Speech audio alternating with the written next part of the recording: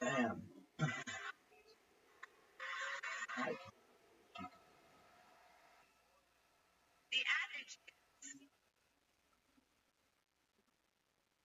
This is gonna be a fist fight on the way out, kids.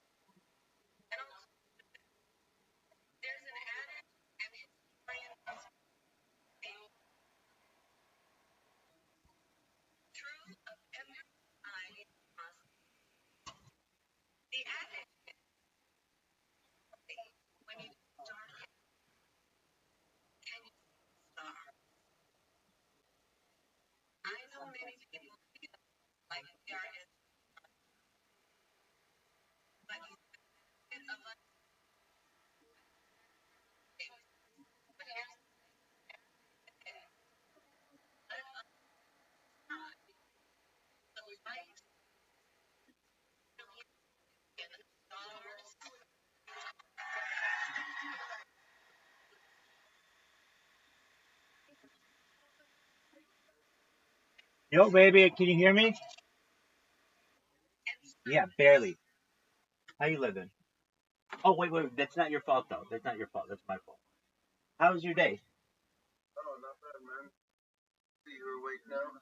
How you doing? Oh, I slept like a fucking rock, man. I've been up for some time. I cannot believe that she conceded and that all that happened like a dream. Yeah, it's crazy, man. Definitely. What I miss? There ain't nothing left to do, you know what I mean? Exactly. The people get bitch about it or not, you know? Yeah, at least their concession speech. I'm such a sucker for politicians. When I hear their concession speech, I'm like, oh, they're so humble. Man, I should have voted for this person and blah, blah, blah, blah, when I know deep down that they'd slit my throat for an extra fiscal dollar. But, yeah, I'm glad it's all over. Like, it's just like, it's just, it's like this huge amount of pressure that happens on the country every year. Everybody becomes very, um, uh, very, what am I trying to say? Well, everybody becomes very contentious about things. Everything becomes a fight, and once it's done, it's like, okay, see you in 4 years. You remember that cartoon? I think it's between like Foghorn Leghorn and the Sheepdog. 100% when they're like clocking in. That's like their They clock out at the end of the night. exactly. That's like their job. I had this, I had these texts. That's one of my favorite ones. One of my favorite fucking ones. Same with It's me. like, good night, Fred. Good night, George. Yeah, exactly. Yeah, I love it.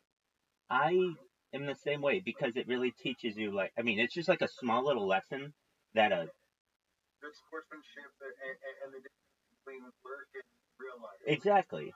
And It was a really weird reality lesson wrapped in a silly fucking merry melody. exactly. You know, while this was in a Merry Melodies, one of the most impactful. Exactly, yeah. I know what you're saying. The most impactful, one of the most impactful stories as a child that I ever heard was the story of Henny Penny with The Sky is Falling. If you've ever heard this, she's like a chicken and she's under a tree. Little. Yeah, Her name was Penny Penny. honestly, I think it goes by different names. I think it can be Chicken Little. I think in the United States, I think in Britain it's Henny Penny, something like that. But like, an acorn falls on her head, and she starts running around saying the sky is falling, and whips everybody up into a huge frenzy that the sky is falling, and the whole like coop gets all crazy, and then it just turned out that it was an acorn that caused it, and that was a lesson to me too as a child that especially around the pandemic and such, it was just like this mass hysteria of things, and I just kept saying to myself, very much like the story of Penny Penny, where like if you make a little bit of a wave, it can really cause a huge amount of reaction, and yeah, there are lessons to that. Um, I've recognized it's kind of like I always wonder why do I tend to move to the night, and it happens where I'll be up and then one person will come in. You see how it happens. One person comes in, another person comes. I wasn't expecting Riser to come in here. I mean, we're talking about like literally like the next steps of what moons we're gonna visit and everything, and I like get like exhausted, and I mean it's like 10 in the morning, and I've been up for like more than 24 hours, and then I fucking pass out and I sleep like a fucking rock, and then when I wake, it's like oh shit, like I gotta restart all of the um cameras and everything. There's one thing that I do every morning at like 5 in the morning. I do my best to daven, and then if I have to go to bed afterward, I do. But like that's the one thing that like is pretty consistent in my day. Aside from that, it could be absolutely anybody could come in. Anybody could go. Talk to like there was the one guy yesterday. Oh, he was annoying the piss out of me. And I've got to say, I'm not the most patient of people, but it's like it's truthfully, and I said the analogy to him a few times. When you want to talk to me about aliens and you have no alien knowledge, it's like a child talking to a college professor about physics. It's like, dog, I know a lot more on this subject than you do, so you need to get on my level. And once you're on my level, we can have these discussions. But if you don't know like who Bob Lazar is, then you're not. I don't want to say you're not worth my time. You're worth my time, but it shows me that I'm going to have to be more of a teacher to you, and this is going to be less than the debate that you want it to be. And like that guy yesterday, he's like, I don't believe in aliens. I'm like, oh man, okay, that's fine. We can work with that. And then 20 minutes into the documentary, he's like, okay, I believe. Well, I'm like, but just watch the end of it. He's like, no, I don't need to watch anymore. Tell me about aliens. I'm like, no, just watch the end of it. Like, That's what this thing is. You'll learn from the whole thing. But I understand. He wanted to talk about what am I looking at? What am I looking at? Dog? It's a dog. He looks scared of the game he's about to play. Is it Genshin Impact? No, Oh. it's not. He's not a Tito. What is it? Wait, hold on. I'll have to zoom in and what game it is. Is it a gun? Oh wait. Oh, hold on. Is it it's that thing with the is it that thing with the alligator? Yeah. Look, he's scared at first, and then it hits him, and then he realizes it can't go hard. Oh, okay. So then he goes, and he smiles because it can't go hard. That's very cute. Yeah, dogs are my favorite. What? Yeah, definitely. I know you love dogs. What? What is What is that game called? It's like a little kid's alligator toy. Right. It's like a dentist. It's like a dentist. You have to pull out the teeth. Oh, is that what it is? Okay. Yeah. I forget what it is. It's gonna drive me crazy. I've seen a bunch of it. I'll look it up.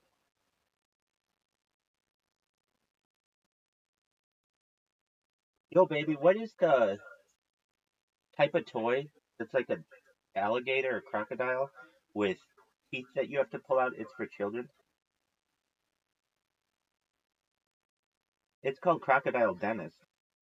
Oh, that's all it's called. Okay. Yeah, that's it.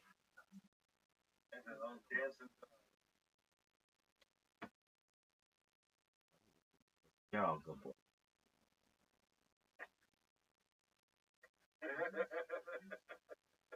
He really is dancing, and the other dog is just sitting there. The other dog's just hanging out, like, all right. That's right. This is all I do. This is why I have it. There you go. Dogs come pop up, and I'm just like, get out of here. I'm gonna look at dogs. Yeah, dog. I understand. Oh, and there's the occasional fox. Hey, it's Sophia. How are you, girl? Hey, how are you? Good. Lovely. We are in our post-election honeymoon where we watched all the coverage for like 24 hours straight and passed out really hard. So just awoke. Very nice. Usually after the election, it's like all this negative thing, and everyone time wants to fight. Very nice. Very nice. Nobody at all already. We figured it out last night. I like that. I like the talk. Ditto. I'm a big fan of why can't we all just get along? From Yeah, um getting along is not getting along. right. So how are things in your neck of the woods, Sophia? Things are good. I cleaned my bedroom and bathroom today, which was Amazing. Amazing. I have to make my bed. It's like the one thing that I have. I still have on my list of things to do. So did you do a normal clean or a deep clean? kind of a deep thing that makes me small. Oh wow, that is pretty deep. All right, well good on you. And you still had more than half of your vacation to enjoy. So that's Yeah. amazing. Caspian C was showing me dog videos. So that's what we're doing. It's my favorite thing in the world. Like dogs that dance. It does. Um, And do you know what Kill Tony is, Sophia? No. Okay, it's the largest live podcast in the world, and it's it it's like stand up comedy if you like stand up comedy, and so that's what we've got going. We're gonna watch that perhaps, and still we had quite a few people here yesterday in and out for the election and such, and now we don't have to hopefully hear about any of that stuff for 4 more years at least. Everybody can kind of go back to normal. Go back to being people again. Exactly, exactly. So, yeah, we got that going, and we were just chilling now. And if you'd like, you can watch this podcast with us. It hasn't started yet. I'm about to start it right now, and then maybe a little bit later it might continue. So if you're interested in that, but just know that you're amongst friends, And if at any point you want to interrupt and talk, let us know. In the meantime, I'm going to start the podcast. Is that okay? Excellent.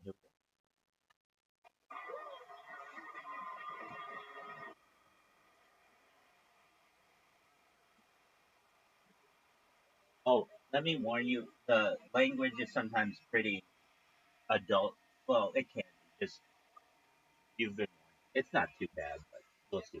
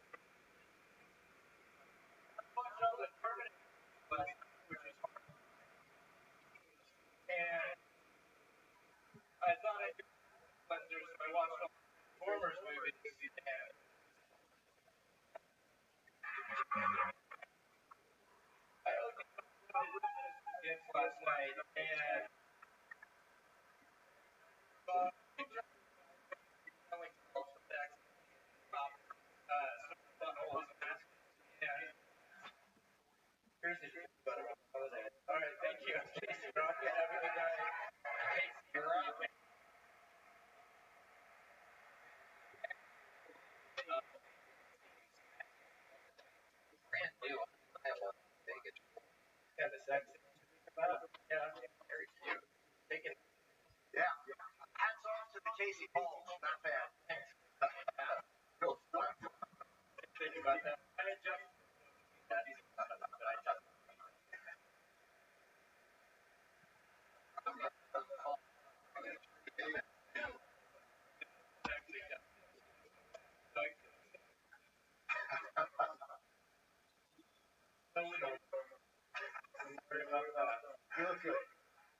you been enjoying Las Vegas? Wow. Are you only here for this? Here for Skink Fest. Yeah. Having fun. It's fun. I lost a bunch of money over it. Was that okay?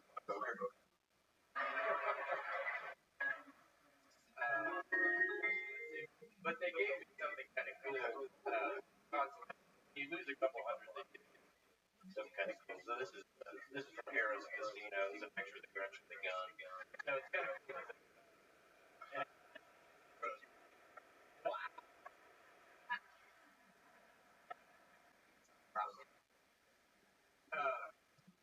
Get a pair of shorts.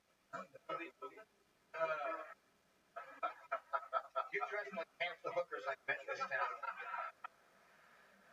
Usually what they change into at 6 a.m. after they don't shower. And it don't shower well. You can see the song through it, by the way. Yeah. The underwear they're wearing are blatantly moist. I can see that. More comedic than his sports. Haley Welch. Exactly. Yeah, actually, if you give people a true democracy, one person, one vote, that's what happens. And people don't go with who the best leaders; they go with what the funniest result would be. And we can see this in like certain jurisdictions will be like, hey, we're gonna do like naming of a snowplow or a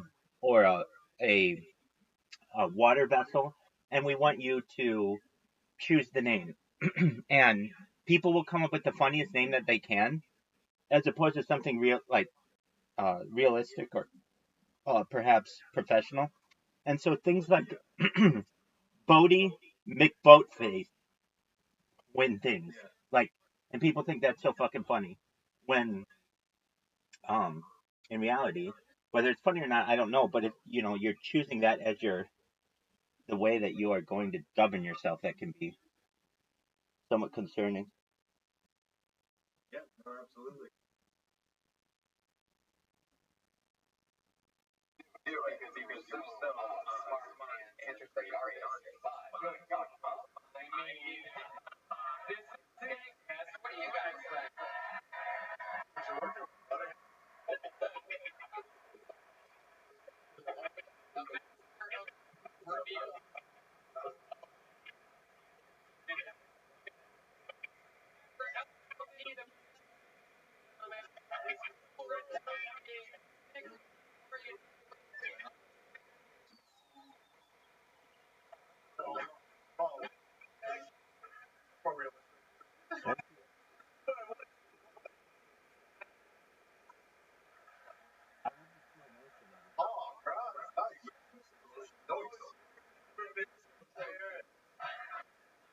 It looks like you have 13 erections. Hilarious. Hilarious. Smuggling in a nightmare. What a nightmare.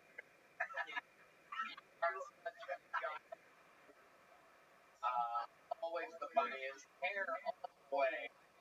There's no break between your thighs and your pubes. I can tell. That is. Dog, what's a waifu? Isn't that a pillow or something?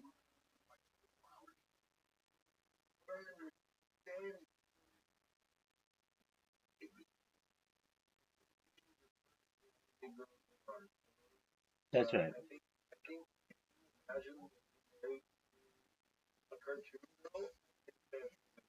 There you go. Somebody just with the name the tiny waifu just messaged me, and it's one of the I don't get really I don't know into anime or all that stuff, but I know that's one of those words. All right, there we go. Learn something new every day, kids.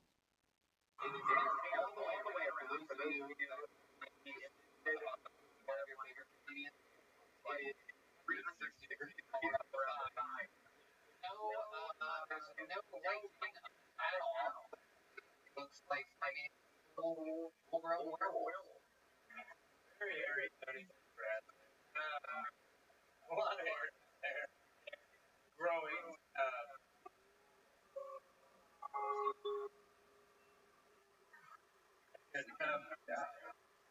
It'll be great if you left all the hair.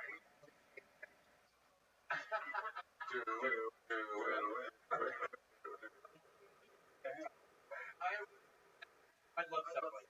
It's good to have you guys look at me.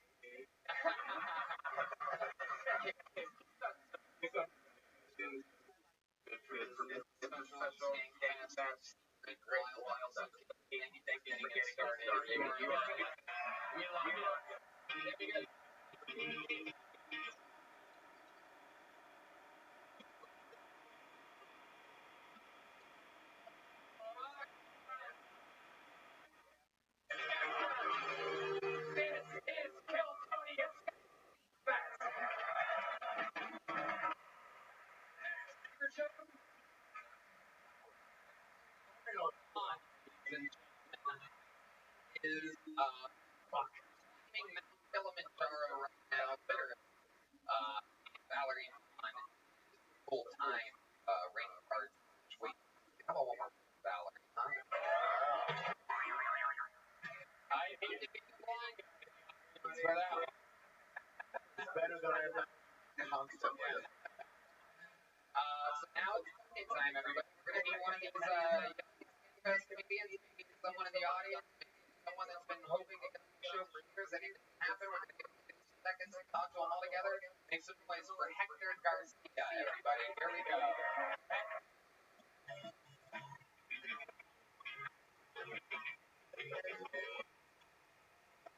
What up? Guys, borderline racism in the house?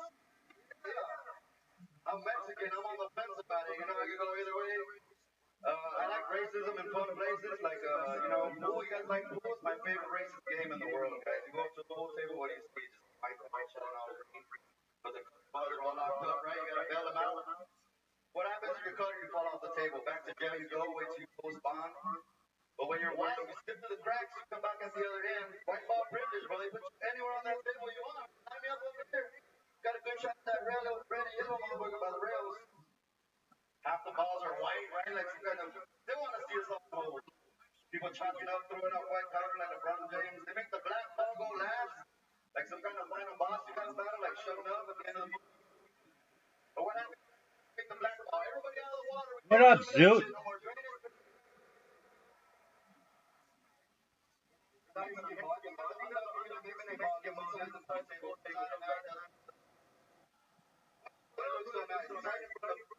White and green ball, that's the border patrol ball. The 14.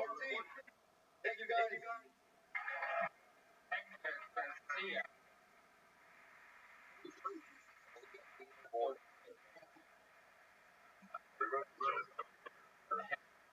Welcome, Hector. How long have you been on stand-up? About 9 years.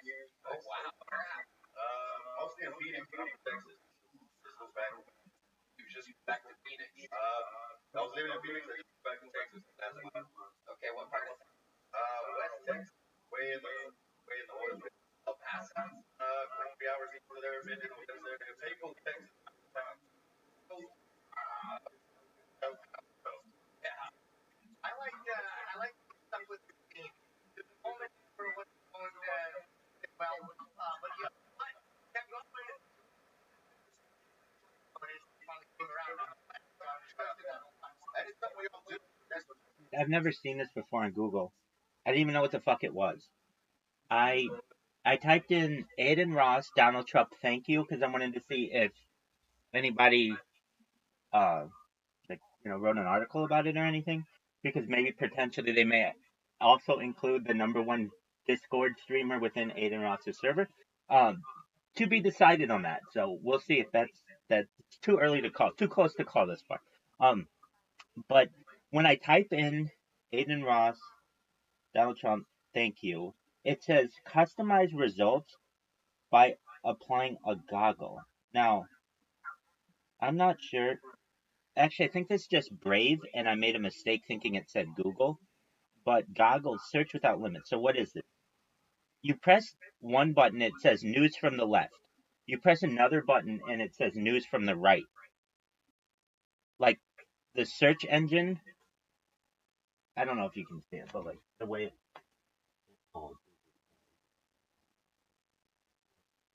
Yeah, I mean, like I've never seen a search engine basically say like, yeah, there are biased results and we'll tell you what they are.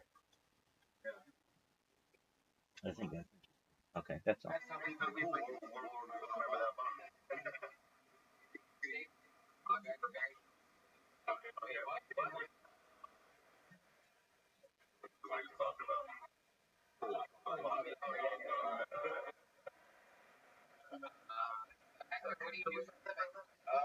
That's my job. I used to make chips.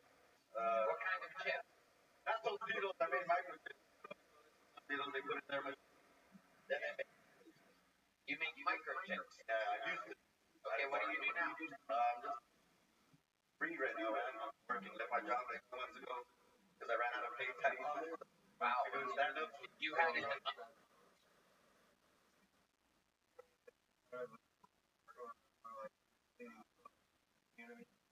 The, did,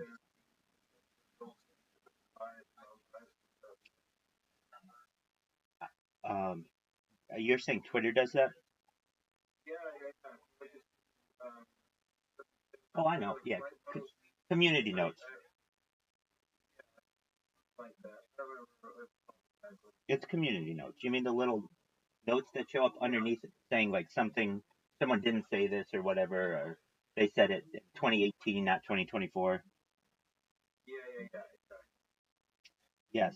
I actually, like, I let basically anybody say anything they want about me generally. Like, I can't say I'm perfect about it. One thing that I don't, that people, oh, you may notice, um, Chinese merchant isn't here. He was banned for a week. He got on my nerves. And I've told him so many times, you need to be respectful. Yeah, no, I know. I completely know. And I get it. He's like 18 or 19. He gets high and then he just comes in here and wants to tee off on people. And when generally I don't have um too much of an issue with what people have to say, some of the language that he's using is inaccurate and frankly demeaning. So like if I say to him, dude, you need to watch your attitude with people.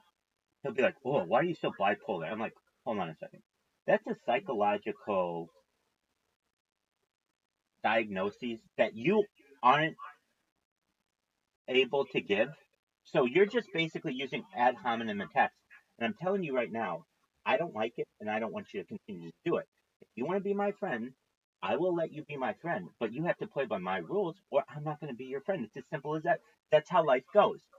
And he'd be like, oh, geez, wow, what are you? What's the other thing that people use all the time?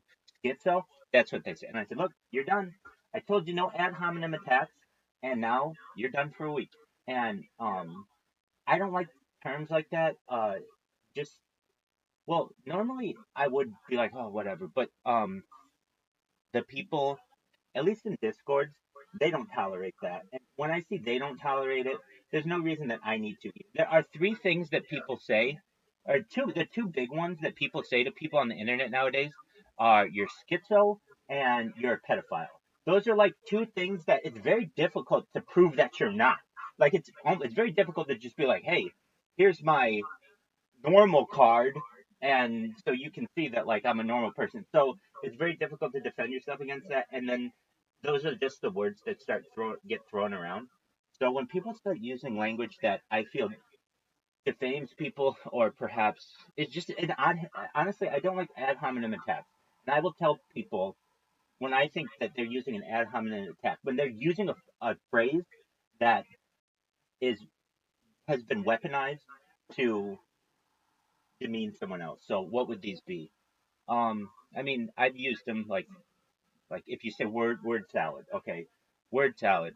I'm demeaning what you have to say by saying it's not really important. It's just this jumbled up thing. That's not that bad of one, but if you start using it a whole lot and you start saying like, oh, you're a pseudoscientist or you're a medical quack. If you start using those kind of terms with me and you don't have any evidence for what you're saying and you're not credible, I don't want to put up with you. If you want to say, I don't think that your opinion is valid because the evidence that you've provided to me is insufficient in my mind. That's a beautiful way to put your argument as opposed to just saying you're a medical quack. What? You're just now attacking me as a person. Not me. No, nobody says I'm a medical quack, but I'm saying like if I were a doctor and people would come out and say you are making a claim that perhaps cannot be backed up by evidence. Instead of saying that, they just say you're a medical quack or you're a quasi scientist or pseudoscience. Whenever they start using that kind of stuff, that's okay. Here's your timeout. I'm not kicking you out forever, but you just have to recognize some of the words that you use can be offensive to other people. And if we want to have a positive environment in here, that they're just I mean, it is ultimately it is a form of gaslighting. Like that you don't like the way I'm, and then I say, oh, because you're just being honest and forthcoming with me about the way I'm acting, the way I'm presenting myself while I'm hanging out with you, right? And I say you're acting like whatever. Yeah, again, ad hominem attack. It doesn't matter what it is. I'm trying to convince you are. exactly. And whether it's a bipolar or some sort of again, these are just easy things because people have they have medical terminology at their tongue right now because the internet. But 100%. before, And what you're especially saying, at some of the ages of these people, like yeah, um, I don't know, you're 20 years old. You don't have much experience with people who are schizophrenic, bipolar, uh, deep yeah, depressions, exactly. autism. I mean, maybe you think you do because your best friend is a little avant-garde and they say that they're autistic, and you think everybody's autistic, and you just say that to everyone. I get called that all the fucking time. I'm gonna tell you this, Casminty, I don't think I've ever met an autistic person. I just have been in this closed bubble. I know I have, but I've been I met like a kid of somebody who's nonverbal, like the whole shebang, like very far, like not like actual autism. Um, and as of the age of like 10, I think it got better for the guy, but like if I was like, so I mean, like it wasn't like we were of the same age. I knew. I mean, not not the kind of autism like I like to dye my hair funny colors and right. I I like My Little Pony. Like this guy didn't speak in the same ways. He didn't interact. It was a very it wasn't like Rain Man, but autism entirely. But he looked normal. He looked like a normal kid. Right. I don't know what to say. Like there wasn't about him. Like but to be honest, that they said autism, but he acted the way I had seen people with Down syndrome who were nonverbal. Yeah. Like there's a certain level of nonverbal, but that was like an extreme case. So I've seen all sorts. Well, And you can't just throw that around. I don't know how to that. I've been exposed to the fucking diagnosis. You I know what I mean? I absolutely do. I misspoke. I'm sure I have been exposed to people. I used to do a lot of volunteering with my family, especially with the Special Olympics. And so a No, I lot of think that you're just talking about maybe like that experience. That's why I brought it up. yeah, no, no, But no, every no, no, no, experience no, exactly. But what I'm saying is like I didn't have much interaction with them. I mean, we would like help to organize the events for the Special Olympics.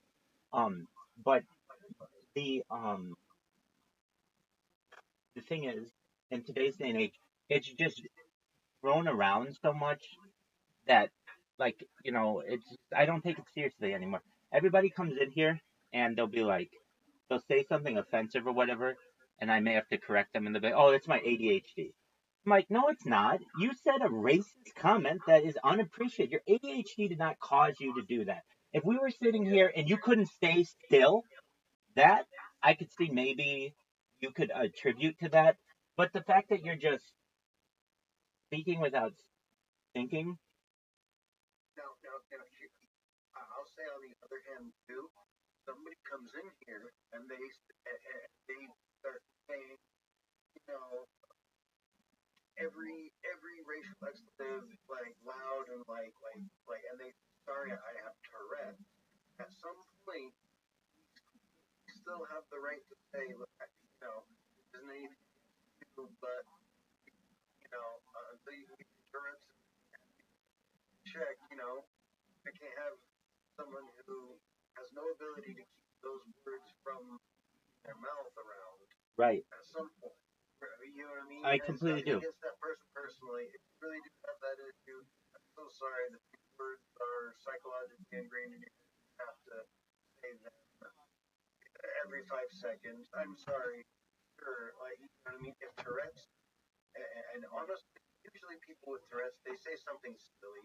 They say yeah. Fucking 55-year-old men who have Tourette's, they don't say cunt or they say movies. It's not usually something offensive or hateful. It's usually something that is truly embarrassing them that they cannot keep from leaving their mouth. It's not funny. They say something stupid like stupid shit. I won't say. You know what I mean? I do. I won't say who it is, but someone in here who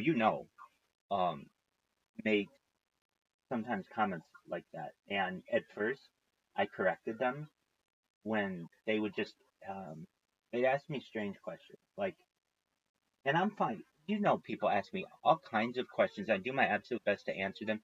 But if you're gonna ask me a question, I want you to listen to what I have to say. A lot of times people will ask me a question, they'll get so excited, they'll ask me another question, they'll get so excited when I ask me another question, get so excited to ask me another question, and they didn't hear my answer in the original question. And this person would just ask me questions that I just did not like. We'd be talking, we'd be having a good time, and then randomly they'd be like, Rabbi, do you ever think about killing yourself? It's like, dude, what are you fucking talking about? We were just talking about how we enjoy a certain activity, and then you bring up a very depressing subject. Why would you do that? And then the friend said, you should know that I have a very mild form of Tourette's that sometimes I just speak and I don't even know I'm doing it. And I really thought, are you just saying that to say it? But as I've gotten to know this person pretty well, they do that just randomly. They'll be they'll just randomly say some kind of word that is inappropriate, and I get it. So I give them a little bit more leeway. But if you're gonna ask, it's one thing to ask me that question, which is fine, or similar questions that he's asked. But then when I'd answer it, well, another one would be like, Remember, what's your favorite movie? That's not a bad question. You can ask me that. But I'd be like, dog, I answered this for you yesterday. And, oh yeah, I forgot. And it's like, don't just, because there's silence, don't fill it with some kind of question if you don't really care about the answer. Because I answered this yesterday, and maybe you didn't remember or whatever, but we had a whole discussion about it. So I do run into that issue. I also run into the issue of people who, so what I'm saying is even at the time, I'm like, you don't have Tourette's. That's not, you're just asking a random ass question and not caring about the result. And then as I've gotten to know him more, he does random things like that a little bit. And so it's like, okay, well, everybody's got their own thing. And I think that the communities that we're a part of lend themselves to people with these kinds of issues. They're just most cool people, in my opinion, are not online. They are out in the world doing social things, and they can be online and be really cool. I understand that. But there's also the issue that the people who don't want to do that a lot of times will get into certain communities on the internet, and then they will have their own issues almost be reinforced by the other people around them, and then they'll just start to they're wear it as a badge of honor. I hear people all the time use autism as a badge of honor. And let me ask you this, Caspian C. How many people with autism do you know, have you ever met, that are older than you?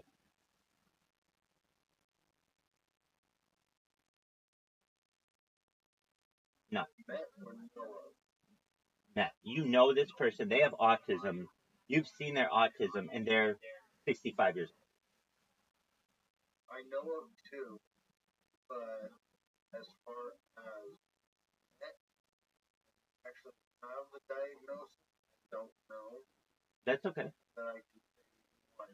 I personally met, but the top of my mind are Temple Grandin and the guy who was the inspiration for Rainbow. Yeah, that doesn't count. That doesn't count. Those are like the two most famous cases. They like have books and movies written about them. Yes, I get that. The guy from Rain Man who Dustin Hoffman played. Yes, but you're exactly. No. I know. I get that. 100%. I get that. And yes, you're right on that. But isn't it amazing that like you don't know anybody in your real life who's older than you are who has this incredibly common thing nowadays?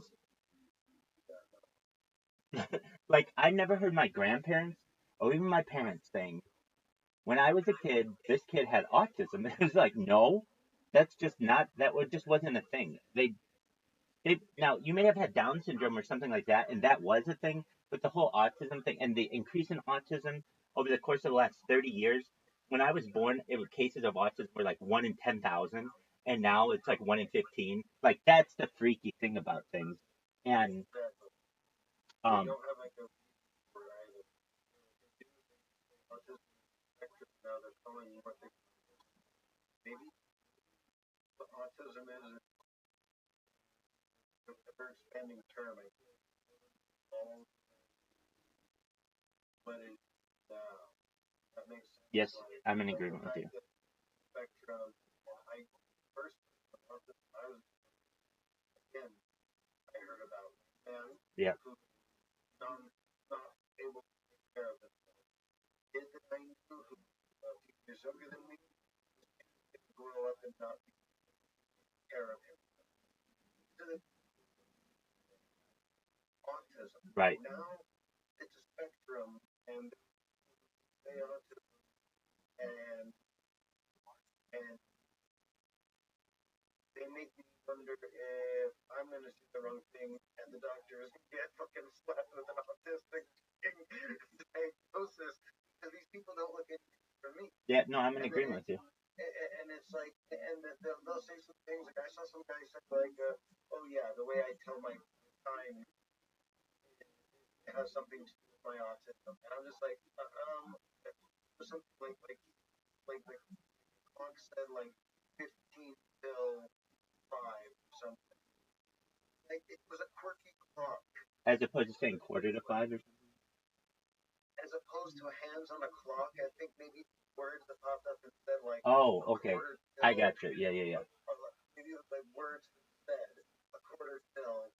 So like it was words that maybe would flash like a roundabout, but I don't know. That's the way it was kind of. It was like okay, well I go by what some people call a military. Yeah, no, I got I you. call 24-hour clock. 24-hour clock, right? Yep. My quirky, or do I just like No. That's more logical. It's more logical, and it has I less. am in my hemisphere based on fucking It's more you know what I logical. mean? Absolutely. Like that's really it because I put my house out and if I look at the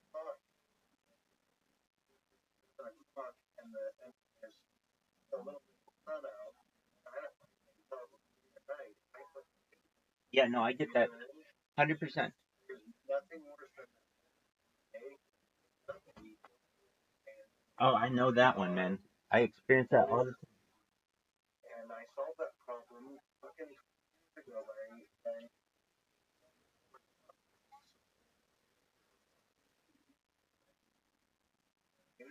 Oh, I do.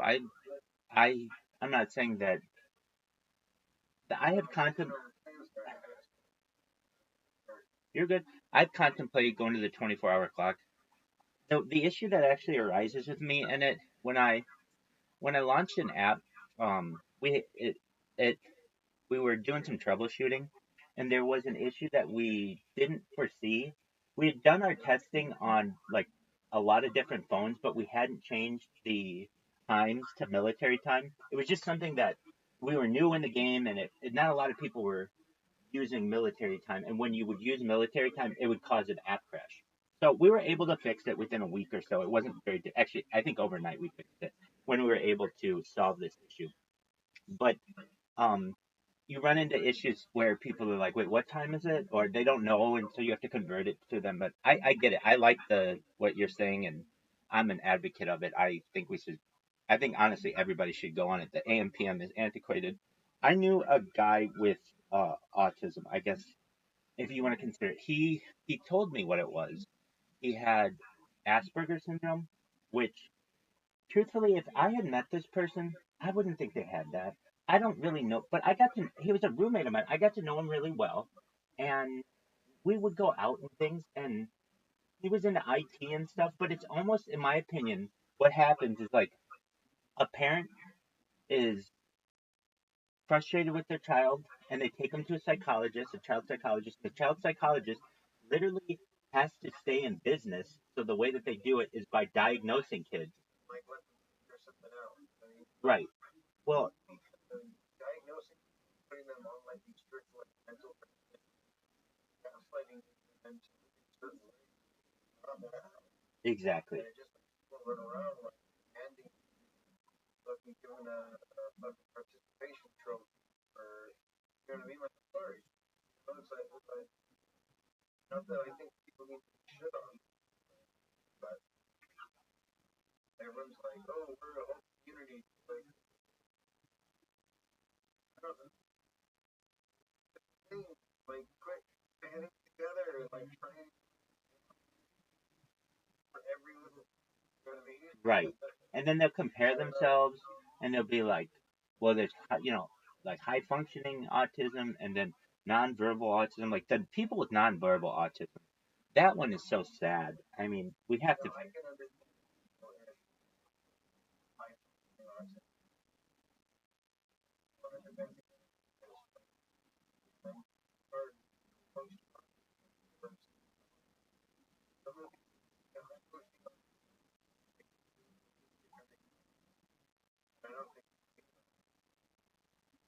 Right. I don't even know what that is. I say that, but like, because I don't think anybody knows what it is. There's like, right. And, and, and if anybody says, oh, we know what autism is. Okay, then why is it when I was a kid, 1 in 10,000 kids had this, and now it's 1 in 15? Okay, so if you're so fucking sure of what this thing is, then explain that to me, and I'll sit here and right. But until you can, and I have my suspicions of what it is, and I'm not saying what they are. But if somebody wants to come out and say, well, it wasn't as regularly diagnosed. I'd be like, dog, just look at videos from 1985. Nobody was acting like this. Like, I mean, like, unless you went to a special school and it was only like a few kids, it was not like half the class is now high functioning or nonverbal and all these other things. And it's almost like, and I know kids who would do this too. I mean, I've taught school, and I guess I shouldn't say like I haven't had experience with autistic people because I have, but I nobody ever told me what any student's issues were. I would just adjust to whatever kind of learning style they would be. So, well, they probably learn for class. well, sometimes they were because I would teach special ed. I was a substitute teacher. Never mind, I'm sorry. That case different. Yeah, but it's a different way of teaching too. It's more one-on-one, and you're there to work with the child as opposed to teaching of a room full of children. But what I really realized was this: you have your main teacher, and then anyone who acts up in class, they don't want in class anymore. So then they have like a teacher's assistant or a teacher's aide or something go and take that child out into another class and go learn with them or whatever it may be. And then all of a sudden, because that kid's out of class so much, they're just like, well, what do we do with him? Well, put him in with the autistic kid. That kid's not autistic. He just is maybe hyperactive. But even that, I don't like to diagnose a kid. He's just being a kid. That's total normal child behavior. But because a teacher doesn't want that child in the class, now all of a sudden they're in a different class with kids who are autistic and they're just a normal kid. I don't want to name this kid's name, but this was 15 years ago. I taught this one kid. He was a real cool kid. He was like the cool kid in class. I just remember one time in elementary, and then every week he would pull out of class, he would go away for a little bit, and it would come back, and like the back of his hand, like he had powder on,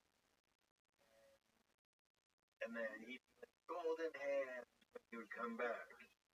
And I was just like, I don't know how I ended up getting it, but I ended up getting one appointment to go do the thing that he was doing. Like, elementary school. And I remember I just asked, I was like, how do I do that thing? Whatever the hell the golden hands, you know what I mean? Yeah. I didn't know what the hell it was. They take me to class one day, and they go, and I sit with like she was either like a therapist or like she helped people overcome something, right? Okay. She sat with me for about 5 minutes. She was like, why are you here with me? Yeah, And exactly. I said, because I asked about such and such kid, and why he kept coming. I asked why he kept showing back up with gold on the back of his hand, and then they sent me here. And she's like, I get that. okay. And she seems so confused. They basically gave me a special ed class because I asked, what Right. the hell is that kid doing once a week? Absolutely. And so they sent me there, and she didn't understand it. And I got golden hands one day. I was like, can I get them before I go back? She's like, I'm fine. Yeah. I don't know what to do with you. I was like, I can have some golden hands. There was a child. It really didn't do much for me, but I had the experience of it. Yeah. There was a child that I taught, and I really feel like he was held back because maybe, something happened at home and he just wasn't able to keep up with the other kids. And he was every day he'd have to go and like go to a special class. I really didn't think anything was wrong with this kid. I would talk to this kid about his dreams and everything. They were realistic dreams, what he wanted to do. And I just came to like, so it would be like one big kid who was pretty normal, just would act up in class, and then a bunch of autistic kids or people who they want to say are autistic and all these other things. And it was like I didn't wanted to tell you don't deserve to be here. Like, if anything, maybe you should get some extra recess time to like let out some of your energy and be more social and things. But aside from that, like you're a normal kid. I mean, no different than any kid that I would have had in any school, and it just was almost as if he was either misdiagnosed or something, or and the pharmaceutical industry pushes this. That I mean, it's unfortunate. Anyway, to get back to the original topic, or at least close it off, I just don't like people who make ad hominem attacks against people. If you don't know what you're saying is true and you're just doing it to be hurtful, I'll warn you about it. I'll tell you about it. But after that, I don't need that here. And yeah, and I'm with you. Chinese merchant was or is someone who is immature, and I'll just put it that way. He's immature.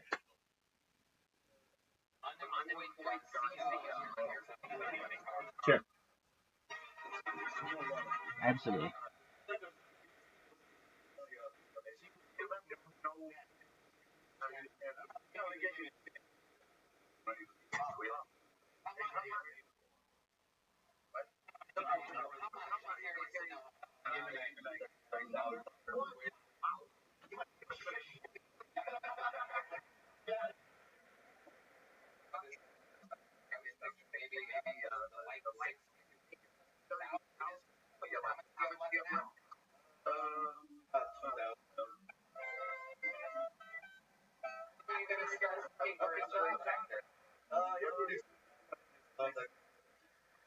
I got my family. Okay. What does it say on your resume other than being a chick?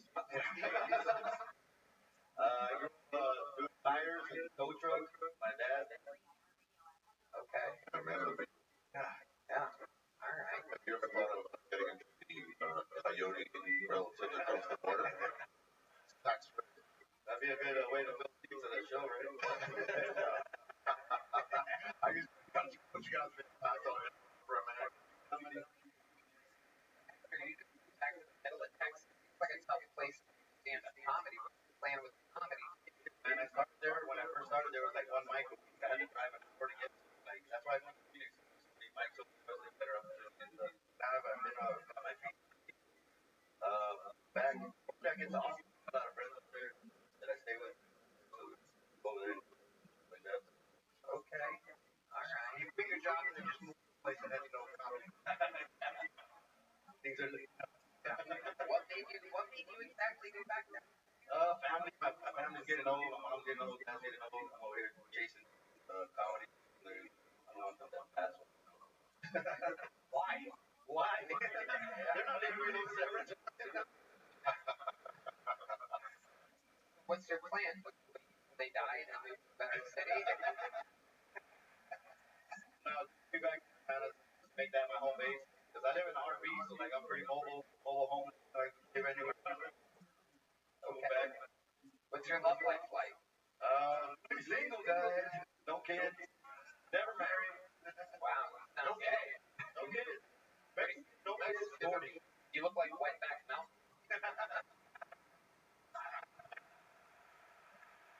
Hey, Hector. I'm not going to. I'm looking for it. I was actually seeing a black girl. I figured out. Whoa. Yeah. I like the confidence of grabbing the left hand. There he goes. Garcia, ladies and gentlemen, on to the next one. This podcast is sponsored by ZipRecruiter. So I work at a comedy club. It's technically my office. While there are many different types of offices out there, one thing's for certain. You can the right candidate for any office. Ability. Well, you're hiring and want to find the best candidate for your office. And right now, you can try it for free at ZipRecruiter.com/Tony.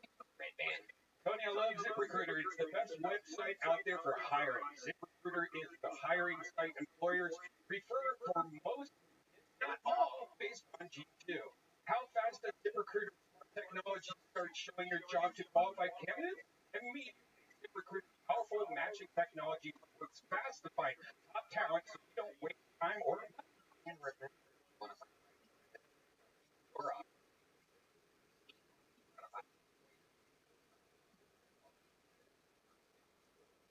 Whether you're right, ZipRecruiter.com/Tony. Again, that's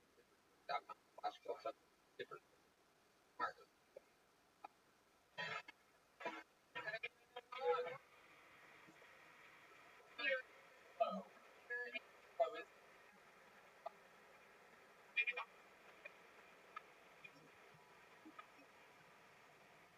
How's it going?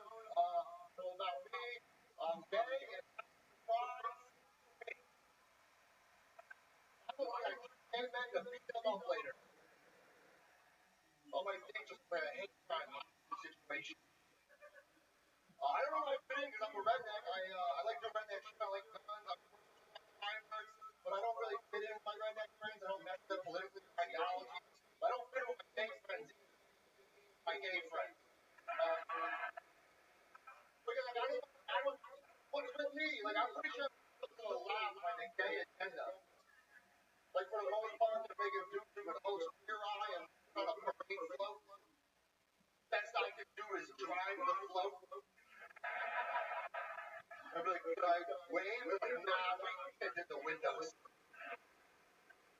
I think it was the scientist in the battle of the laboratory probably got the experiment right. He's like, guys, finally did it.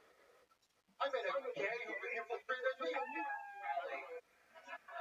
You come to me in a crossword, you're like, guys, fight power. But about the mouth. Thank you.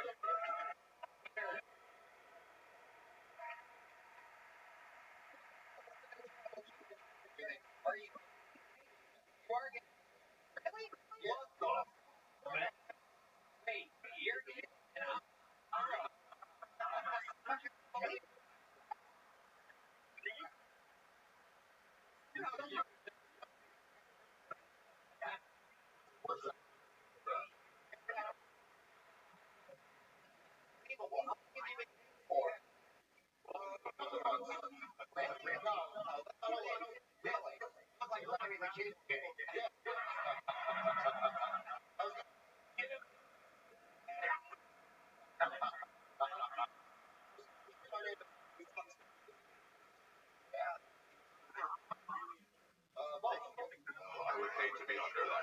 I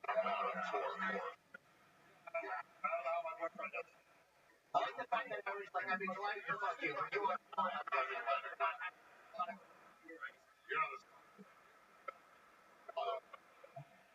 work for me. Don't call what you one of the I've ever seen. Like a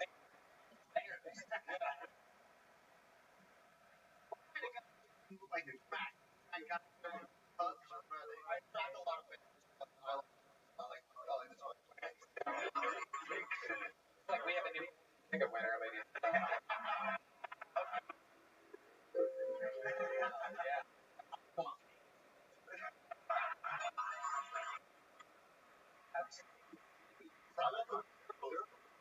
I wish for another.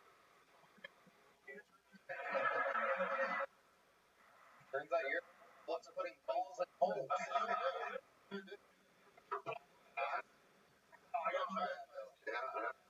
The next step was it. Now, did you have to come out to your parents? Were they shocked? We should hold them down.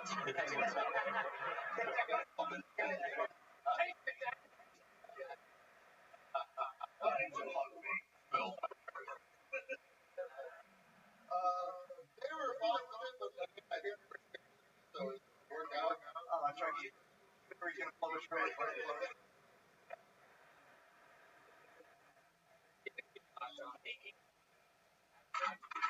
Right over. So, what do you do for a living? Was a commercial truck driver. Yeah. Yeah. Right. Driver. Comedy, and I going direction. Let me show you how to split something else. Yeah. Yeah, but the tax of wood.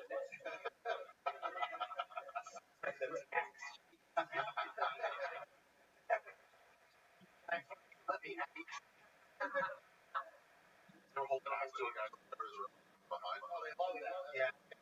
It was no question. That was actually my next. That was actually exactly where I was. Yeah. What? Is cake like a box of gizzard or something? Grinder exists. I don't need to go pick up the gun. I know. How are you gonna find one? Oh my God. Have you even tried to try? I saw what I saw. Yeah, I like a lot of guys because like I'm a straight passing trucker. They think that's extra hot. Like, oh, fuck me in your truck. I'm like, no, I don't really. But where do you put it? In their ass? Absolutely incredible. I just can't picture you in the ass. Like he's fucking with us for comedic effect. How many of you want to see a guy fuck him in the ass right now? Is there a gay man willing to fuck his ass? Well, just have to do it. Well, let's call my boyfriend. Get one. Is your boyfriend here? Right now, but he's 150 pounds. And he's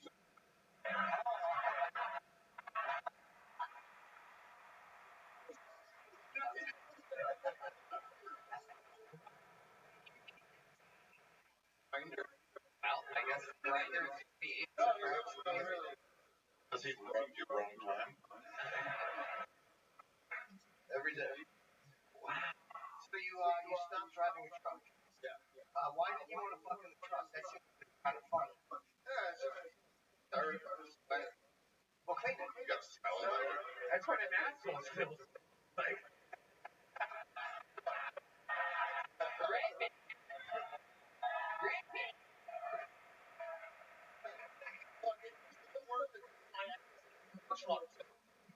My goodness. So, in this trouble, you think you're ever going to get married? Yeah. No? I don't think so. Yeah. Right. Right. You're just having fun playing with your dog. That's your boyfriend's name? Yeah.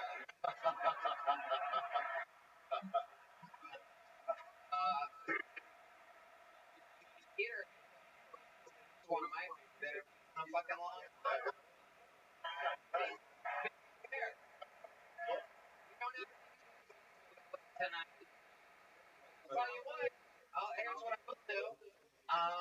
If you when you eventually make it to Austin, Texas, I will give you an automatic spot on whatever company you show up to. Get up in here, Angelo, ladies and gentlemen.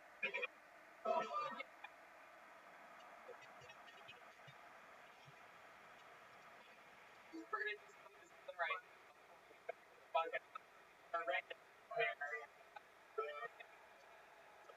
right.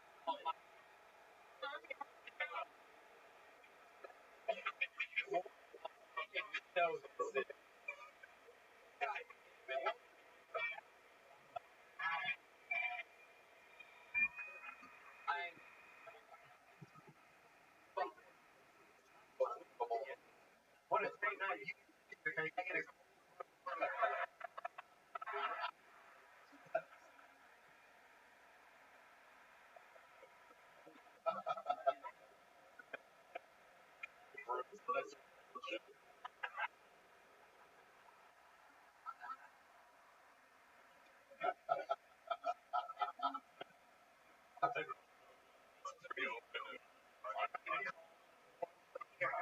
Give that half ball of beverages and shut up.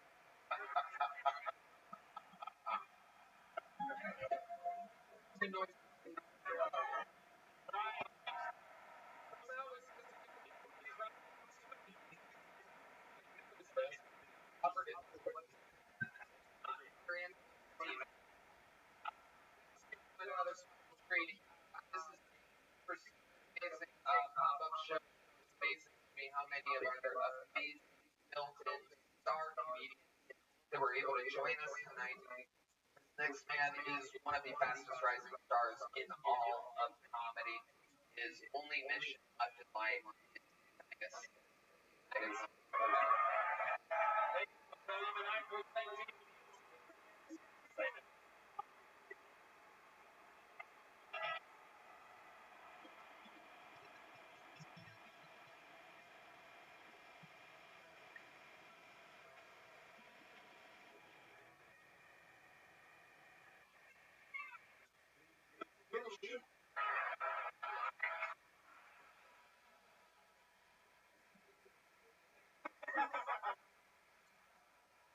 I have to move apartments. You ever do that, sir? Cool. I have to move apartments because the last apartment I got was on the 32nd floor in one of those high-rise, one of those houses. And let me tell you, my mental health is not at a position where I can have an immediate solution to all of my problems. Dude, I couldn't even get a high balcony.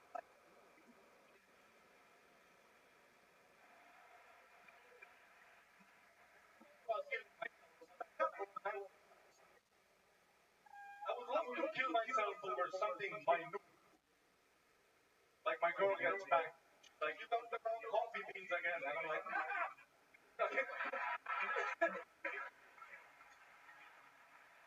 like I'm right now. And he's like, where she goes, you know, I'm never understood how that affects.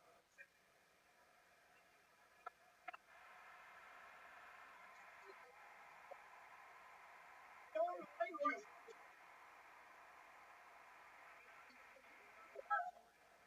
Now, perfect.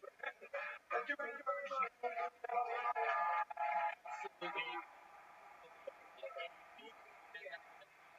brand new man, all powerful Estonians are you. Thank you, man. I mean, that's fucking incredible. I'm gonna be honest with you, I missed the 25 seconds because I don't know why I even wrote it down. You got tits in your face. I got. I don't know why. That is the funniest thing I've heard in weeks. down. Put it here or think about it.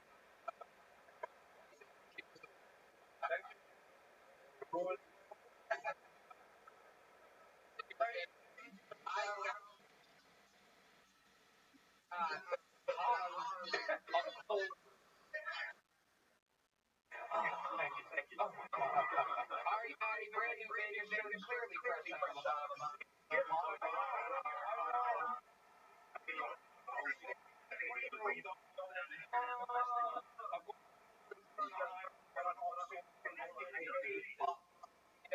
the saunas, not so much for their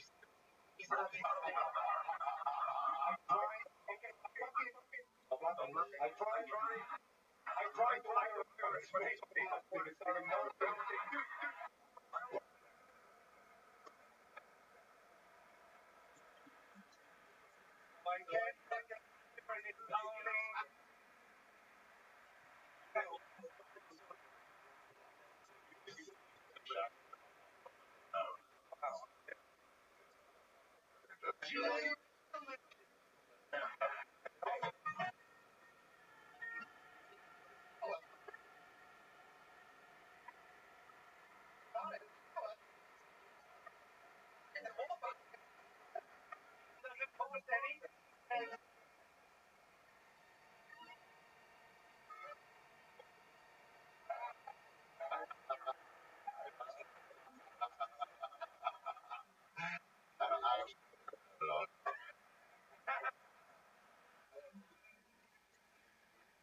How are you enjoying Vegas? Oh my God! I highly recommend the Golden Nugget. What a piece! Dude, it's the best. Got that fucking smoke in the walls. Makes you get a wife and hit her. And I'm telling you, must be something. Yeah, first time I think. Yes, I don't wear a condom. I lost all of it. What did you play? Black and Jack. Wow. Yes, it was a big. It was a lady, and I just kept giving her money. And I think they bent the rules down and tried to fuck them. Oh. And then I saw a big fight in the pool. Ooh. In the pool? Yes, the Golden Nugget has a pool. Sure that wasn't Peter and his boyfriend? That wasn't a fight.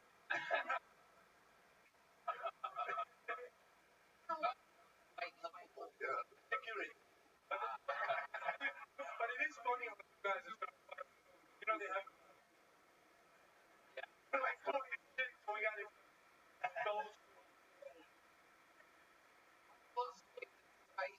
very close. Can you hear what it's about? I heard fuck you, no fuck you.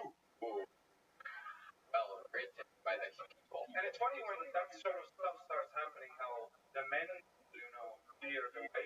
Women are always just in case no facial awareness. It's just got that. Old Vegas for you. You're smell. No doubt. Have you really romantic killing yourself? Or you just get... No. I'm not concerned. I'm just curious. I'm not concerned. No, but it is way out. I would first. That's very much.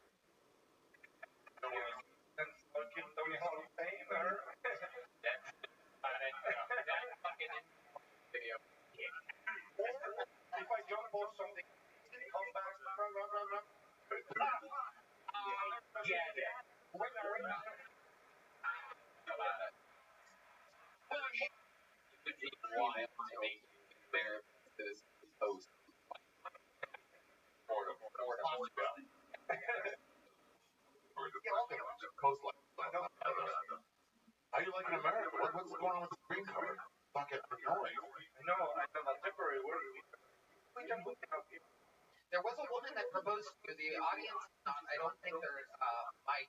Perhaps I should let people know that at the top of the Estonia. I know this girl. You found in Estonia? Yeah, she's Estonian, literally. What are we gonna do with for a passport?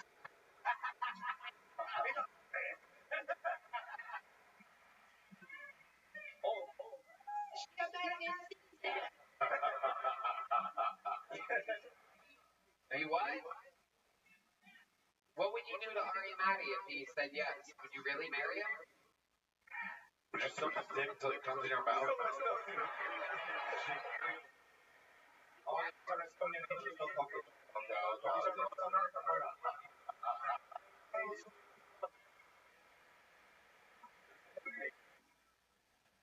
Wow, she just threw an actual ring at Arnie Maddie. Oh my god. That's wrong.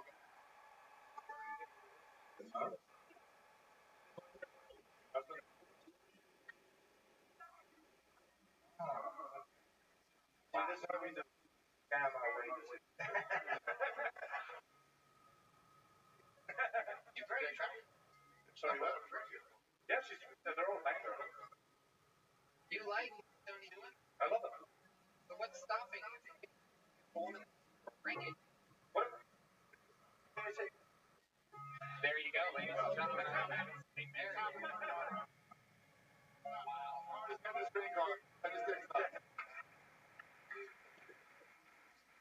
Anything else you don't know? I'm hoping better luck at the casino today. Are you able to work in America? Yes. You can? Yeah. Okay, great. Yes. I mean, stand up. Can you get take jobs? Okay, no. I'm like promoting my own shows now. Yeah. Ari's doing great stuff. Theaters all around. The Killers of Kill Tony, his own gigs, a ton of stuff. Yes, it's going really good. Okay. Great. I'm going to take a turn. Why don't we bring up the buses?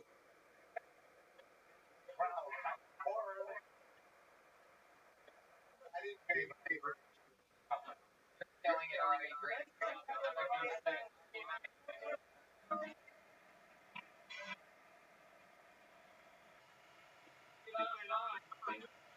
Go, Sam. I was going to show you this. What did my look? Okay, I see like a guy's face. Is that person dead? Or is it an alien? It's a fake mummy. It's a fake mummy, but it's where it says "Did she win?" and it says the caption by Jimmy Carter. That's very funny. It's a fake mummy. Yeah, I don't know when he's gonna drop. He's what? He just hit 100? Any day that motherfucker could drop.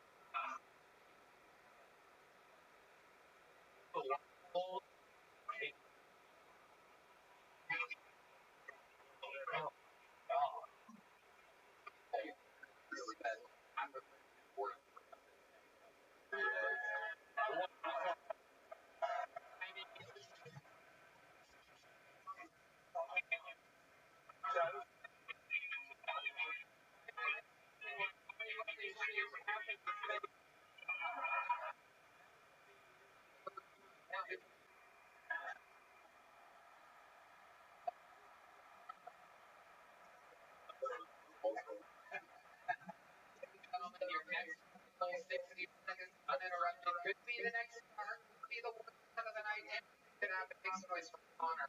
Brandon. Here we go.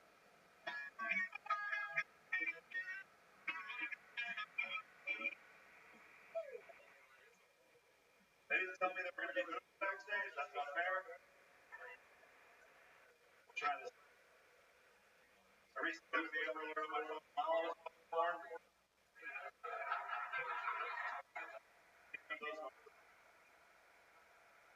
The reason I was already ready to us.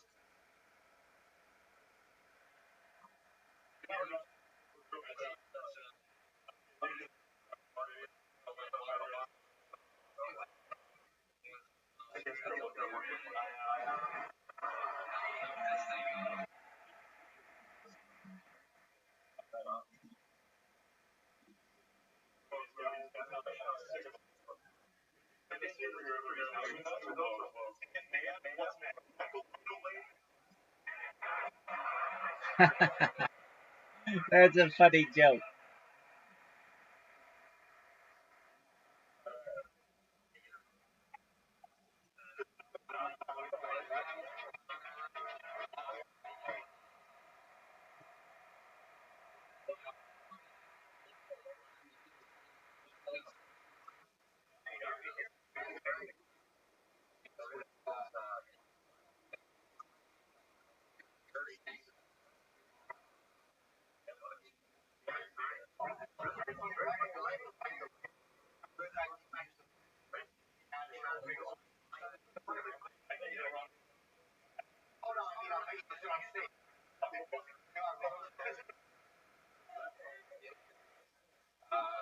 Tell us more about you, Louis.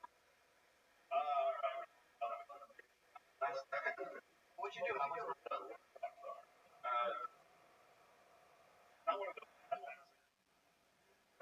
It's okay. It's not that big of a deal. It's still be present. I love it.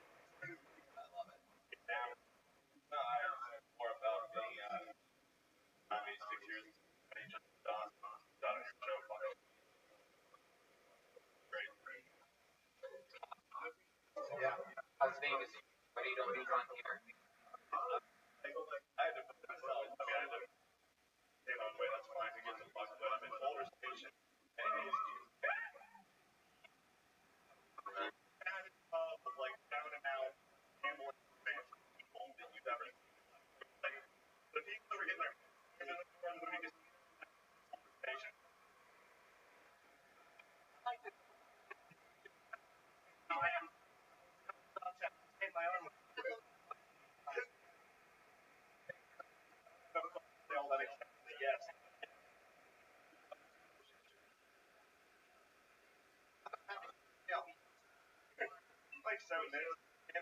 What's that? Sorry. Whoa.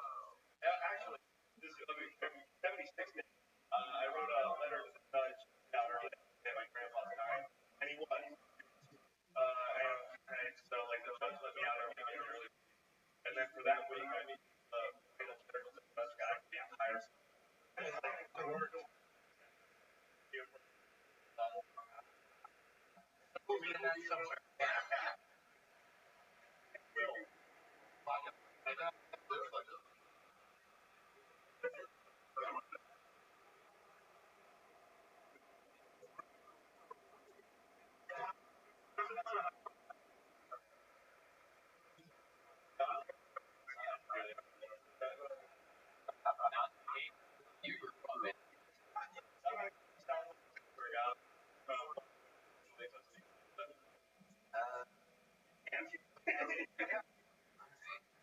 Must have been the yellow he was rapping about. I went to camp with this morning.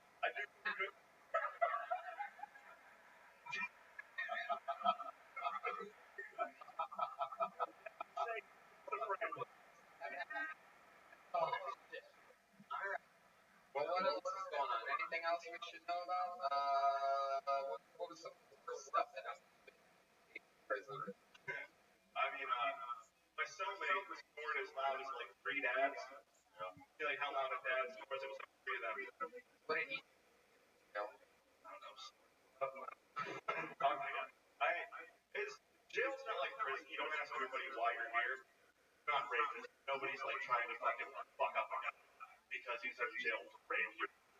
But you're still mate. You should probably have talked to him. I talk to him every day. What's your favorite color? Like he was a store all over the rainbow.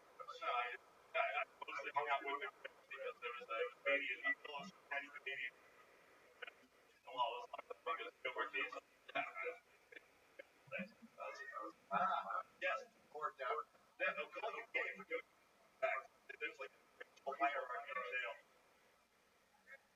Okay. Just take honor very good.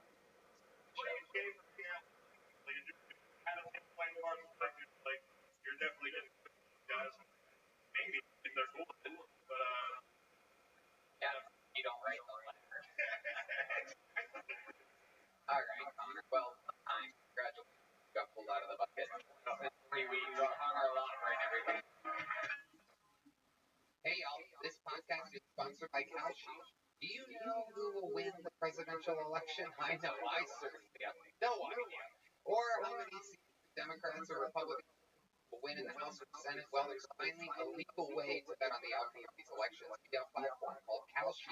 Kalshi is the first legal exchange where you can trade or bet on any event, including but not limited to elections. That's right, you can trade on that. Kalshi is important in one league for election betting for the first time in 100 years. Trade on that, red man. Tony, I love Kalshi. I've been using the platform, and I am loving it. The payouts work like this. You buy for X and get $1 if you're right for a contract. So if you buy something for 33 cents and you're right, you get 3 times the money. And you can buy as many contracts as you want. They have markets on who wins the presidential election, who will win the House and Senate, and who will win states and more. Kalshi is already being used by hundreds of thousands of people, and it's facilitated close to $1 billion trades. Kalshi is the only place you can trade on big events in all 50 states. So put some skin in the game. Take an example. Right now, Trump and Kamala are trading about 50-50, meaning if you place a bet on either, you will double your money if they end up winning. That's pretty good. Put your money where your mouth is. Give Kalshi a try. Sign up using our link, kalshi.com/. First filing traders deposit $100 free $20 credit. That's Kalshi. KALSHI.com/. You get a $20 credit. We're proud to sponsor. Check them. You're now fucking rolling inside. It is one of you. I have been informed that it is one of you. And then it's the one that goes by the name of everybody, or Adama, perhaps. And here, Sam. Run up, Sam.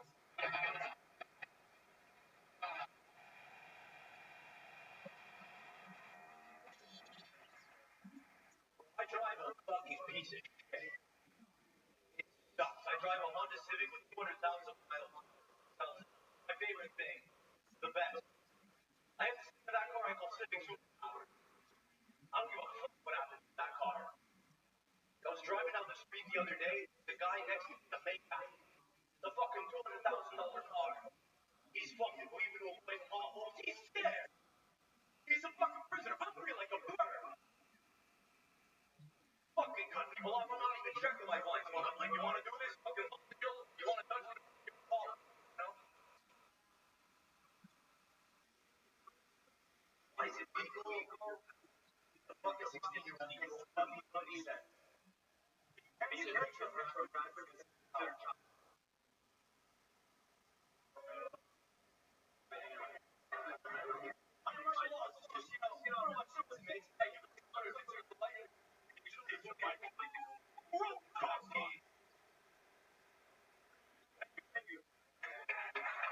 Sam Adama. Adama.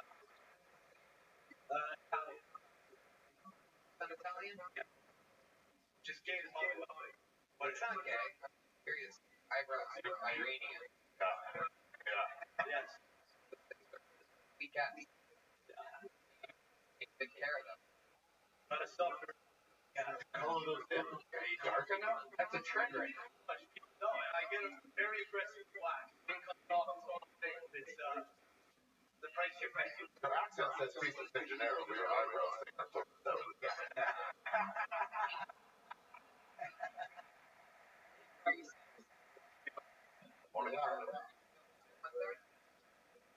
Born and raised, still there.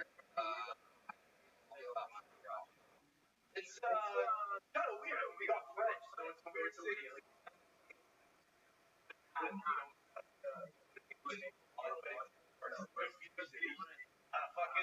it's a fun city. A lot of people come to it's nice, but a lot of tourists, a lot of fucking random French people come to English shows. Whoa. Shut the fuck get him out of here. What's it? Fucking asshole. How many years?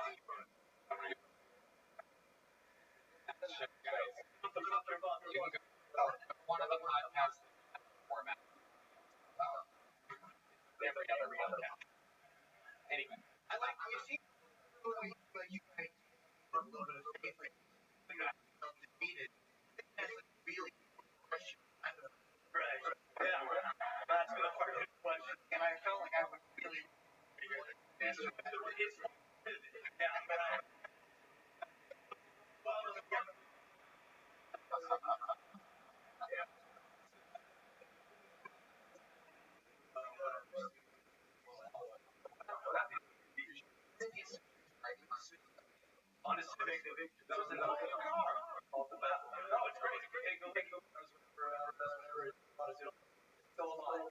What about it?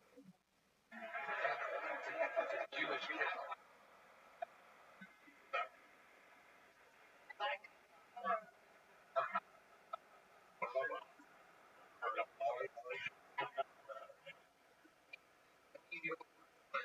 Drop shot. Kind of 2 years.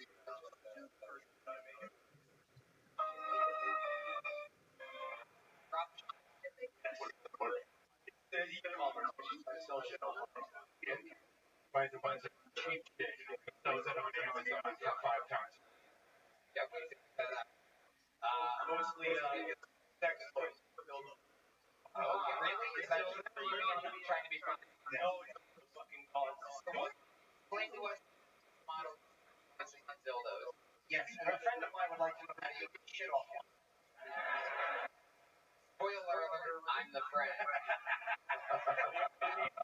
Another spoiler, it's my shit.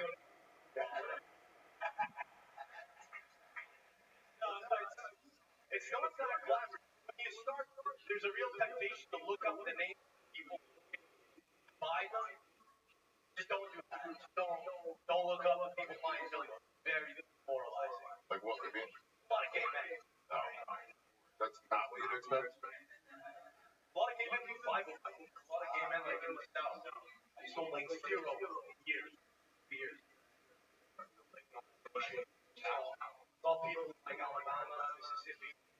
I'm from Canadian Walk. President fucking Wilma, disgusting. Bunch of big double-headed ones to J. Trudeau. I knew that was wrong. Stan, what do you do for fun? You seem like the kind of guy that buys dildos in your night.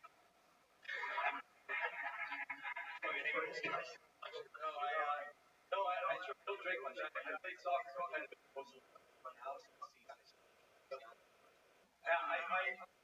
I like to play in the winter on like a recreational team. I got my team last year. I'm without a team. Wow. Why'd you get kicked off? It's an article in a newspaper. No, I Jackson was talking about this in Canada. Moving on the reservation, ordering what you got wrote about it. Yeah, it's right. And the guys on my team got freaked out. They kicked me off. Here they might, they might do this. You'd be a shame if I came out with the #1 live podcast and no one just did with the team. Can you tell us please about the budget podcast? Bottle down. I like the structure of you.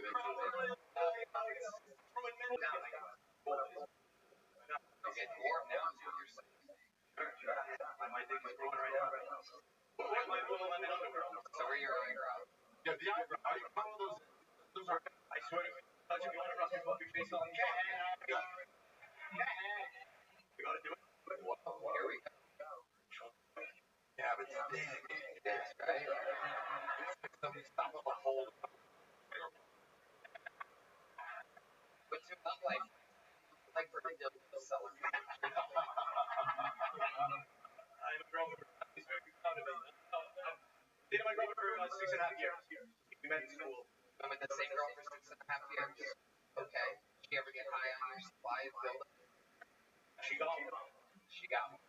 What color is it? It's whatever color. You made sure of that. I'm getting a black one in a store. It's my dick, Cody. It's my dick. Great to your great face, like you acted up, bro. No. There's no money for money. We don't have. I don't have an agent. Work makes money. Work makes money. He does. Yeah, he's a good guy. Got it. Really good. Time in Montreal, you go to a lot of other places. You ended up here with your band, Bang. My buddy's actually on the festival. Got a club up there on the regular clubs. I mean, come down. He's starting the best. He's awesome. I'm just saying, man. Got a couple of years. I'm sure I'm not saying his name. How long have you 27. How long you been on stand-up? A little over. This is a pretty big deal. It's huge. Yeah, it's fucking nuts. I'm really happy to be. I've been to New York a couple times, but I've been to this one was around 2000.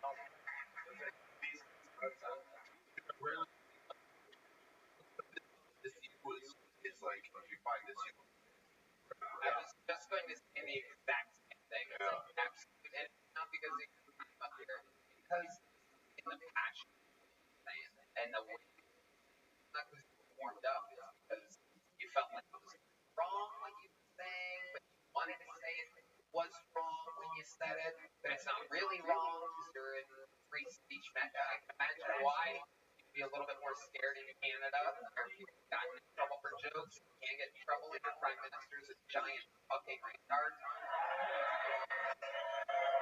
He is. He talked to my school when I was, and I was like, Was it like, buy this. Years later, he was like, next thing you know, you're selling dildos, JJ? next thing you know, what are you gonna do? But that's what got me in shit on the podcast, though, when I was talking about the natives. I wasn't celebrating it. I was going to give me a thing. What are you going to do? What is your dad and what are your mom and dad doing? What are they like? They sell this. They pasta every Sunday? Yeah. And your dad, for Italian, what does he do? Works in the leather business? He sells backhands at home. Oh, he does it. What is he? He's like me, yeah. Like over here, what does he do? He works in marketing. And mom's stay at home? No, like, She did. sure. Yeah. I like questions. No one's Tony debut of Sam Adamo.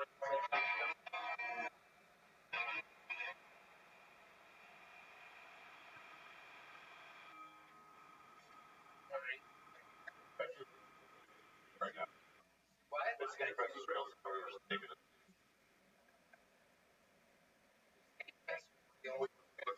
Somebody could have stolen his thing while he was Oh. Yeah. Water. Someone may have. They have very tiny waters. Water.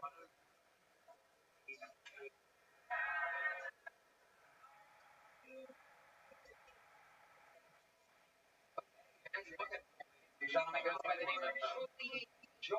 Truly Joy.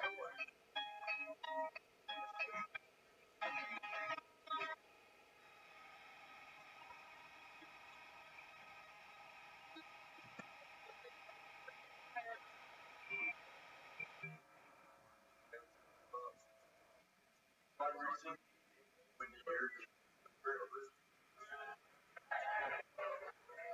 and it's something like this because it really is.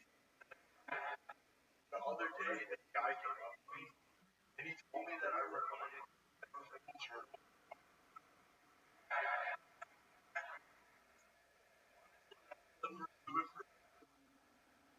Then this other guy comes up.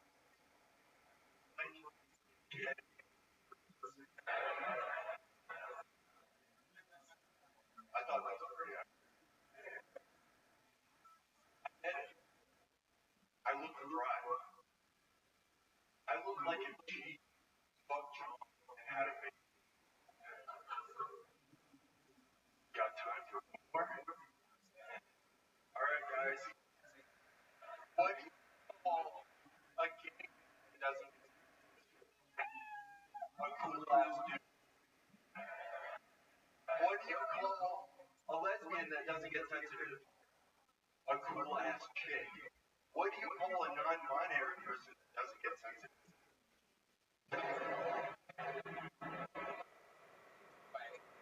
Welcome. Am I saying that right? Yeah, you got it. Hell yeah. So your entire identity is what you look like. Kind of. That's what it seems like from your minute. Yeah. So let's talk about how long you've been doing Like 4 months. it. Okay.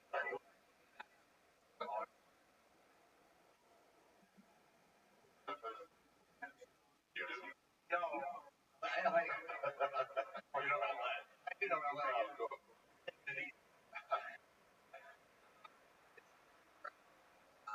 Definitely. Have you always had that type of hair?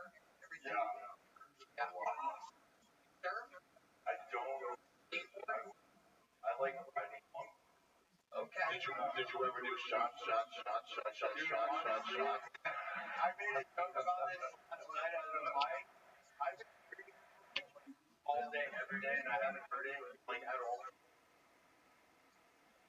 It's man, it came out recorded. Wait, is that the sexy and the no kind? Yeah, that's it. Every day. Okay.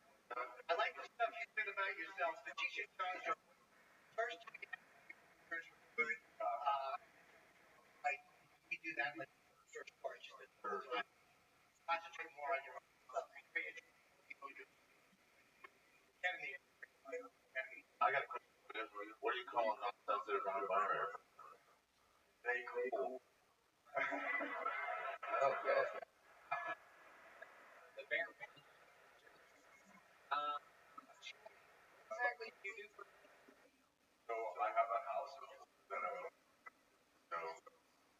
You're homeless. I'm more or less like nomadic. But I've been living in LA for the last like. Where do you live in LA? I live On his couch. I have a room. In the living room. No, it's actually.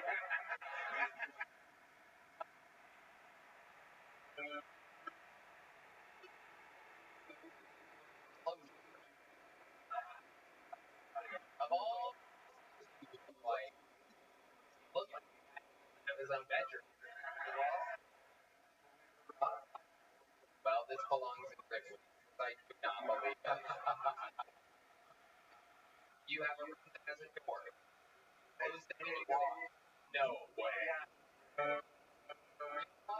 With your imagination. Okay. During the day when you're not at the gym working on your head.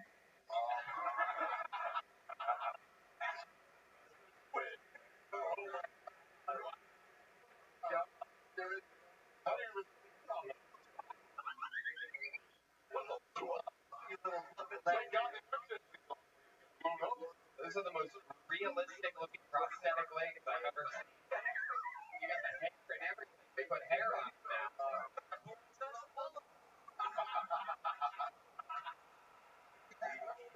Goodness. No, the cat size whatsoever. It's very late for an episode. So Tony, we're getting to see a lot of people in shorts first.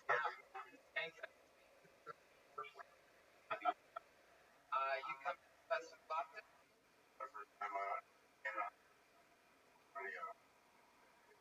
No, I didn't even know. We had a sold out last show on Wednesday. Get the word out. You signed up on Wednesday and you stuck around. And then When I went to the open mic last night. oh, you stuck around for an extra night. I want to like I'm just gonna go to Good Fest, and then I just found myself in the line. Wow. So this is just time. Awesome. So I was just like, damn, I was performing. Yeah, there you go. Well, that really makes it like. Have you ever been a concussion? Yeah. You remember how you got a concussion? Well, curious because he's wearing one of those new hats that goes over the football top of his head. Being tall and running slow, you know. I think I should know, but I don't know what you're talking about. I get told my whole life. Yeah, but you don't have that. No offense. Like I got like hair in my eyes. So, You know that that's a decision to make. I like my hair. I actually got my hair like a year ago. You like it, Yeah. even though you're massively concussed and blaming it on the hair that gets into your eyes. You're suffering. You'd rather. I got a concussion walking into. No, you said the hair though, but hit your hair against the wall. That doesn't get a concussion. If you're last time I feel like I got a concussion, right? I was at my friend's house. He has was like this, it's like a 2-story short ass thing, and I was going underneath, and I thought the fucking garage door thing was open, and I went, in the top, right there on my head. That shit hurt so bad. I was underrated. I was not supposed to. Yeah. I mean, I'm legitimately jealous for I'm supposed to be negative about stuff. Yeah. Great. Absolutely incredible. What's your love life like? Like the kind of guy that would fuck everybody's girlfriend. You're living under a bug. Well, I do have a special person in my life. Fucking a retard? No. Like a month and a half, after a break, like the only thing that's well right now, but everything else is gone. Try to say that.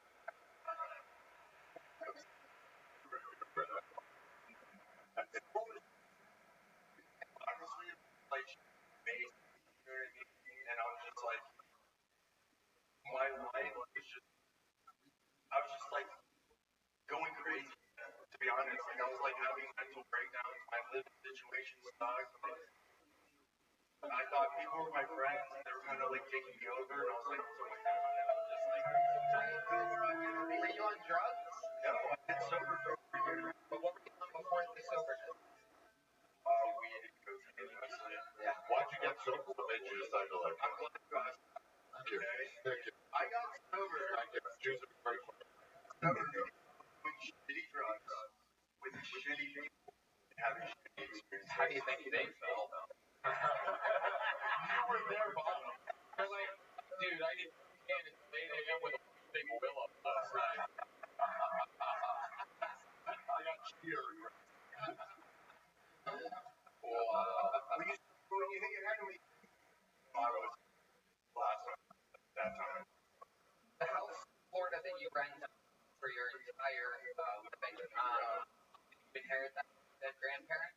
I did. How long ago did that happen? That my grandfather passed away? Yes. He died when I would say like 17 years ago, And you got the house how long ago? over COVID. And how much do you get a month? Okay. Why was you such an ass when he died? They helped anyone else? Just their first. This is what happened. So, my mom bought the house, or my dad, my grandfather bought the house, but also put my grandmother's name. Like, once they passed away, it was my mom's name, and then COVID happened. We're going to go to our real estate correspondent, Artie here on that. Okay, so what you gotta do is diversify. Oh, that's the important thing. You could have.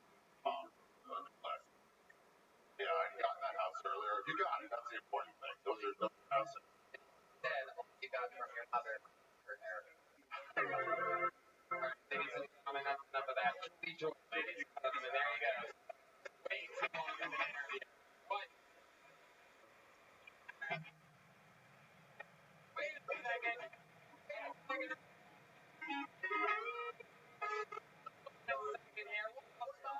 Our drummer, Michael, what are you still doing in Vegas? Oh!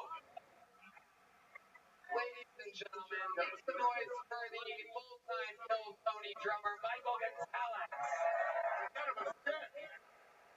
To be honest with you, Michael, I didn't know you were still here going on, but something tells me that I can't pass up on an opportunity like this. I think we should have a fucking Mexican drummer.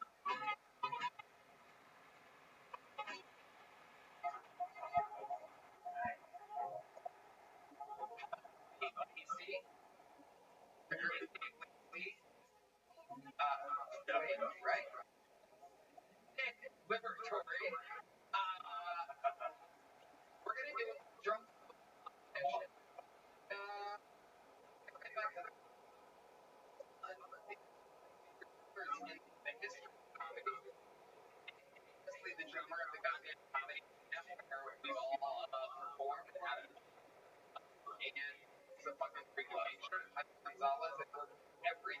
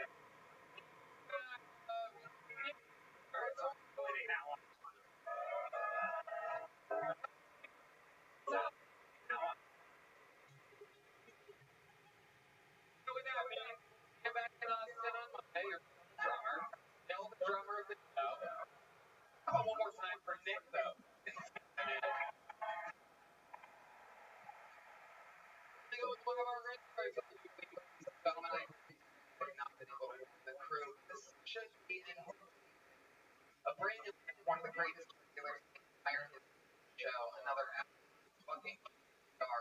This is a brand new minute or a reflection, well, from the great and powerful camp pattern.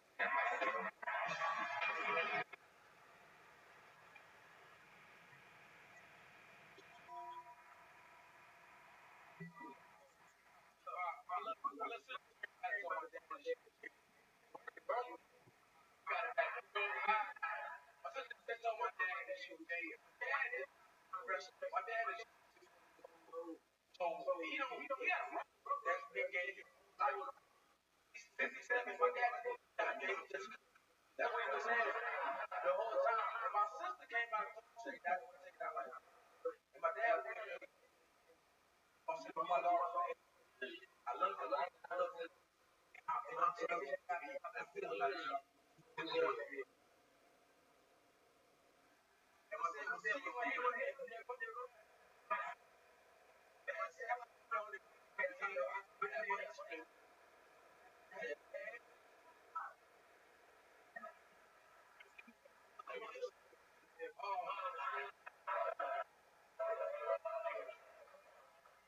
What if he did? He give his son.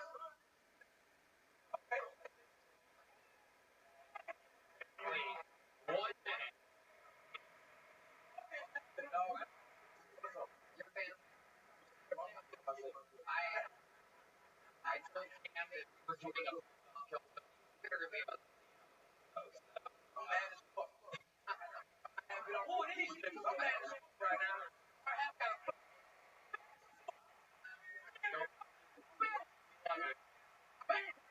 everybody loves you. Like,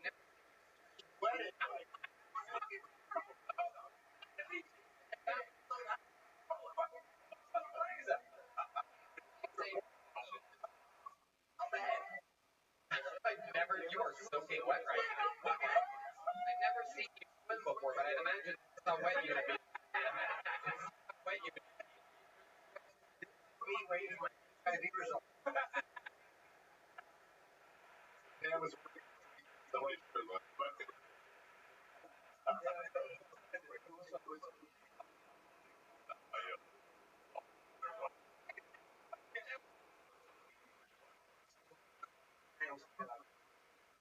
here's my shirt. How are you?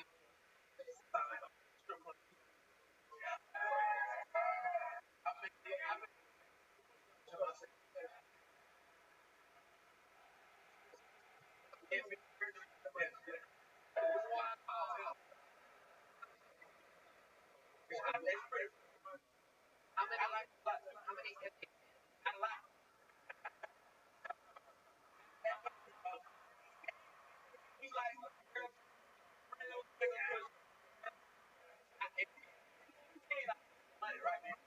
Wow. But it came on right. So I saw pennies on the way to 3. But where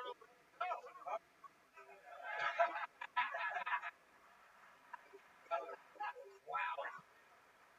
Anything make it out or any other challenge? Right. Push up. I'm working on that app. It brings up a weak upper body. They got time for more. They should be good at it. what's the most they've done? One bitch did 50. 50? Yeah, that's the one. She scared me. That's just scared me. I can't walk down. The first person. But then Hell no. That's it. I'm gonna kill myself. No, you're no, not. it's interesting. Stuff about like the idea of heaven or hell. And I had talked about it.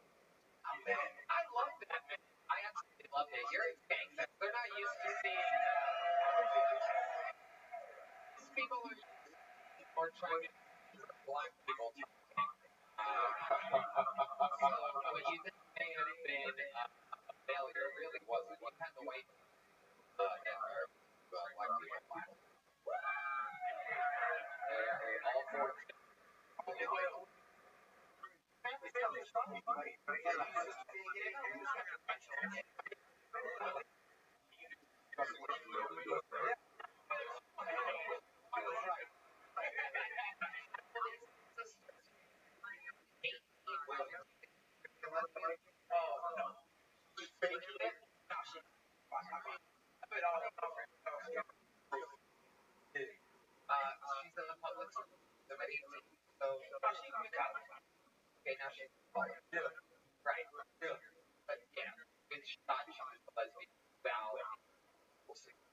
figure that out. Yeah, right. Right. She ever brought any, you know, with the girl? No. Just told your dad she's a lesbian. That depends on who. I think so. She's joking. You're hoping she's joking. Oh, no, I'm not saying. No. Probably not. Who knows? You're just like your dad. Confused. Oh, why are you okay? Why are you okay? Stay with the boy. You know your dad's crazy. Take it here. You know? Yeah. Yeah, you got your mother and your dad. Penny Patterson. Stand up. Stand up. Stand up. Where is it? Oh my God, there he is. There he is. Wow.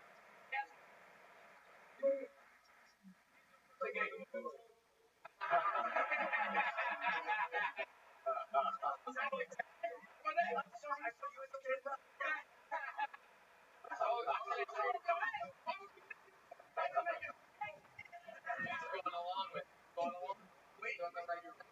Penny Patterson's the man. He lives also on got another I had a 15-minute roast session on his. They are the most frightening feat you've ever seen in your life. You really want to start some gang fest now that you have identified Kenny Patterson's glance. Try to get later on in the night. Extra fucking glance. Looks literally walk through a volcano. Unbelievable. Don't know what where. It is.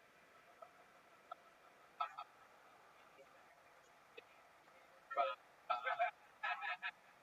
so much fun. I guess February hear about the Black History.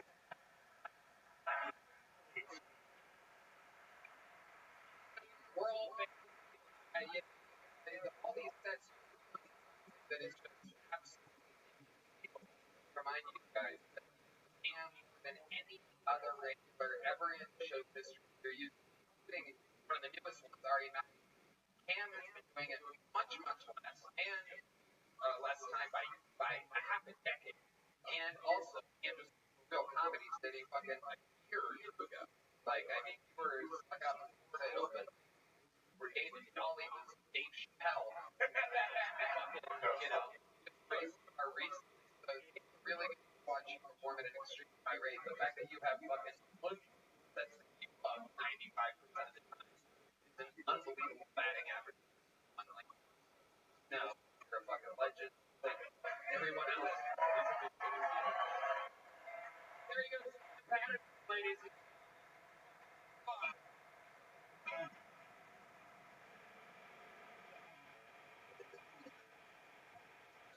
Person from the ladies and gentlemen,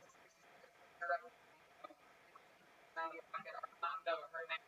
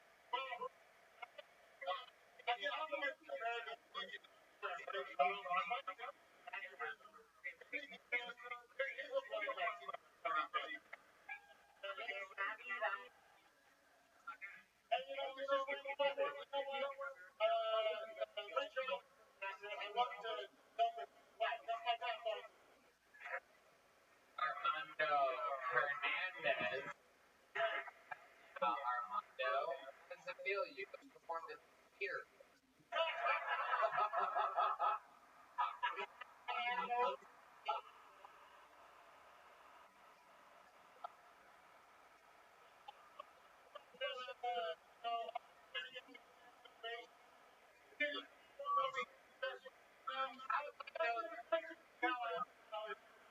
How do you know that 15 years ago?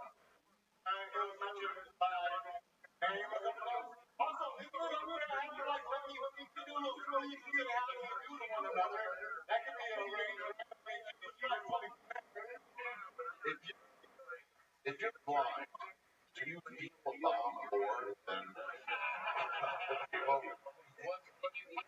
more sensitive, extra strong.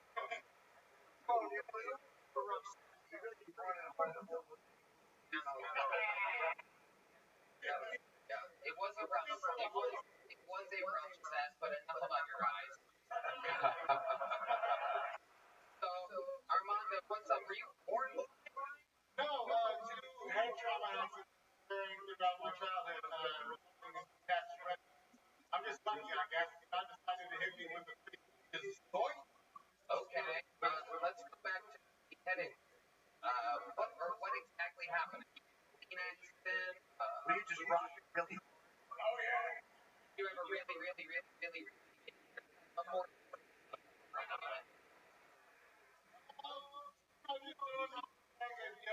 Get your head rocked, I don't know what specifically you know about it. Yeah. And one was at a water park. At a water slide park? Your head attached to a retina? But you gotta get more information than that. So did you? It's a non-defunct organization. So, they Hold on. But we're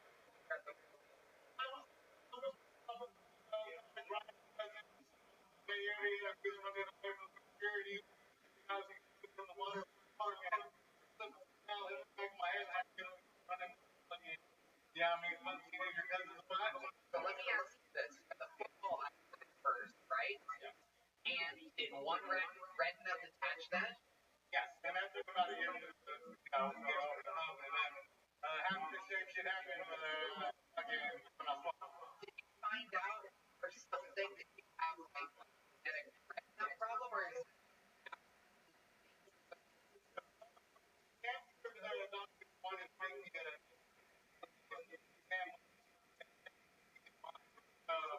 kind of like, it kept a genetic being treated, and I did have my family, have some detached retina, and his eyeball, like, came out and lost the pressure. wait? You're saying that the Stanford doctors wanted to study it, and you said it like you said no, correct? No, it was weird, and they were able to kind of get anything. I was able to kind of like, like, I have interest. So they tried. Never really got much, but here I am. No, I have some lights, bright lights, like how the like damn, like highway, like rock. Like a flashlight. If we put it right up to your eye, you can see it. Yeah, exactly. Because I can't see headlights. The place is If you got hit by a car, that would be insane because well, I tell you, buddy. Those are injuries for another day. wow.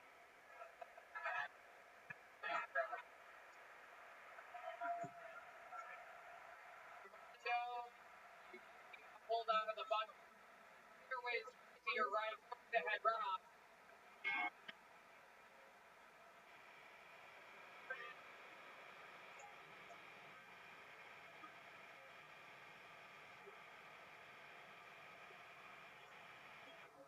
Wow.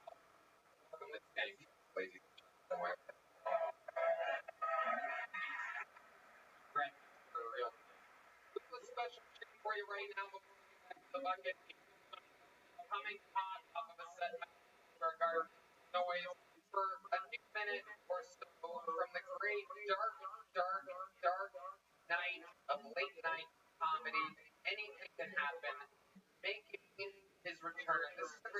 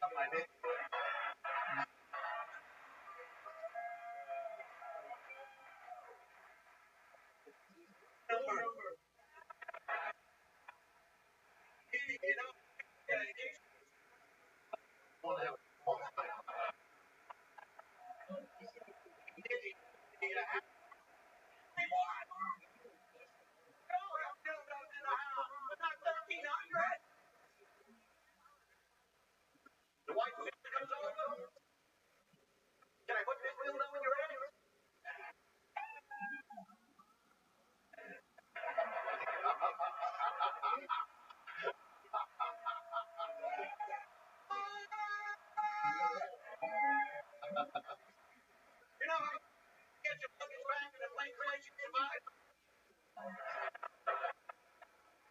In first class, everybody was killed. I want my fucking bag. With a blue bag, I want my fucking bag back. I don't care.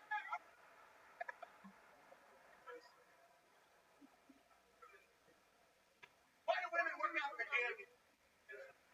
I want to go up and get snapped on the neck. Oh yeah, that's what I want. I want to go up and get snapped on my fucking neck. Get the fuck out of here. Come back to the ring.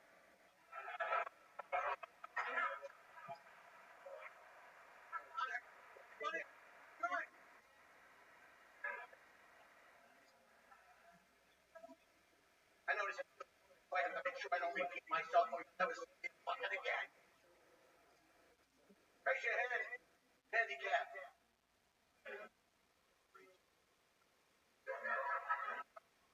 have to get box in the handicap spot even when it's late at night. No, I go to rich people's homes. I don't go to I was at a party in Hollywood once and they had a woman who glass coffee tea.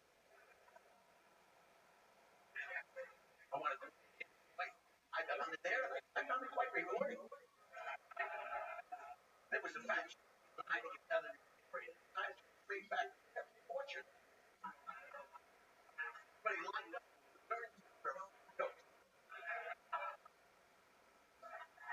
Oh, one person thought that was funny. Second, no, you've been a great audience. I'm wearing this thing. Got a job giving it on.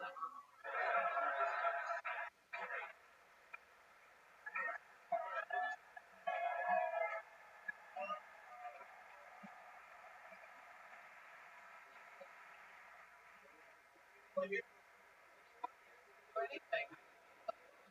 Like advertising fucked up in the head. Make some fucking noise for Brian Holmes.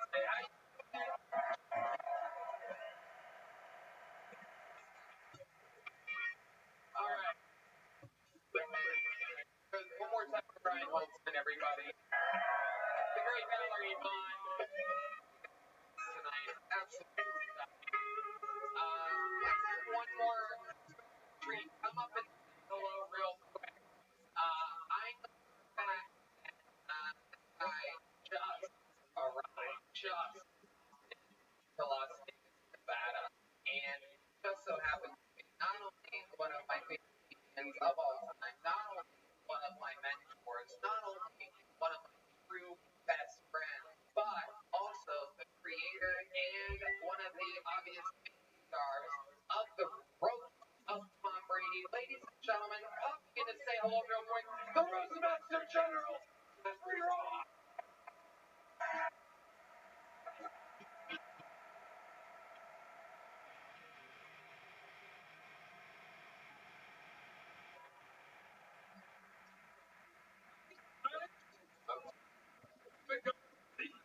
Available. Right.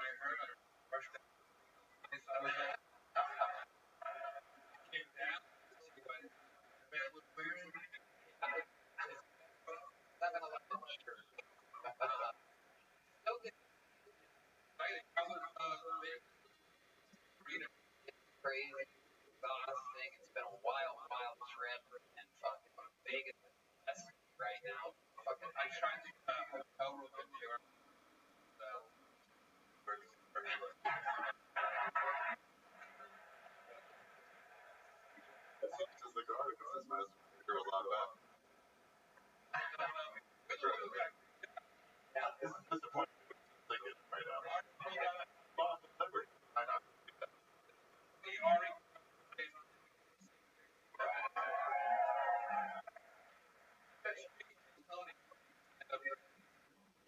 it was unbelievable. Gonna drop the mic performance was so fucking cool.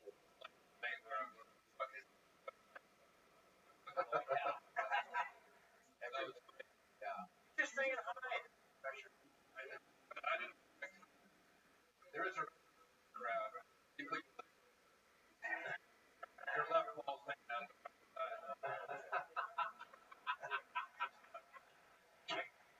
Great. Like a fucking. Right. Use your hardcore fans. How many people were to Oh wow. More than I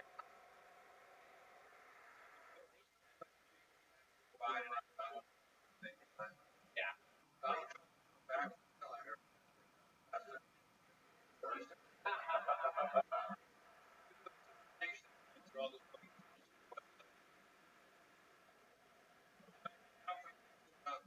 Yeah, let's have another Arab here for Jeff Ross. Thank you, everybody. Yeah, man.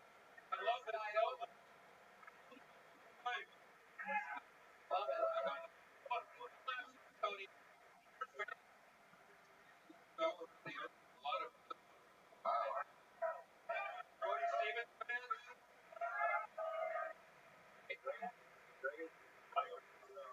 Yeah, come on. Who's down here? No me. Okay. There are a lot of Brody shirts. A fun fact about Brody t-shirts, I don't know if you know this, but you wash them, you dry them, they themselves.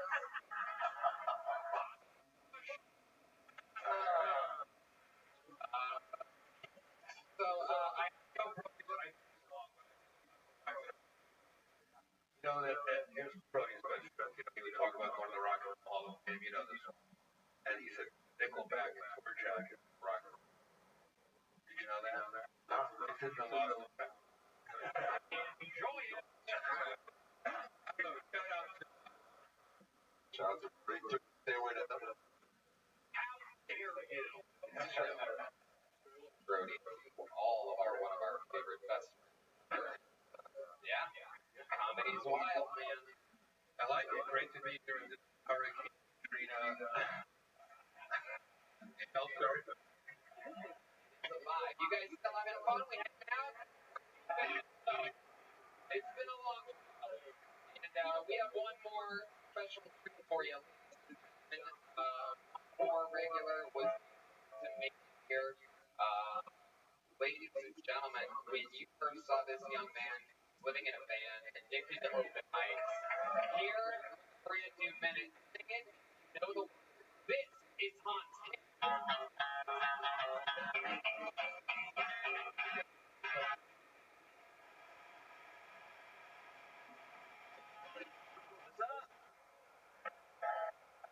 Love it here in Vegas.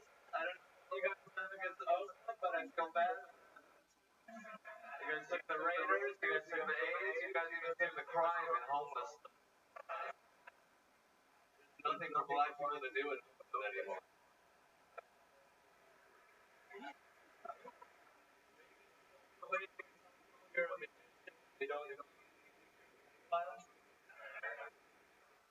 It's like Hogwarts for douchebags.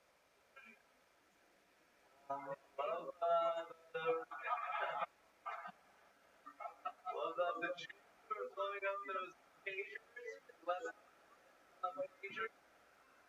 I didn't realize that terrorists had to. What are they on?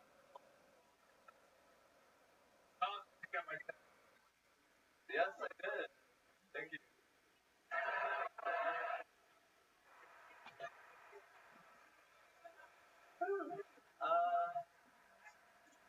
Yeah, I have a very liberal sister.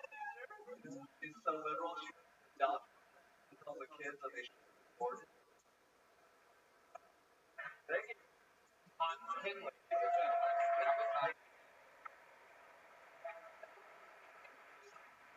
was great on for douchebags for last. And great vocal fucking from this recent triple. Yeah. Glad that came up because I was going to do it on the other one, but thank you. Yeah, that's a great story.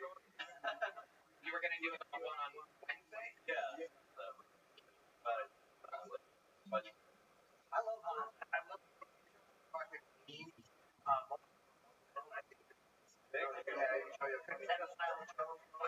Race show, whole thing is terrific.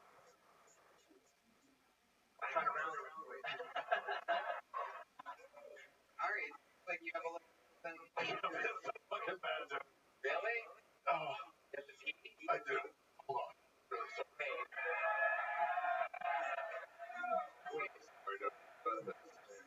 sorry. Wait, well every time Hold on, I was thinking about a picture on a Jessica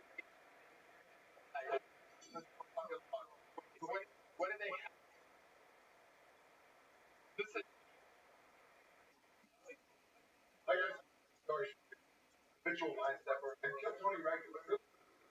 Honestly, I mean, I was there for a couple of days and accused of bullshit, comedy mothership, the LA Forum, Madison Square Garden, and now here, the greatest comedy festival in the world. The greatest live podcast in history. And I honored it. I honored this great mind in a way that only I can do. Over a line. Regrettably, will not be able to. And that is wow. It was the greatest manifestation. Definitely the fun about it. By far. On their own. It was nuts. You guys, it was. But YouTube connection, honestly. I'm back. I found out. Oh, please try to attack me. Wrestler. Background on the first single leg. Agency. The ear body weight again. Just hands down. Able. Greatest. Oh, I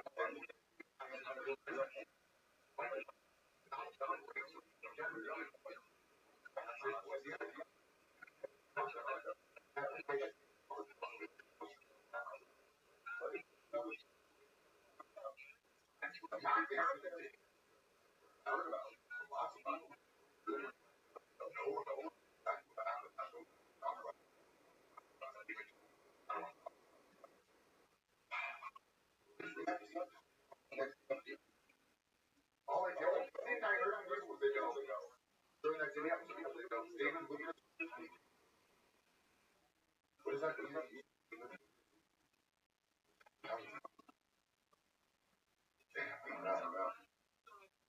Anyway, I want to tell you what I did. YouTube.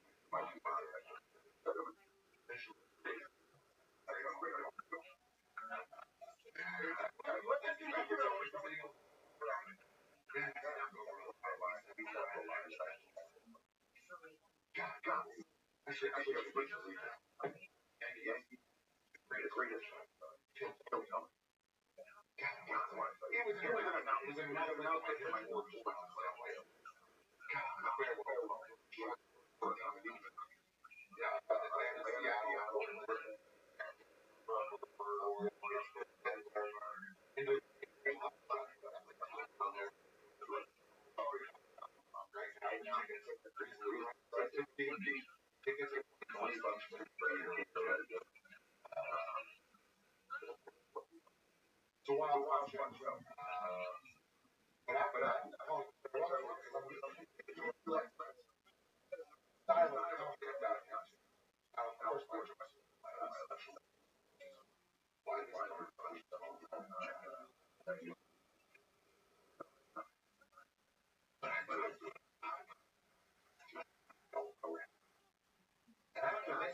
I don't think I let you go. I didn't.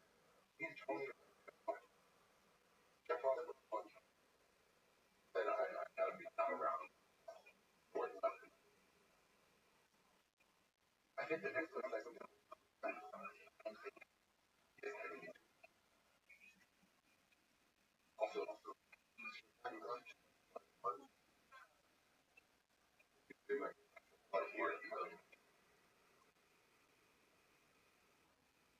here's what we're gonna do this farewell.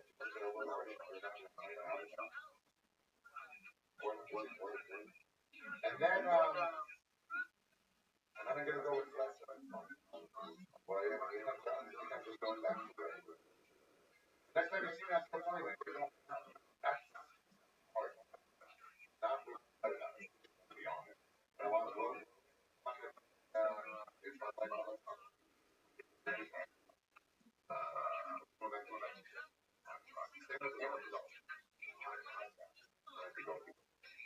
so guys, get back to that. I'll be hoping this guys. I'll have to apologize to Red Man. Literally, having to clean my mess.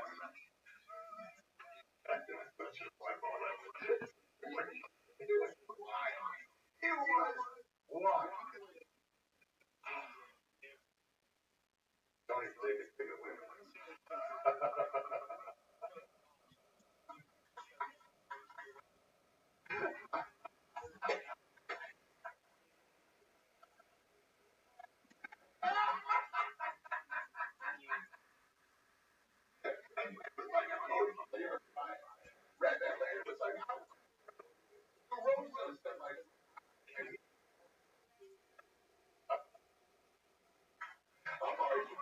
I've been tricked to the untricked. Enjoy the rest of the episode. I'll see you next time on my show.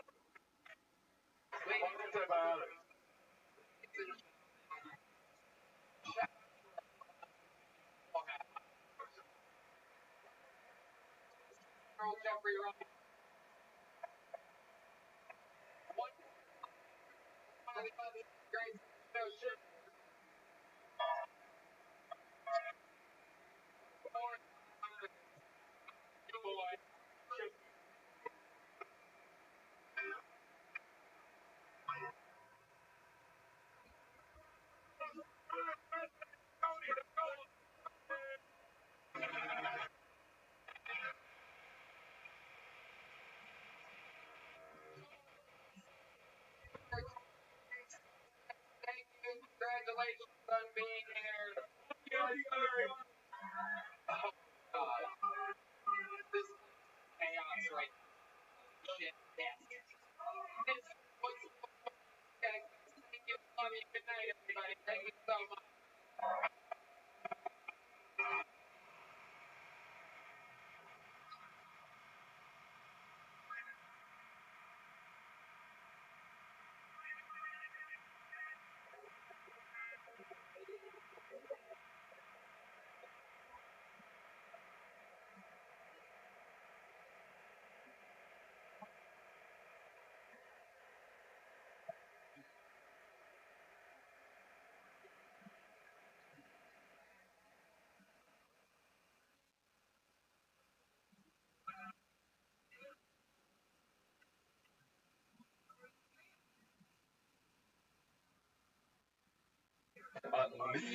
Mutual. We'd like to be computer. Welcome to Heights with Linus and his with Father and Dalton. Trying to do, and I'm really pumped to learn about this. Several ago, I don't know how to do it, and the best thing I made it.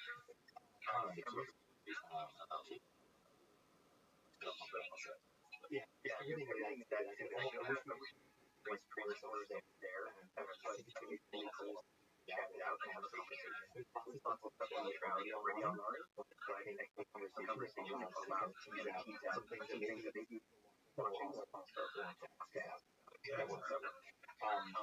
For those who aren't aware of you, who are you? I'd love to know about your expertise in this and how long you've been studying. Okay. Yeah, so my name is Father Andrew Dalton, and I'm an American priest that's known at University. And one of the things I study throughout studies theology of the Passion of Christ according to the Shroud of Turin. So it's kind of like the pastoral and spiritual, but also the theology that accompanies the sufferings of Christ as we know them Shroud of Turin. So we can unpack that more, but I was there and studying philosophy and theology and the Shroud that I was studying this. My background was my strong subjects of get math and science, and then I just got derailed on that. I joined 20 years old. Yeah, combined it with crowd expert who had dozens of books spent over years studying education. And she went to her university, and a friend of mine said, "How many years do you speak?" I said, "Look, I have no thing to do. I'll stay for a little bit, but I'll probably have to sneak out." And I lose my chair. I quite lost that night. I just world and I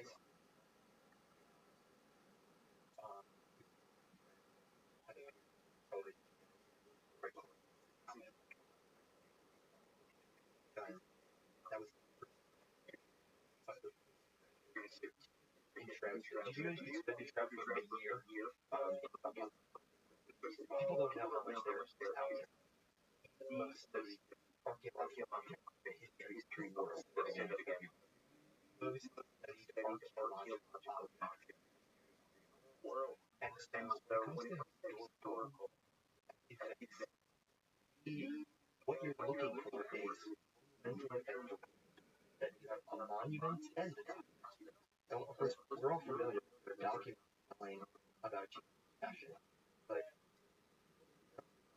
about at least that one. And so here's what happened in the United States. He's talking way too much next week because yeah, exactly. And he was just that way. His name is Paulo.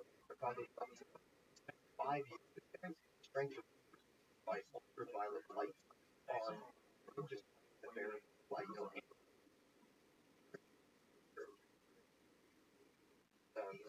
Like that, and of the Shroud, and I made something they published a amount of 4,001, and of course, probably no, but what does that look like? Well, it's not a matter of what it looks like so much as, I mean, what it looks like, well, here's the trouble. I mean, this is why it's 5 years. Variable light, trying to produce something caramel colored, because nothing, or just charred, blended all together, which obviously now. Oh, I really want to get into that. Yeah, I know we want to do that. Yeah. So let's go back basics. So when you actually see the Shroud section, and so and then tell me what the Shroud is, the basic. Those who like Sure. So I first bumped into the basic Shroud by Magnetti. I want to say that was 2000. Oh gosh, the first year that we started. I'm gonna come back to that. But I lost sleep and met these. They were wanting to explain what the Shroud is. And all part of the program, like you panoramic of Shroud studies, interdisciplinary. But the basic premise is that we reverence fall down to the ages as burial draw of the gravity body of Jesus. So cross now blazing wraps close. Spends a time in that passage from John, but go lay it all out. The church have exactly that. At least that's what play towards 4.5 hours worth of Rome by fast race. And you can see which is how to spread people there. And say it's a big case. Out of case, they can put gas, concentrated pressure, never expose maximize what the thing for future generations. So I started to meet with those guys a few years later. Now I'm on as part of this non-for-profit national Shroud stuff. So I go there regularly. Just had to Shrouds studies, and they provide expertise at our university. So one of the things that of minds that were involved in improving this understanding history.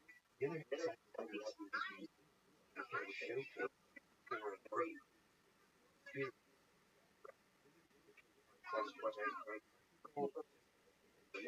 And they dive into prayer for that. One way to experience this. But another is to like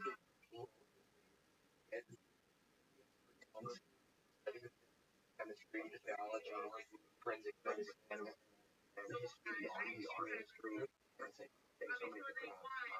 so lead me where you want to. Yeah, that's good. And we're going to get into all the objections to why the shroud may not be authentic. But when do we first have evidence in literature of the existence of the shroud? You want to follow the real back, Paper or even icon? right? Depending on what database you're right. So point to year 1844. That was when it was in the hands of and he and stamp and seal family crest. Nobody doubts that before on this plate shroud. Prior to that, evidence like I talked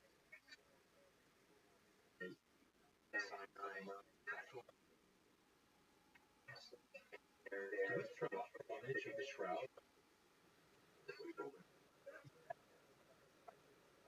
Describe yes. First two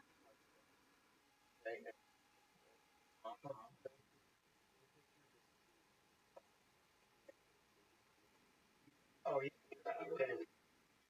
we'll zoom in on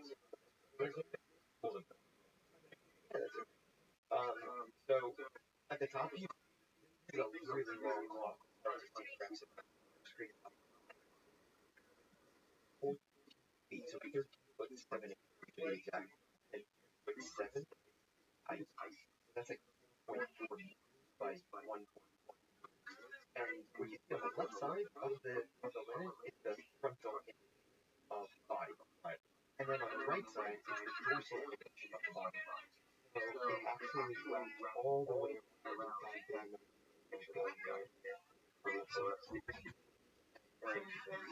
Here we go. Lights are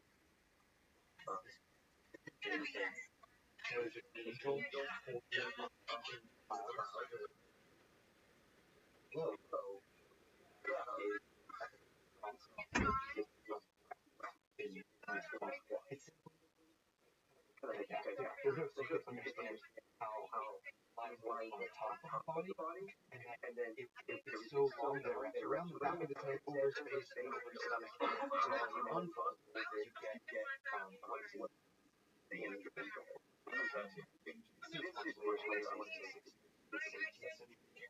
Simply a way of understanding that it's only inside the top of the building that the shroud is of the name forever. I can see what Rabbi Rothschild discovered. I can just dive a little deeper into this so quickly. If you ask the question of what's the depth of coloration on this shroud, the answer is mind-boggling. It's 200 to 500 nanometers. But that is not even a number that I can. So I did very carefully cut it down along its long Now, what we cut it down again. Do that 4 or 5 times until you go up to 1/16, 1/20 of a human hair. That's so as you say, that is only one part of the trial. But the other part is really using imprint procedure that you would like to see as the other side. That's right. There's nothing so virus. In fact, that's one of my questions. Here is all the teeth. When it's tested, I'm sure we'll get into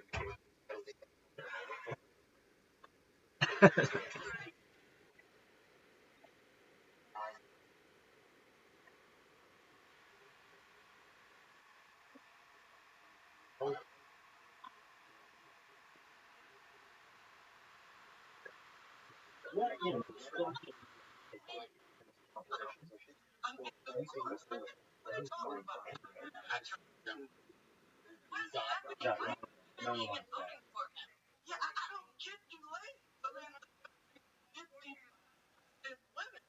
I mean, if the country was 55% pattern that we've set for the past couple of years.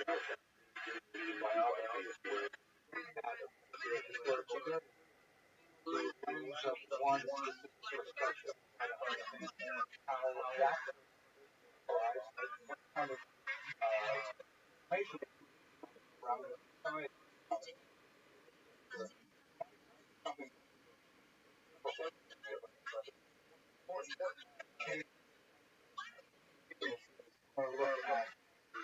Macro with bar, I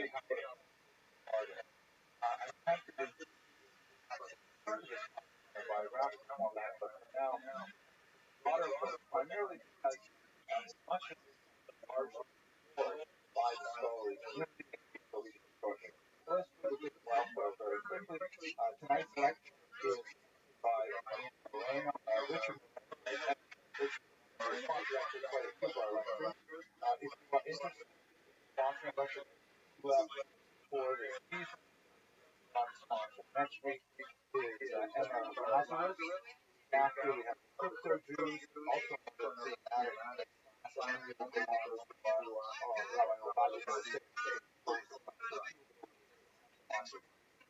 website is we have friends or just contact me back.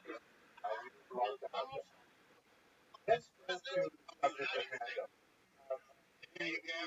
Holocaust is Spartan land, or the Spartan Holocaust. The subject is what one a double occlusion, meaning a double height.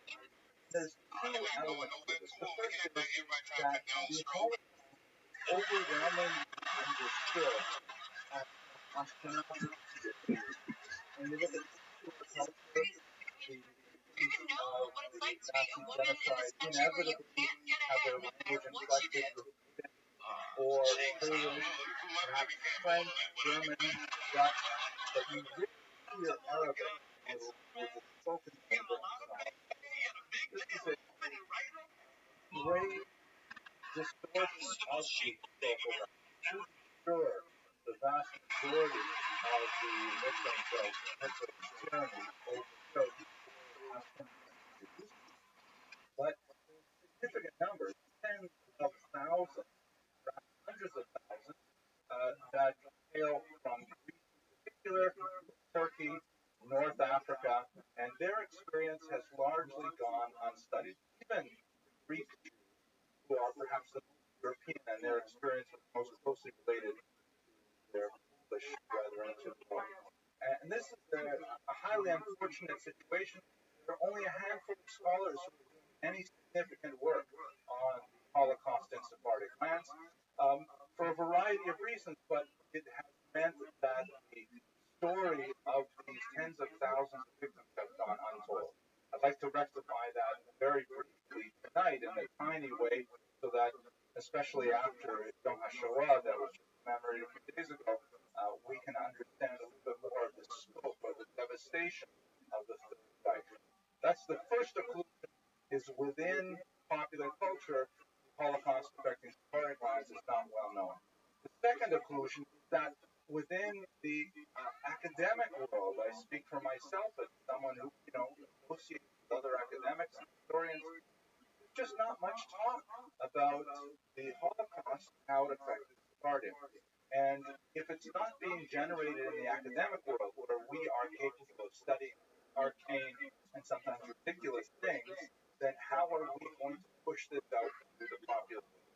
So in tonight's short lecture, I hope to try and address that a little bit from an academic perspective. We're just going to do a sweeping overview of the Holocaust in the Sephardic lands in order to understand a little bit more of what we are missing in the larger picture. Perhaps one of the problems that plague the field of historians and also by extension popular culture is the fact that the Sephardic experience was far from uniform. We can say certain generalities about the experience of Ashkenazi Jews, particularly if we try to focus on Eastern Europe as opposed to Western Europe. Maybe we can break it down a little bit by country because each country had its own experience. Hungarian Jews, for example, had a very different experience than, let's say, Polish Jews, certainly than French or Dutch Jews. But the Sephardic Jews, especially those from places like Tunisia and Libya, totally different from what was experienced north of the Mediterranean basin. So that's what made it much more difficult for scholars as a whole.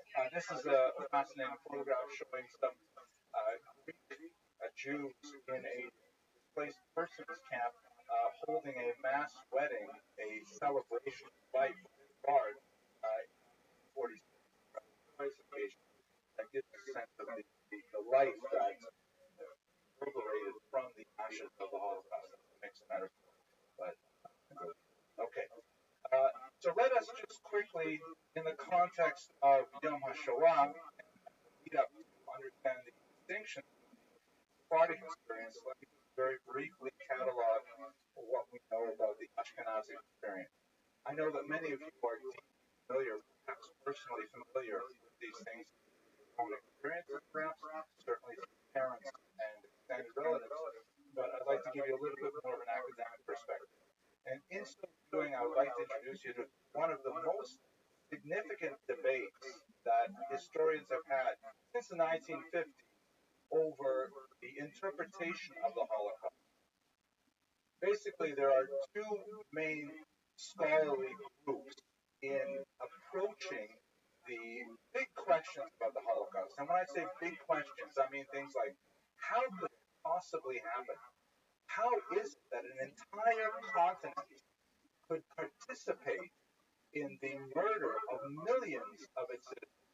How is it possible that such a complex system of murder, a bureaucracy of murder that required detailed coordination of everything from arranging the train schedules to dropping off supplies to processing the recycled gold teeth and eyeglasses and prosthetic limbs of the murdered Jews, how is it possible that the entire continent could bend itself to this single nefarious task? Why was there no collective resistance? Why was there no one standing up and saying, hey, wait a second, we can't do this? Literally no one, except for partisans hiding in the woods and maybe a few people in underground bunkers. No major resistance against it. And we'll talk about France, perhaps not today, but these are some of the big questions of the Holocaust. Two schools developed. The first school, called the intentionalist school. The most important intentionalist, perhaps you've heard the name, is a great historian named Davidowitz. And she was essentially following a model that was created, a philosophical model of the Holocaust that was created in the context of the Nuremberg trial. 1946, 1947, right after World War II ends, immediately the Cold War begins. And America and Russia are locked in this global conflict to try and establish domination over Europe. And the assets of Europe, particularly the human assets, like the German rocket scientists and so on, are hotly sought after. And the allegiance of the population, many of whom were either pro-Nazi or were willing to go along with Hitler's aims have to be secured in order to ensure that either America and democracy or conversely Soviet Union communism can dominate what would eventually become a divided Europe. And so what was necessary for the Allies in the war trials is they wanted to wrap things up really quickly. They wanted to find who was guilty, hopefully not a very large circle of people, punish them, and let's move on. That was really the strategy of the justice at Nuremberg, is they wanted to find the guilty, punish them, and move on. It was important that, for example, Western Germany should realize that yes, we have to throw in our lot with the Allies, and we have to face West, democratize, and you just can't do that if you're going to hold guilt over a society for decades and generations. So they came up with a legal strategy, which we can question as historians today, which posited that the reason the Holocaust happened was that Hitler formed a conspiracy with a tightly knit of individuals, particularly those associated with the SS, and with this small group of people, perhaps a few hundred, they were able to essentially dupe the rest of the continent going along with the process of murder. The Poles really didn't know what was happening in the field around Silesia, and the Germans near Dachau, they thought they were like some kind of factory there. They had no idea. This is the model of the intentionalist, and it worked fairly well for a long time. A very small number, 10 people were hanged at Nuremberg, and established clear criteria for who was a war criminal and who was not, and basically shut them up. Kind of wrap things up and we're able to try and rebuild Europe, Marshall Plan, and so on. So that's the intentionalist school, which says fundamentally that Hitler intended this from the very beginning and created a model that invited co-conspirators and kept everyone else out in the cold. This model held up until the 1950s, when many historians, Martin Brojac in Europe, began to poke holes in it, saying, wait a second, it doesn't really make sense. A few things that argue against this trend. For example, why was it that the ghettos really didn't get established until 1940? Why didn't, if Hitler really intended it from the beginning, why didn't he start right away? And furthermore, why is it that Jews were still allowed to leave? And why is it that Hitler actually set up two different repatriation plans, one in the island of Madagascar, another one in the nation of Poland, where it seemed like he was trying to transport Jews as opposed to murder them all? Why is it that the mass murder only begins in 1941 and the death camps only begin in 1942? Dates don't make sense with the intentionalist model. It really should have been earlier if that was the conspiracy. So a more sophisticated, my humble opinion, a more sophisticated model called the functionalist began to rise. The functionalists argued that certainly Hitler was an anti-Semite of millennial proportion, a Malek. There's nothing to say about that. Not diminishing in any way his dastardly intentions for the Jewish people. However, he and his co-conspirators, so to speak, only stumbled across elements of the Holocaust when they saw that people were willing to go along with it. When they radicalized one aspect or another of the legislation, and they saw that no one's bothering them. For example, we have a massive pogrom all across the country. We burn, hundreds of synagogues, break lots of glass, 260 people are killed, and what happens? Nothing. People slap us on the wrist by writing op-eds and New York Times, and nothing really changes. You know what? We can get away with it. And bit by bit, the Nazi regime was radicalized until Operation Barbarossa, which is where we're going to pick up the story at this point. The functionalist, and he was able to actually implement it towards terrible. That's a big, and so for example, to give you the modern functionalist, most modern historians adhere to this model of understanding, like Hitler's willing executors. That German citizens as a whole were willing to go along with the plan. By focusing on Hitler narrowly, we miss the larger story, which is embedded anti-Semitism, or at least an apathy in society that is willing to see this minority population murdered. And we have many examples of corroborating evidence, for example, from the world of psychology, the Milgram experiment, the Bardo experiment.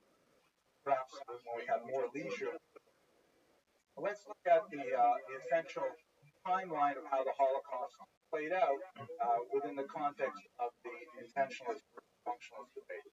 So perhaps the first thing that Hitler embarked on at the beginning of the war, September 1939, is the concentration.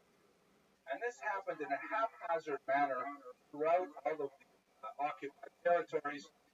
There did not seem to be a coherent plan as to what exactly the concentration was for. But ultimately, and we should note also that the concentrations are called ghettos, of course. Many of them did not have any kind of barriers other than administrative ones. Meaning they would simply put out a map. This is the Jewish region. You must live in the Jewish section of town. And if a Jew is caught outside of the section, especially when a year after the war begins, formal badges, armbands for Jews, the person could be shot for being outside of the region. But there's no external constraints of the wall keeping them from living within the ghetto. Types of ghettos developed. Some, like in the Polish city of Łódź, seem to operate on the model that the purpose of the ghetto was slave labor. And so the way to survive, the culture of the strange culture of the ghetto was built around earning a work permit. You could work, let's say, in the textile factories that populated Łódź, and then you would be able to get rations to feed your family. Other ghettos, like Warsaw shown here, were hence starved. That they were there to just attritionist places where Jews were given, for example, the daily ration for Jews in the Warsaw Ghetto was 150 calories, which is basically like potato skins. Average, I just did one reading test today, and they told me that I need to eat 850 calories per day. I said, that's per day, right? Not like half a day and then another 850 a night. No, per day. So an adult male has to eat about 1,800 calories. Jews about 150 calories. They're like intended for starvation. The starvation was in fact the occurrence in most of these ghettos, which remained intact basically from the beginning of the war of 1939 until the spring of 1942, when the next stage was deportation. Before we get to the deportation, you can understand that one of the great turning points around which functionalists and intentionalists have a tremendous amount of debate is the significance of Operation Barbarossa. One of looking at the war militarily, one of the things that Hitler was well aware of was that Germany has this geographic problem whenever it fights a war. We've seen it many times in German history. Germany, since it's the center of Europe, cannot win a war fighting on two fronts. Germany cannot fight both to the west and to the east simultaneously, primarily because of logistics. If you have a weakness on the eastern front and you need to get a supply line out there, or you need to get reinforcements, you've got to schlep them all the way from the western front, which is frequently impossible. Furthermore, when you go into the east further, you hit the greatest general of the region. You've heard of him, General Winter. The Russian winter is so brutal that it's impossible to maintain occupation of beyond the Urals in any way. At any rate, Hitler followed this plan by conquering the West first. He took over France, Holland, Norway, Denmark, and so on, leaving England for later, but attacking and punishing air campaigns. And once the West was pacified, then he broke his deal with Stalin that he had signed in late 1939 and invaded a surprise attack. Now, what's significant beyond the military in terms of the Holocaust, and remember that the war and the Holocaust two separate but related phenomena.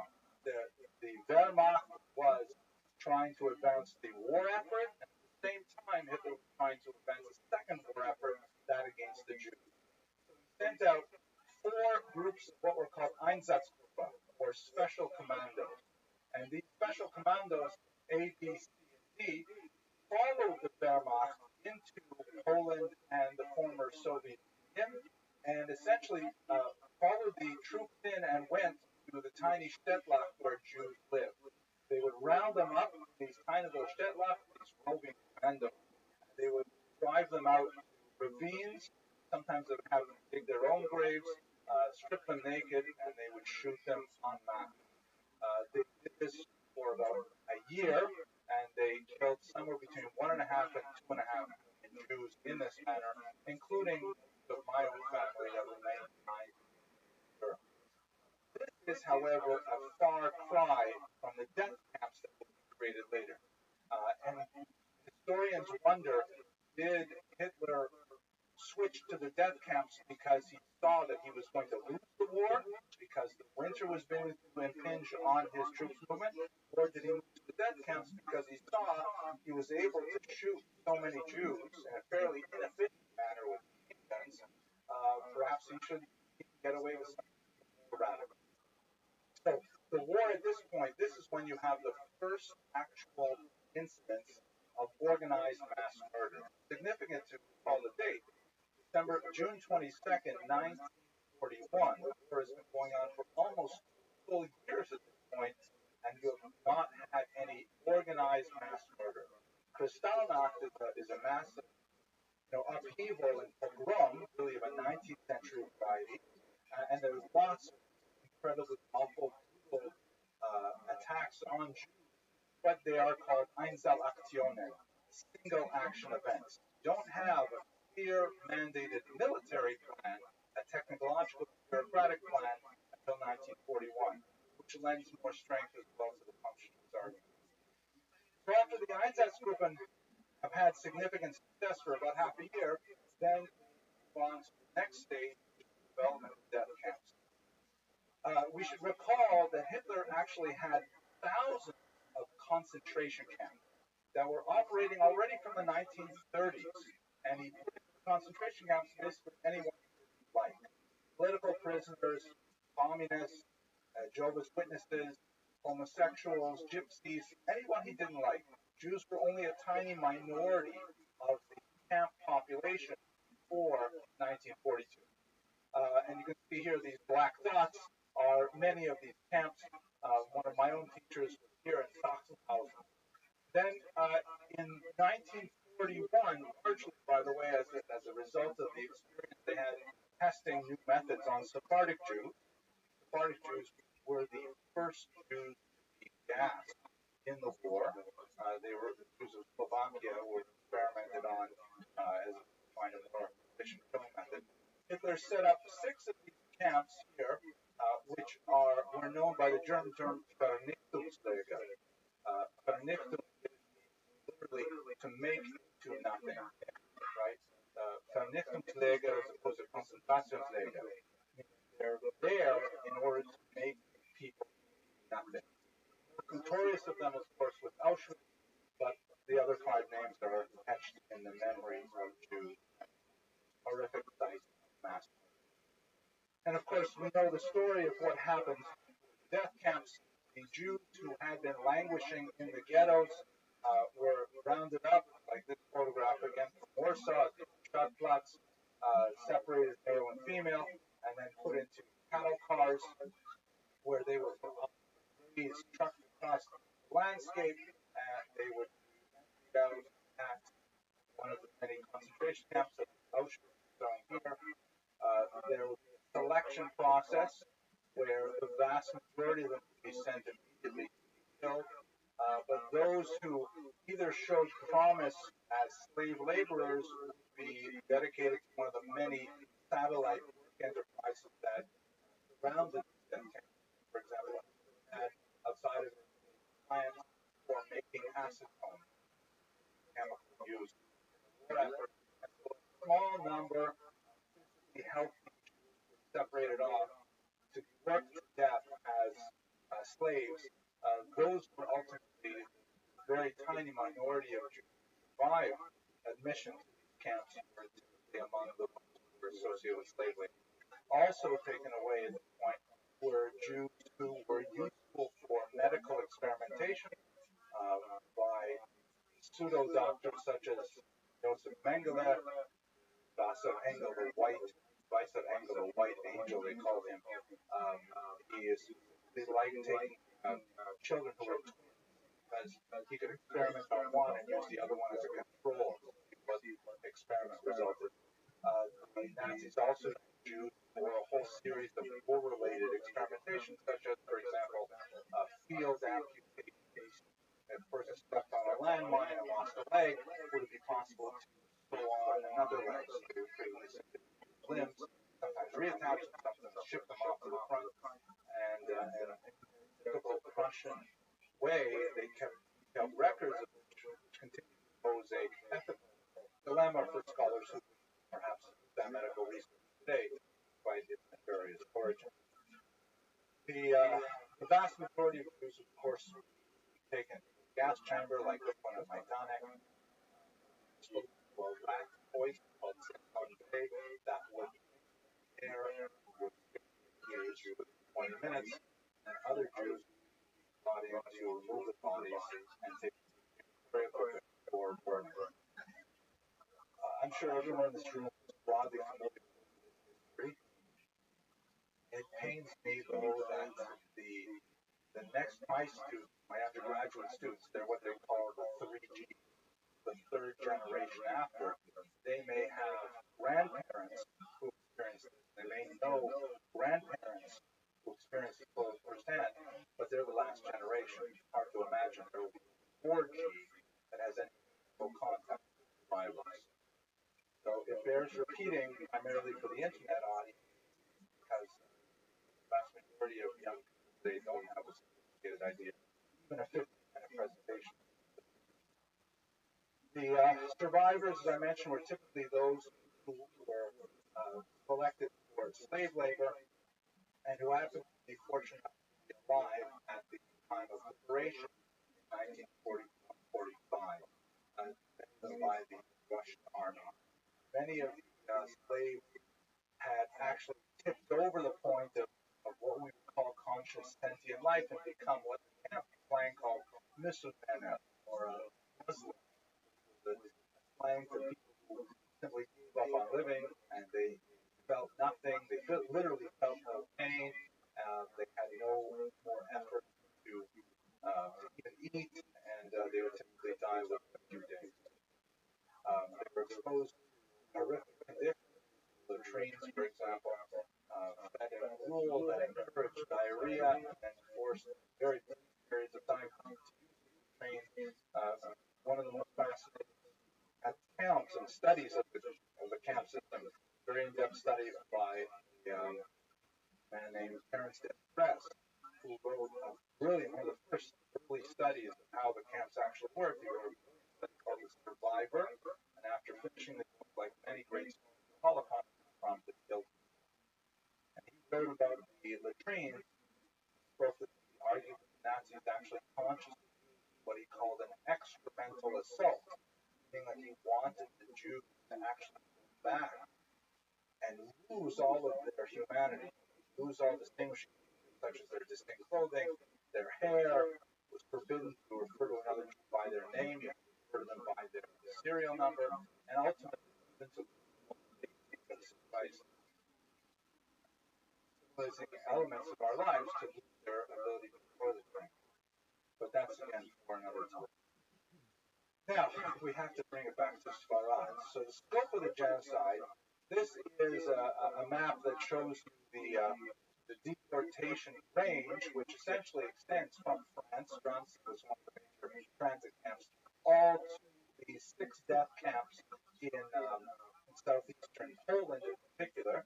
But the Sephardic lands are hardly represented here. Spain was technically neutral, as was Switzerland, although as we know, when you're being neutral when there is a tyrant in the room essentially means you're siding with the tyrant. But what about all the Sephardim who are living down here in North Africa, what happened to them? They largely survived the Holocaust, but only this map shows the vast majority of them experienced their own demographic upheaval, not at the same level as those of the Jews north, but they were decimated by the uprisings of their local populations upon the establishment of the state of Israel. And just looking at some of these numbers, countries like Algeria had, 140,000 Jews in 1948 when the state was established, and in the year 2000 they had 100. Libya went from 38,000 to zero. A tremendous Jews forced out of their homes and essentially exiled to Israel. They have to be exiled. Israel's a good place to be exiled too. But this is the contrasting experience of the Sephardim, which is of course slightly later than our time period. Okay, so if we look at the Sephardic context, we can say three basic things about their experience and why it was different. And I am painting broad strokes, but we're just trying to place it within the overall context. The first and most important thing is the date of occupation by the Nazis. And this is true of Europe as well. The longer the Nazis held a territory, the more likely it was the Jews there would be murdered. See that most impressively, perhaps, in the case of Hungary, where the Jews actually managed to hang on right until the very end, until 1944, until the Nazis drove out the local Hungarian government, which was allied to the Nazis, but was hesitant to actually put in place draconian measures that Hitler demanded. And once the Nazis took over Hungary, then of course one of their first priorities, even at the expense of their own war effort, was to immediately murder as many Jews as possible. The same rule holds true as well for Sephardic lands. Greece, where we'll have a large population of Jews, was taken over fairly early by the Nazis, and they had some of the most devastating losses. In North Africa, however, which was associated with Operation Torch, when Rommel made his way across the coast here, hoping to circle around the outside of the Mediterranean basin, these countries, later the Nazis come in the war, more likely it is that you survive. Persecuted, but still survive. Second very important factor, this is number 3, let's go 2 here, is colonialism. That, especially in North Africa, the indigenous populations did not view the Nazis as liberators. Algeria, Tunisia, Libya, Egypt, they viewed the Europeans on the other side of the Mediterranean lake as essentially interlopers who were coming in and were forcing their ways onto the local population. So what difference does it make if you're dealing with the French in Algeria or you're dealing with the Germans in Algeria? There was a tremendous amount of skepticism in the local populations who were not as enthusiastic about cooperating with the Nazis. This is not the same situation we have in Europe, where, for example, in countries like Lithuania, Latvia, Poland, Ukraine, there is tremendous enthusiasm, honest enthusiasm from the local population who feel threatened by the Soviets. They're welcoming the Nazis with flowers, thinking, okay, with German help, like we had in World War I, we will drive the communists back. This is not something that happened in North Africa because the Germans with us. And thirdly, I got these out of order, but I'll go back anyway. Thirdly is the fact that Sephardic Jews still tend to be far more acculturated than Ashkenazi Jews. Ashkenazi Jews tended to maintain their own separate language, Yiddish, tended to have their own separate modalities of dress. They tended to be very focused and very narrow commercial enterprises like money lending, petty trade, card artisanry, things like that. In North Africa, in the Arabic-speaking lands, Jews were highly adapted to the population, virtually indistinguishable from the dress, language, culture. They did not have nearly as narrow a range of occupations, and so they were generally much more well-connected to society as a whole. This is something that we see all the way back from the Golden Age of Spain, where Sephardic Jews had significant linkages with local populations and were able to blend in with a much greater degree. as they were in Ashkenazic times. The great exception to that rule, of course, was Germany and France, where the Jews attempted phenomenal effort to slavishly imitate local non-Jewish norms, and it did not help them in some ways. So let's have a quick look at the three main regions of Sephardic lands and understand their experience with the Holocaust. Greece is the region with both the largest concentration of Jews and also the most European of experience of the Holocaust. In fact, the Greek experience is largely distinguishable from that of the north and places like Poland. The key distinction is which part of Greece are we talking about? Because when you look at the Peloponnesian, at the peninsula that extends into the Mediterranean, there's three zones. One zone occupied by Bulgaria, that is a German ally that invades a territory in the north of Greece that they coveted. Then you have a region in the center which is occupied by Germany directly. And then you have a fairly large section here which is occupied by Italy, of course, also a German ally under Il Duce Mussolini. And as we would expect, the Jews who were in the German zone experienced the Holocaust full force immediately upon the Germans invading. Ghettoization proceeded particularly in Salonika or Thessaloniki, one of the most important centers going back a millennium for Jews. Many Sephardic Jews had settled there after. Yes, BC, can you hear me? If you can't, that's okay. I just want everybody to know that I'm going to memorize all the flags of the world.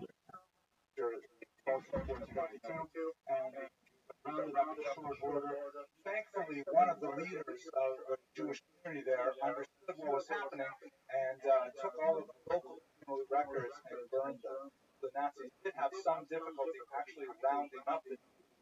Not the case in Germany, Poland, and elsewhere, where the local Jewish leaders were forced to cooperate with the Nazis on pain of death, and so the Nazis were able to identify Jews much easier. But nevertheless, they took them eventually, sent them to Bergen-Belsen, who were murdered. In Bulgaria, there was this phenomenon that we see many places in the Holocaust, where the Bulgarians were not especially fond of the Jews from the central part of Greece that became refugees, and they were very happy to turn those over to the Nazis. But there was a big distinction made with what they considered our Jews, our Bulgarian Jews who lived there for many centuries. They were not in a hurry to go along with their ally and hand them over. And in fact, only after great pressure did they in fact do so and send their Jews to death camps. This is in contrast, by the way, with France. When France was conquered, even though we have this image of, these heroic French guys wearing berets and like bombing things, the reality is that the Vichy French offered the Jews to Hitler before he asked for them. They already deported their Jews in advance of a request from the Nazis. The same thing happened in the Italian zone. The Italians were perhaps the most reluctant of Hitler's allies. Mussolini himself had very fond relations with Jews. He had a Jewish mistress for some time, and he was just not loved the idea of territorial expansion. He could not really get his head wrapped around the idea of anti-Semitism, especially genocidal anti-Semitism. But ultimately, was forced to turn them over. Greece had the most traditional of them. One last footnote about Greece. Perhaps the saddest emblem of the disappearance of the Jews of Thessaloniki is the centuries-old Jewish cemetery, which is a famous pilgrimage site for many because it really was centuries upon centuries and quite a large region in Athens. And it was taken over, the stones were removed, building materials, and now the Aristotle University that's on grounds today. Serbia and Croatia has a similar experience in European regions. The Sephardic Jews in Serbia were exposed to incredible Ustaše, which was the Croat Nazi party, was very enthusiastic about ridding themselves of all minorities. Here is a photograph from the war of the Croatians actually sawing the head off a Serb. And if you were around in the 1990s, you remember the tremendous the war that went on there that America participated in as well. Incredible fighting Serbs and Slovaks. So the Jews were equally within that mix, and Russia were very enthusiastic about deporting them. As I mentioned, the Serbian and Croatian Jews were the first to be exposed to gas technology for murder. This van is one of the many gas vans that were constructed. They were vans that were taken off the wheels and put on blocks, and essentially they used these early attempts carbon monoxide poison. It turned out to be not very efficient. They had to move to the rat poison that we mentioned earlier, but the idea of murdering Jews at a faster pace was something very important to Hitler, and they experimented with bombarding Jews. North Africa, to conclude our discussion, as I mentioned, they primarily experienced a military occupation and not a strong civil occupation. In other words, as I mentioned earlier when we talked about Barbarossa, the Holocaust is a function of the war. The Wehrmacht, although allied with the Einsatzgruppen and aware of what they were doing, nevertheless considered the Einsatzgruppen to be beneath them. Wehrmacht warriors and soldiers expanding the Reich. The Einsatzgruppen were like literally exterminated, getting rid of the vermin. So you only had the Wehrmacht in the North African countries. Hitler did not impose in these later territories the same kind of search and destroy missions that you have in Europe. So primarily what the Jews experienced there were the first stages of the Holocaust. The attempt to collectivize them in ghettos, not very successful because the Jews in Algeria and Libya and so on were much more diffuse, not concentrated in neighborhoods the same way they were in Europe. And the revocation of certain privileges, such as the Chemnitz Decree of 1870, that allowed some preferential rights to local Muslims, was removed instead that removed their civil rights. But by and large, just when the Holocaust was getting underway, the Nazis were forced to retreat, and so the Jews of North Africa did not experience the same level of. So to bring our lecture to a close, sorry that we could not spend more time on this topic. I'm thinking that perhaps next year for my students, my undergraduates, might do a year-long course on the Holocaust because I'm feeling it as a tremendous academic necessity. But I hope that in the spirit of Yom HaShoah and for the Kedoshim, many of whom we may know personally, we've at least participated in commemorating their experience through discussing it collectively tonight. I hope you all have an excellent week. God willing, I'll see you next week. But Emma Lazarus, much more cheerful topic, the great poet of the New Colossus, the Statue of Liberty. Thank you very much for your attention.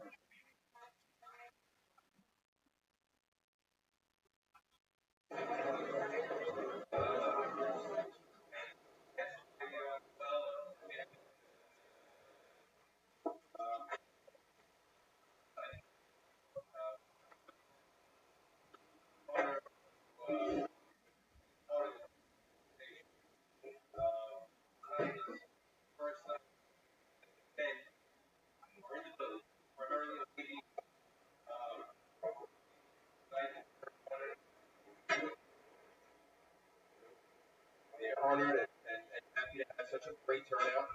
So, a few words into our speaker. They also prepared for Rabbi Eli Mansour.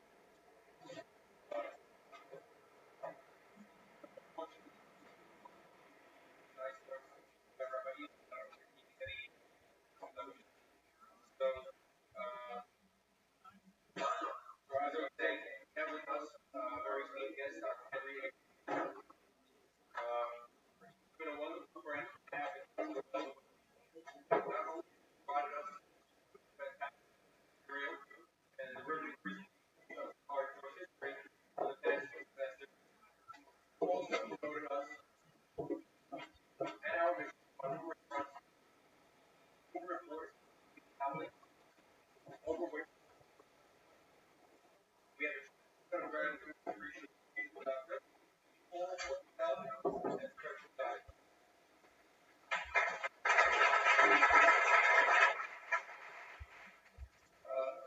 Those that do not know how it starts at 8 every day for college. Ontario currently University of Toronto all the training held postdoctoral and visiting at Harvard, Oxford, Yale, and Hebrew University. Also 7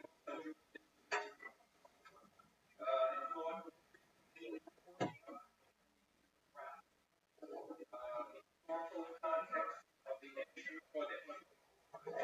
Personality published by both Harvard University and Hilltop Publishing.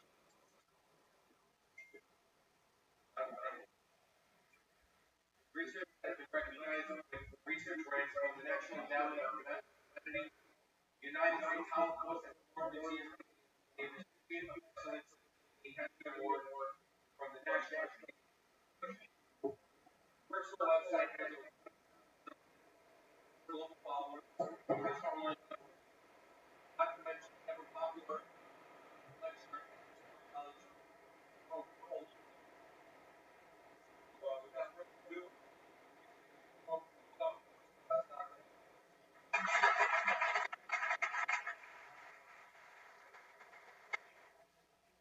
thank you very much.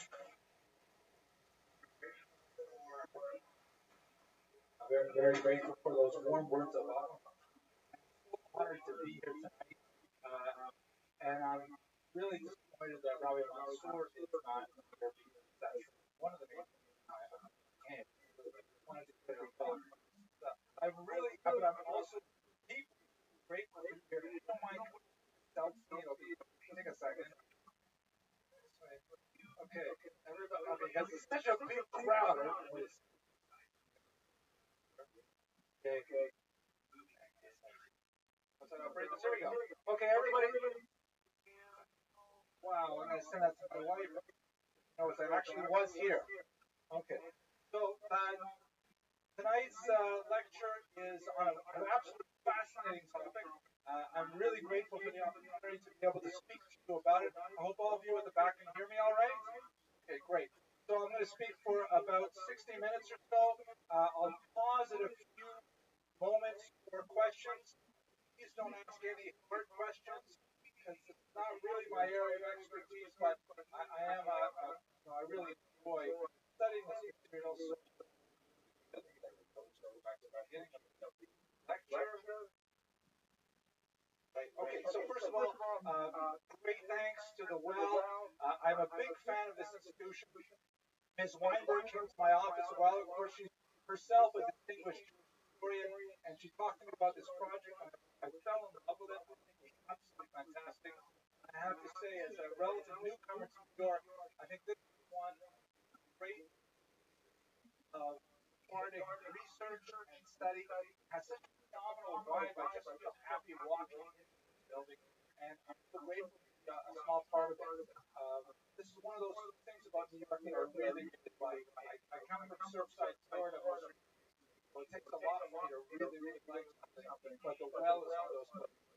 And so I want to give thanks to the inviting me for allowing me to participate in your academic life, especially to Ms. Weinberg for her declaration and program, and to Ms. Bassoon for her guidance, leadership.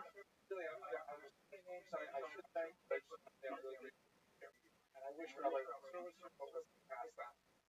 Those of you heard a really nice introduction. I really appreciate it. It's an older picture from before I grew my beard, but my area of expertise is really the Eastern Europe, Ashkenazi Jews, and I've written quite a few books on training Jews in Poland, like that.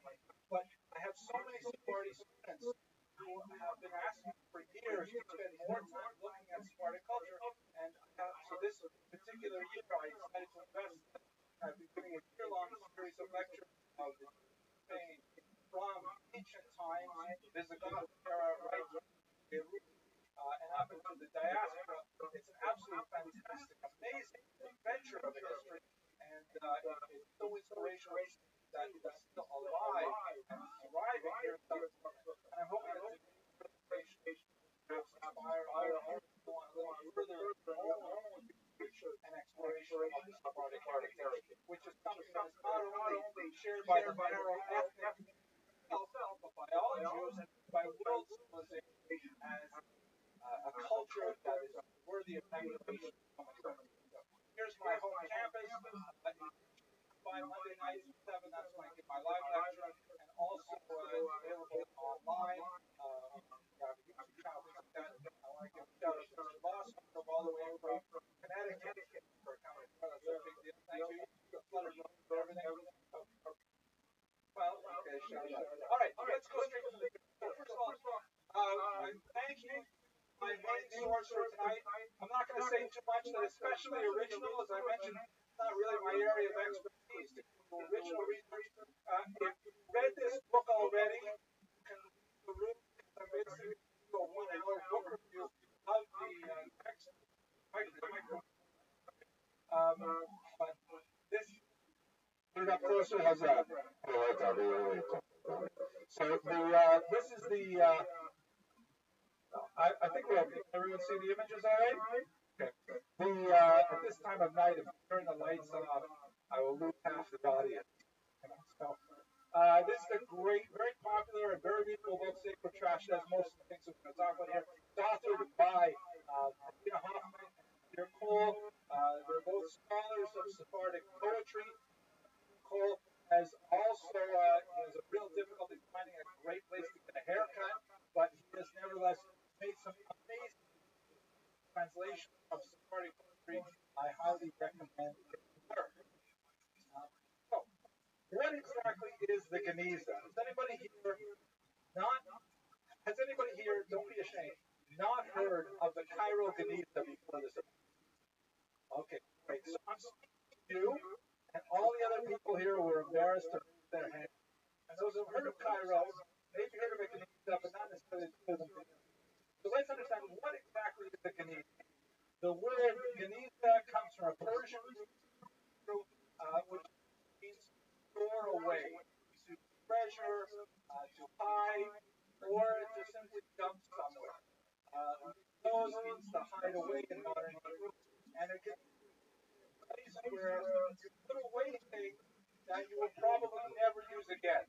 It's not exactly the same as, let's say, for example, an ashpa, which is like a garbage heap, but it's someplace special that you put things away forever. So, like, for example, this picture here, which shows a modern Geniza in Israel, looks pretty much exactly like a dumpster, right? It's got graffiti on it and things like that, but there's a special purpose for Geniza. What that purpose is. Exactly right. The halacha is that anything written with a name on it, a shame, and shemot, or shmot, or as they say, what is it? Shemot, right? A little more simple. And they don't say shemot in the party. Shemot, it's a little stronger single. So, anything that has God's name in it cannot be thrown away. It's no longer worthwhile. It's probably like an old prayer book. You have to put away something, and then eventually it's burial in the cemetery. So most synagogues have a Geniza somewhere, a back room, a closet, something like that, where they put away their various goods. Which is in a public street, has a sign here that says, is Zevel. I would translate Zevel normally as fertilizer, but I think what they mean here is like garbage.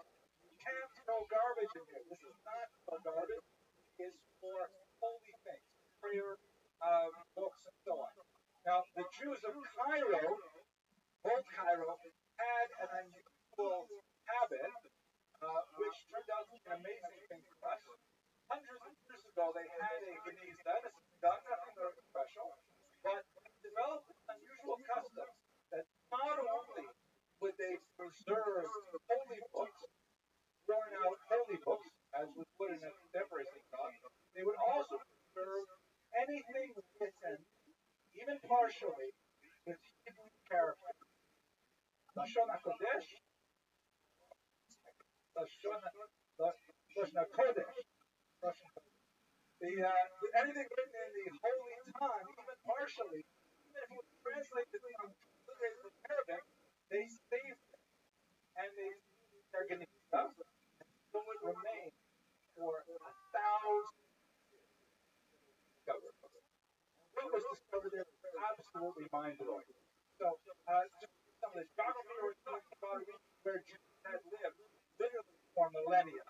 Go back to the biblical period, and old Cairo, which is known as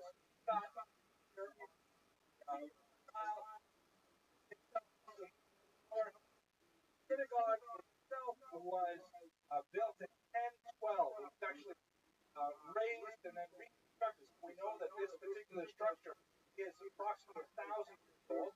Here it is, the Ben Ezra Synagogue. This is not the original structure. It was renovated at the end of the 19th century again by a Canadian team in the 20th century. But you get a sense of what it might have looked up. Here's a view of the interior. These are highly traditional electric lights. They had 1,000 years ago, but you get a sense of what this synagogue must have been like. Now, what's important to us is not the reconstruction of the synagogue, but this attic here, this ladder going up to the top. A legend had developed in Old Stat that there was a serpent in the Geniza, in this, kind of like upstairs attic crawl space. And anyone who went in there would be bitten to death by the serpent. Another legend, which sounds very Egyptian in nature, kind of like Harrison Ford, Raiders of the Lost Ark kind of thing. By the way, I have a fondness for Harrison Ford. A lot of my students say that I have a striking resemblance. Either him or Will Smith. Okay, so there was another Egyptian legend that anyone who saw the inside of the stuff did not live out the year. So for 1,000 years, it remained unpreserved until the 1800s, when a few pieces of manuscripts that were in the kingdom began to circulate in the black market. There's a whole cavalcade of interesting people came across pieces of the stuff. They began to seek out into European collectors and say, there's something interesting coming out of this old synagogue stuff, but no one knew the extent of it until it was discovered by these two women, Agnes Lewis and Margaret Gibson, twin sisters with a very unusual upbringing, raised by a Protestant minister in England who promised their young daughters that he would take them to any country in the world as long as they learned its language first. So they took him up on his offer, and they learned French, and Italian, and German. Then they moved on to Arabic and Turkish, and they got to be really quite well traveled and also very well educated. Here they're shown, by the way, in their cap and gown, but they were denied Cambridge University, so they ended up Oxford stellar world-class research, including discovering manuscripts, Syriac manuscripts, Testament, monasteries to Sinai, translations to Syriac. World-class scholars were unfortunately never recognized in their lifetime, primarily because they were women. At any rate, were both widowed at a young age, and they took a considerable fortune, translated world travel, where they went around all got a hotel, visited the local welcome. They were known as they were virtually inseparable as the Hebrew from Lewis. History was not Jewish, highly intellectual, very well educated, and fascinating. They went to this synagogue in Old Synagogue, and when they were told about the legend of the snake, don't live out of here, so that's because on climbing up the attic, and they see amazing after large part of there, and they returned them to their friend, Solomon Schechter, who was a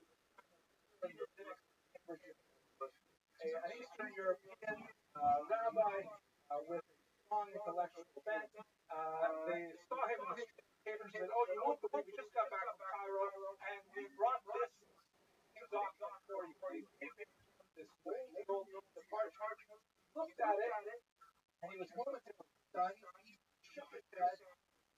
I this spends the time with him, sure, go ahead. And then he goes to mother, and then I don't see that. They discovered long lost manuscripts that never been known for 1,000 years. Then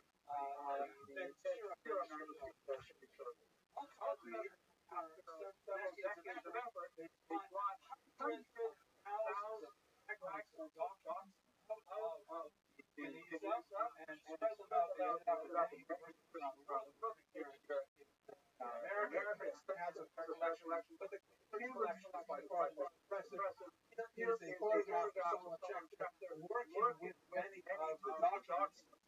This photograph, one of the main differences, what you see here, what it really would look like, is that he was wear a covering on his nose and mouth.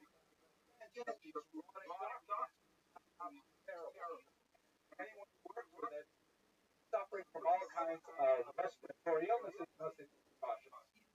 Yes.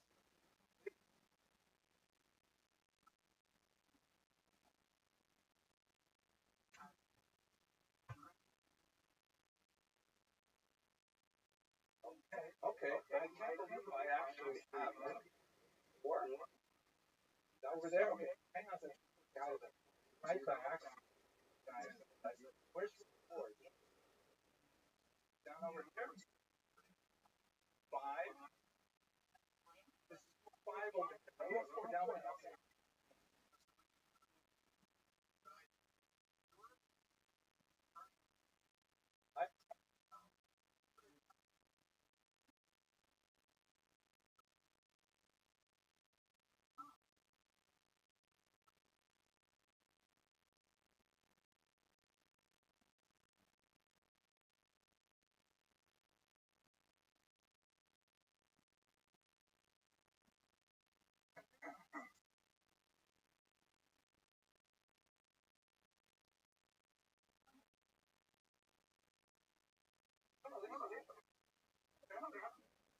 Okay, I don't know.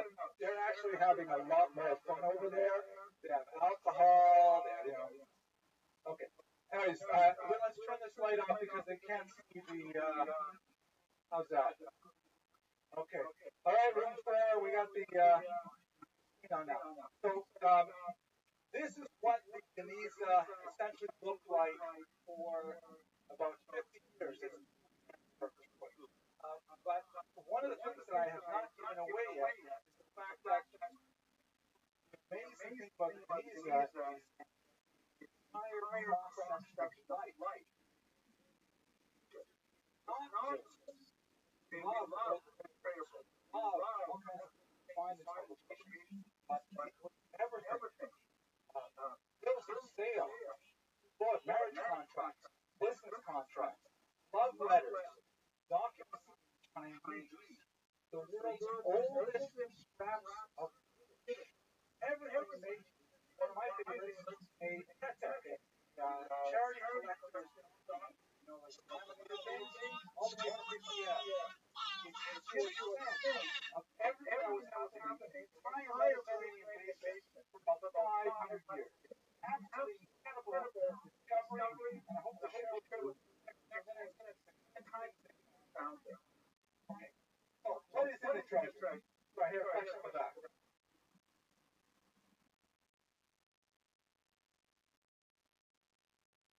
Oh, well, what was the reaction of the local population? They loved it because they paid for them. There was a lot of money. Like they thought, this is one of the great takeaways of the Geniza that I'm going to talk about. Everybody who thought it was trash turned out to be wrong. And this goes over several generations of scholars. Every scholar says, okay, that's it. We've taken pictures of the Another scholar comes on and says, other aspects. Greater treasure. So it's an ongoing problem. Wow, what happened to this chat? Underestimating the value of local property where they act as a bribe, and Cheshire was fed up with it because bribes now, you have to pay someone, you have to pay the bribe to the guy who stands at the front door, you have to pay a bribe to the guy or a tip. The guy who comes and says, how are you doing? You have to pay a bribe to the guy who comes and brings you a cup of tea. Like everybody's there, and you have to actually every single person. So they were happy with it at the time. Later, when it was discovered how trash and alcohol related, but we're not going to talk about negative. Here is the first document that really became famous, a fascinating book called Wisdom of Ben Sirah. This is a book which was revered by Jews during the Second Temple period, and it came very close into making it into the Bible. At the time, the rabbis were discussing what are we going to include in the Bible, which books are we not going to include in the Bible. There's a large number of books that were considered valuable, but for one reason or another, it didn't quite make it in. The Gemara, many times when the rabbis had a long debate, many rabbis felt, for example, we should not include the book of Kohelet. What do I? That's terrible. But Ecclesiastes, we shouldn't include it because it's not too much negative criticism. Another rabbi said, no, it ends well. So, but Song of Songs, have you ever read a not a Jewish translation of Song of Songs? Just read what the words say. It's R-rated. The rabbi said, no, wait, but Rabbi said, no, it's Kadosh.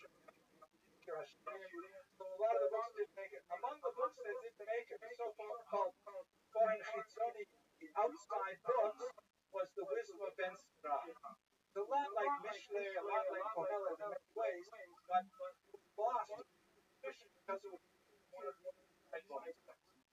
The Christian tradition, however, kept it in Greek. They loved it, and it became essentially a whole.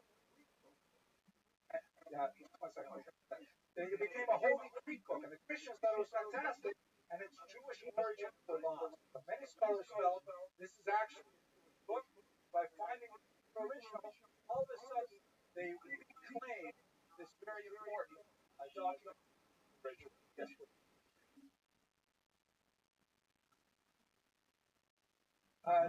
the Gemara indicates that actually an illegitimate child, not exactly illegitimate, the offspring of Yirmiyahu HaNavi.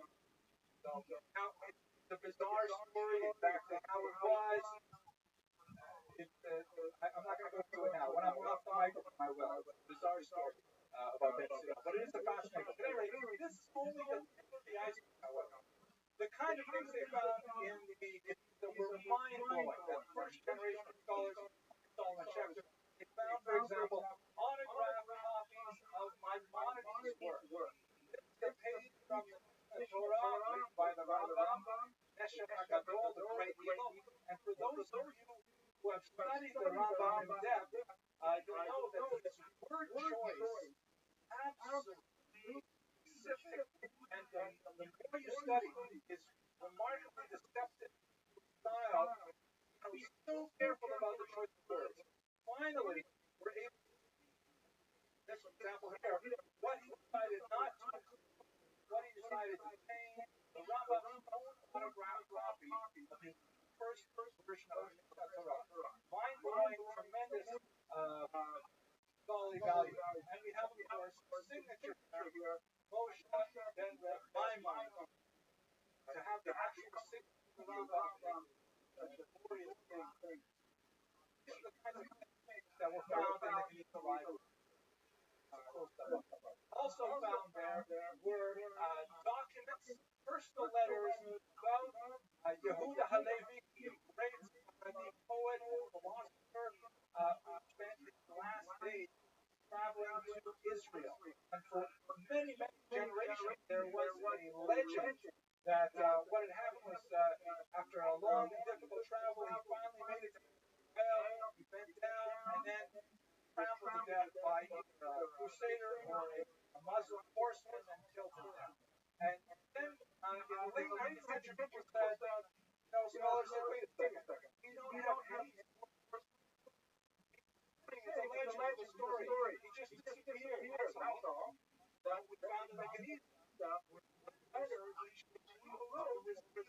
was actually in Cairo on route to Israel, and then we found that shortly after he left Cairo, went to Israel,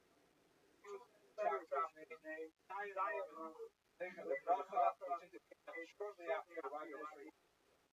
Letters do not confirm exactly how he was killed, but they do confirm that he made it there to Israel and there he died. These amazing kind of like stories of famous Jews are really true documents of the Mesa, and this alone but there was still another amazing thing that we find in the Mesa are all kinds of new voices, people that we've never heard from before. For example, look at this document. And this is an example of what they call a palimpsest, which is a document that has several layers of text. You see here, poking underneath this Hebrew text, letter.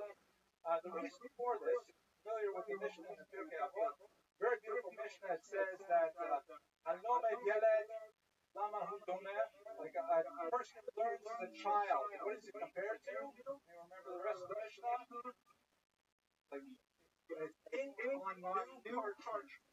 And so you imagine the parchment is like fresh, white, nice black ink, and it soaks up really well, contrast and so on. And then it says someone who learns older, like a Balchuko, like regular people, at an older age, what is it compared to? Like someone who writes on rubbed parchment.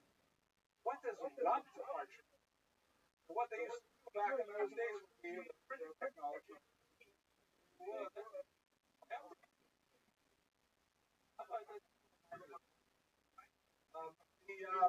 They would take the parchment. It's expensive. You had to shecht an animal to make this parchment, and they would take like some kind of scapula, like a ruler type device, and then they would rub it really hard. That would not remove the ink from the writing, but would kind of like grind it down further into the fibers of the parchment. Okay. There we go. Thank you so much. And that would make the parchment much darker, you smushing the ink, and less able to hold the contrast you're doing, but you could nevertheless write on top of it again.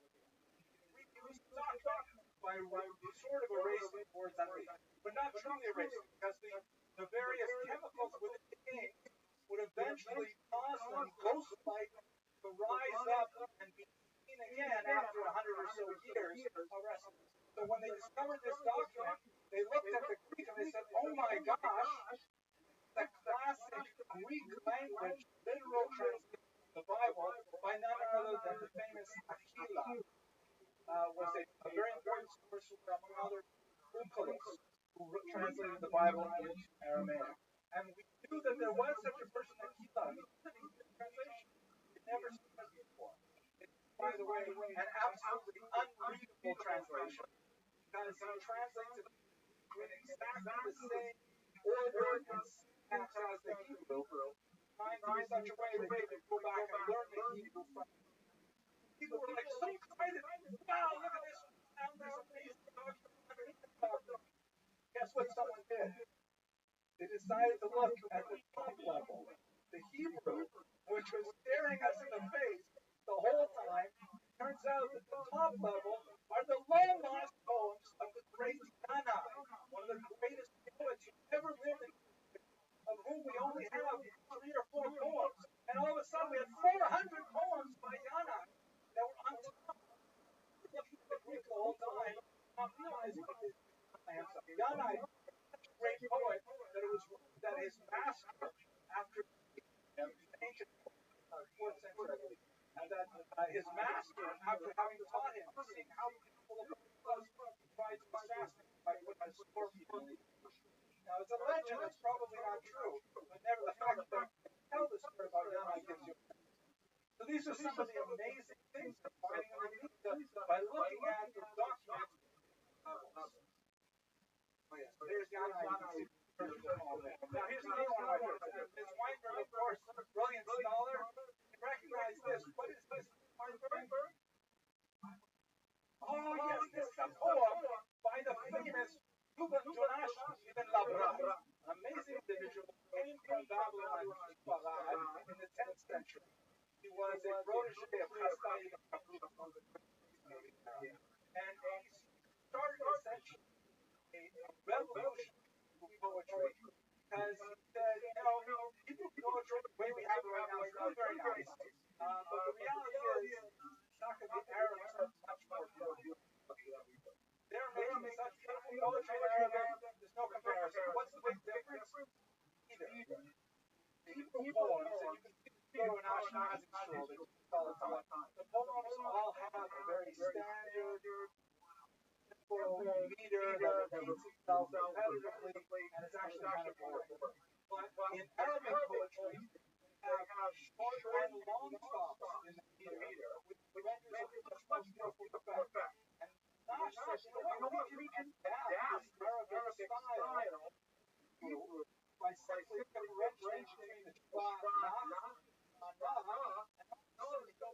whole thing by the realize that in 10th century, 11th century Spain, poetry was so important to that they literally applied violent counters to those for the tradition under Saru, and those were Arabic style poetry pioneered by Ibn Labrat. This is an example of a poem. See, it's up here, Dunash ibn Labrat.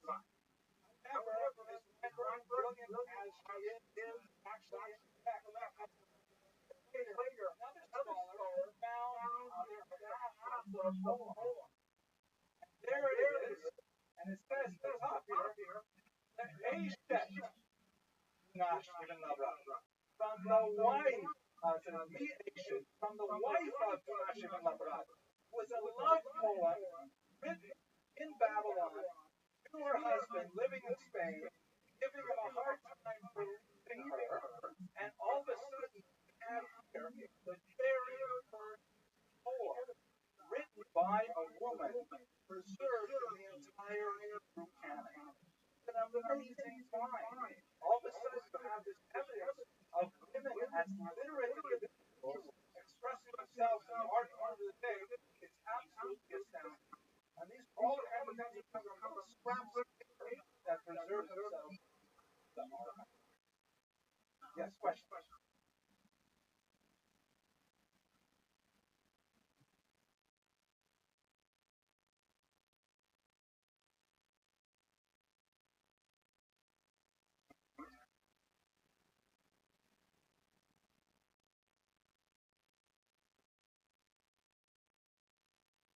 Well, the reality is we're talking about such vast, the question had to do with what language Jews are speaking at what time. We're talking about such vast scope of Jewish history that it's hard to generalize, but I'm going to do it anyways. Jews tend to be polyglots. Here in America, it's unusual for Jews tend to only speak. So for the vast majority of our history, we have spoken one language at home, language, often a hybrid between the Jewish secular language, Arabic or Yiddish, and we spoke a secular language in the street, and we spoke it in the synagogue. So these, what is the primary language varies from country to country, from place to place, but we typically use many languages, all of our The Geniza bears that in as well. Many of the documents are written in Arabic, but in Hebrew character. And in fact, Yiddish is essentially German, written in character. You know how to write for the Germans. So it's our own alphabet, language. We're comfortable in many different languages, and it just shows cross-section. Mr. Lawson.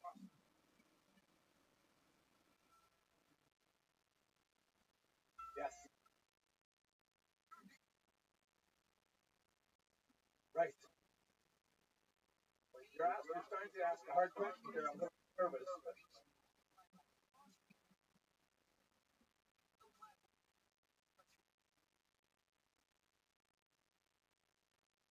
Well, absolutely. Marina Rothschild will show you here. She's actually on this particular. She's done a lot of work on this.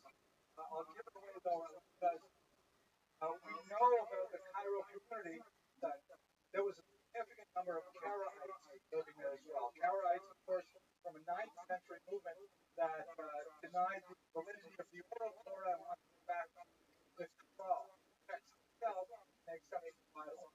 And we, as rabbinic Jews, tend to view them as Muslim heretics. When you look historically, most of the stuff we used to have focuses on how bad they are and how we try to push them away and how they were like constantly interfering with the things we were doing and stuff like that. But once you get into the documents, make that point that he got along with them, married with the Karaites, a lot like in America, where you would have Orthodox Jews, you'll have lots of conservative, unreligious friends. Occasionally they'll marry each other and they'll certainly do each other, and it's a much more relaxed environment.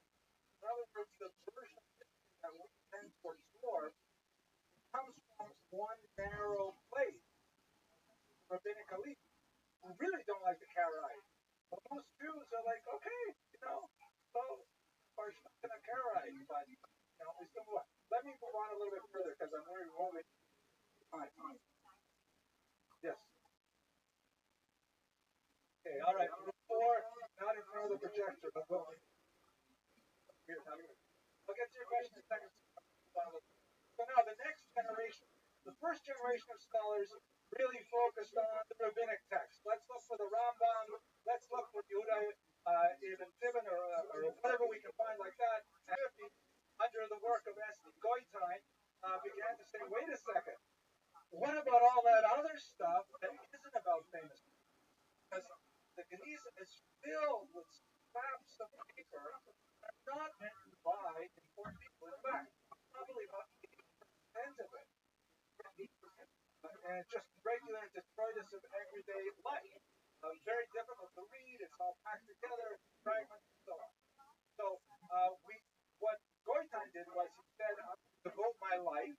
He ended up composing 6 massive volumes under the title A Mediterranean Society, traced every single name, address, furniture, clothing, spice, recipe, anything you find, and connected this best he could to give us a sense of what life must have been like in old Cairo for the few hundred years that the Ben Ezra synagogue was in existence. And he found some amazing characters like Usha the broker. This is not a picture of her, but it sort of looks like I imagine she would be. An amazing, wealthy woman living in old Cairo. And he managed to find a lot of documents about her. People used to give their children brachas saying, like Usha. That was like a common phrase.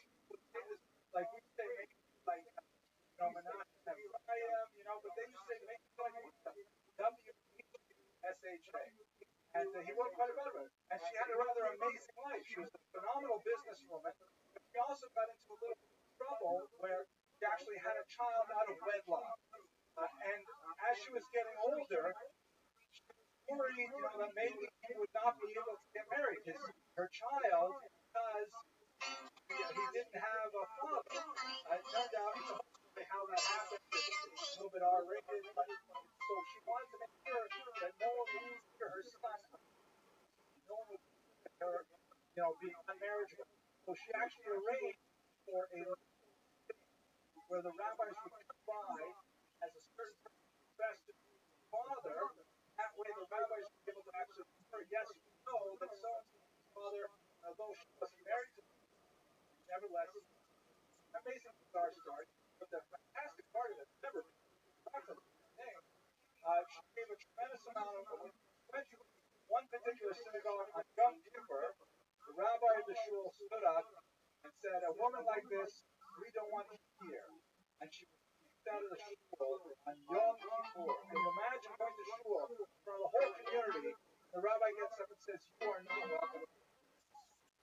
Nevertheless, absorbed the insult, and she gave, in her will, a phenomenal amount of money to every single shul in the community, including the one that kicked her out, and they were able to light the norot, the candles, for dozens.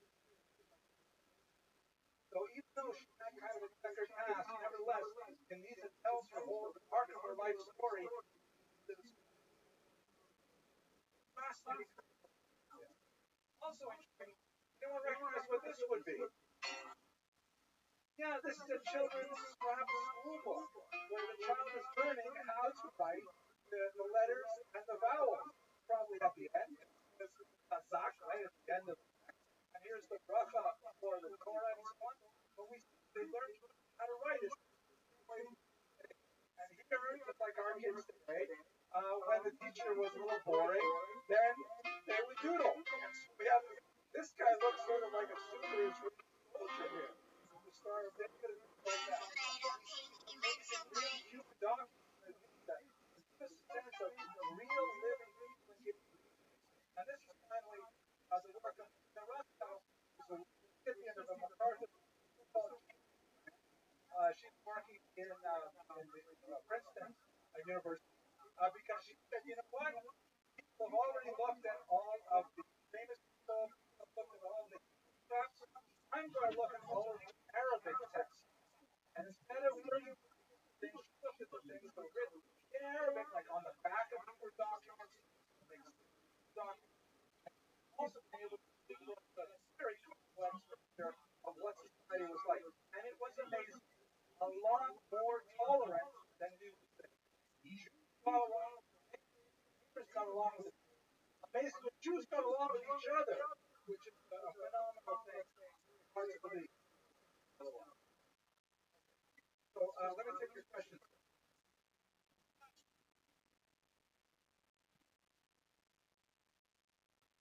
Well, basically. You may see me in the VC a lot, period. If you ever need anything, comment, just let me know. I'm here to help, period.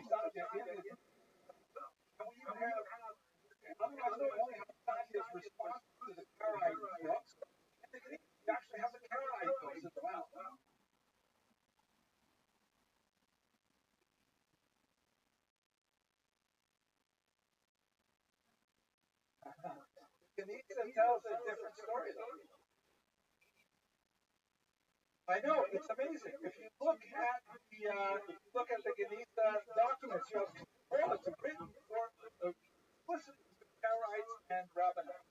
Now, the way the society evolved, Rabbinites definitely got the upper hand, Americans, sociologists, but the Karaites were part of the culture, and we had more relations with them than you would think. I recommend you going Times Square. I know, it's shocking. Please, let's go on. So let's just think for a second about what's next with Kenisa studies. So what we have at this point are hundreds of thousands of tiny fragments that have not been deciphered yet. Literally hundreds of thousands. So this is the work of decades, perhaps centuries. We luckily have a lot more to work with today. Things like they iron the documents out. Quite often, documents all folded within a packet.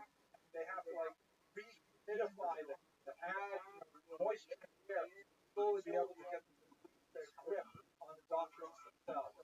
We can use modern ultraviolet lighting techniques to try and get a sense of what's underneath the text and so on. But perhaps most fascinating is the computer technology to discover the contents of it. This is an amazing site at Cambridge University. What I like about this is further back, but these lines over here are fragments of the month. Like every month, they post some incredible discovery that they found in poetry and personal documents. Like by uncovering things about the life of Sephardi Jews. And finally, you also have crowdsourcing inventions. Like, for example, to get over here today, I give a lecture, I mentioned Avenue J, and I had to get here for tonight's lecture, so I took an Uber. Uber is ride-sharing device where I get on the internet and somebody who has a car is willing to give me a lift. I'm willing to give money and it all works out very well. So the latest piece of research, like they give you a chance to actually look at the itself. Here's my favorite. This is Scribes of the Cairo Geniza. I strongly recommend that when you go home tonight, go and check this out. Let's do it together ourselves. So here we are. This is the actual website. And here it is. Right. So this is the actual website. Help us unlock the mysteries of the Cairo Geniza. So we click on Get Started.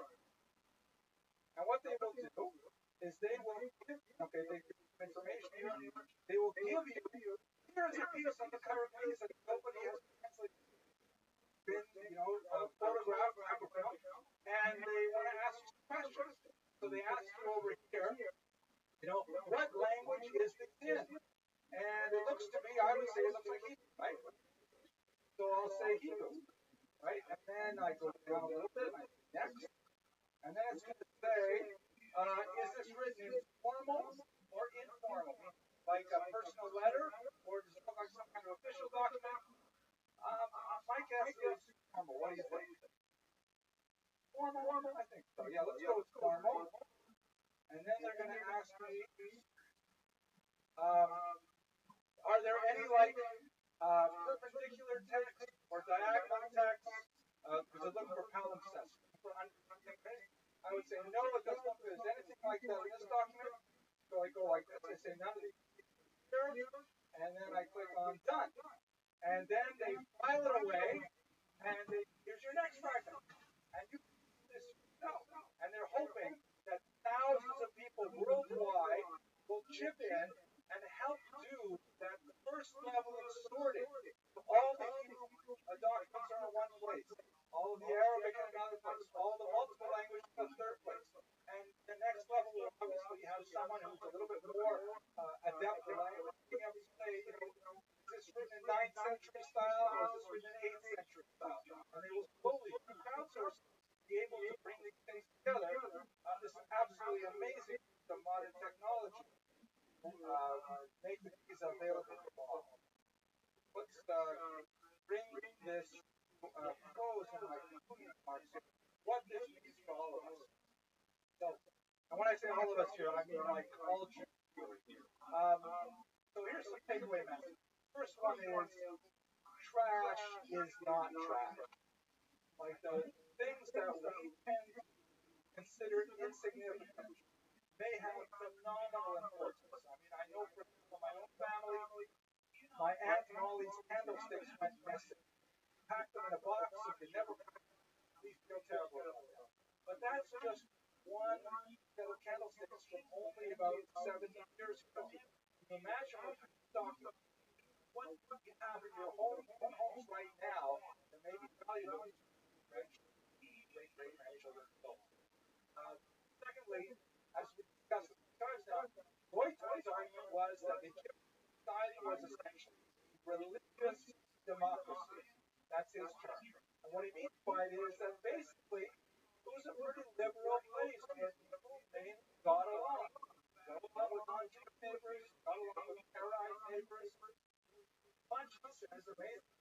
Kind of mind-blowing when we look at the very good section that we went through the Holocaust and certainly look at a Jewish Arab relation today. It doesn't seem like that anymore, but perhaps it was possible once. And third, as my father always showed us today, Sashon shows means the more it changes, the more it stays the same. In other words, the kind of things that people are worried about today, it's amazing to hear those voices expressed from the whole cycle of letters, for example, from mothers written to their sons, saying, why don't you visit me? Never write, nor without you. And you read these things and oh my gosh, it's exactly like today. You really feel vibrant this society reaches out to us over the centuries. As Cyrus said, and for me, me at any rate, it helps me sort of focus on what's important to me.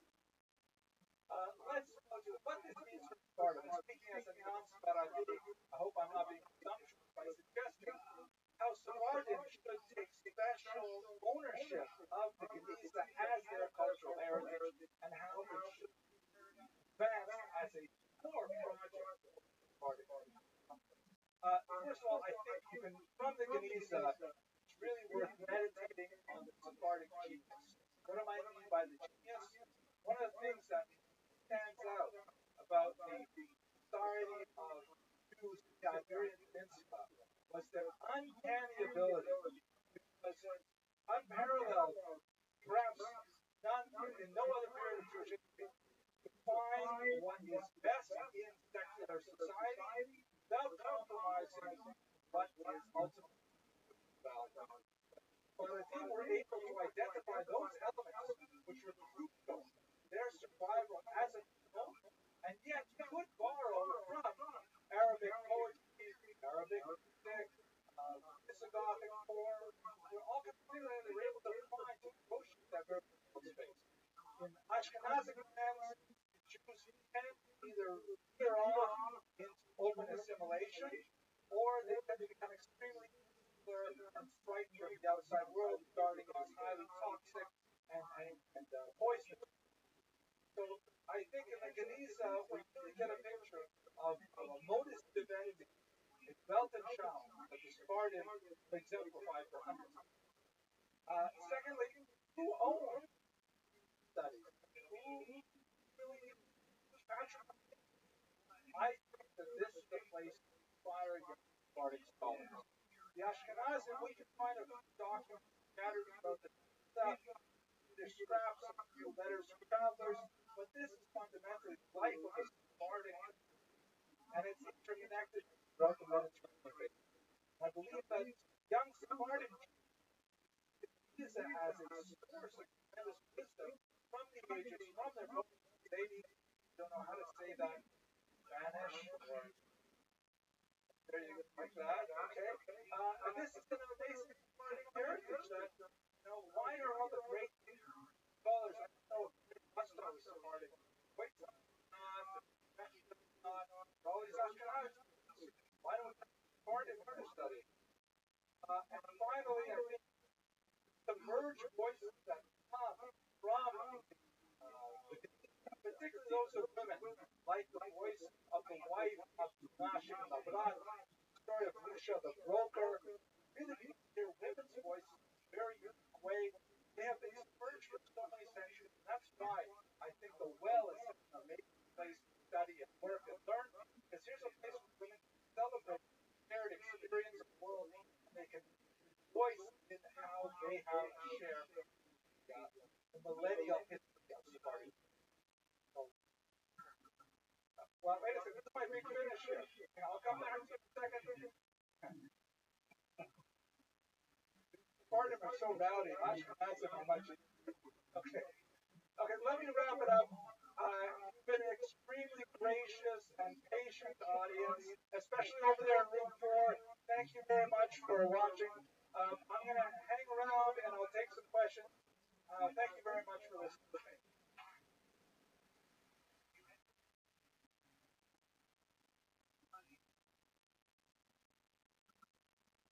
Americans, and those of you in the room who are Americans, Emma Lazarus, of course, associated perhaps more than anyone else with the very notion of American liberty, the very idea of what America stands for, comes in a very big way from her classic poem, The New Colossus, which is, of course, at the base of the Statue of Liberty. And we'll spend some time looking at that in class today. But on a deeper level, I think, Emma Lazarus, in many ways, used her Sephardic Jewish heritage to articulate a unique form of American Jewish identity that was hugely influential in many ways, still affects us, in the 21st century. Let's first of all thank you. We're grateful to Nathan Rudy, who is dedicating tonight's lecture in memory of Nisim Ben Simbel and Stetsy Bakia. These are very unusual names.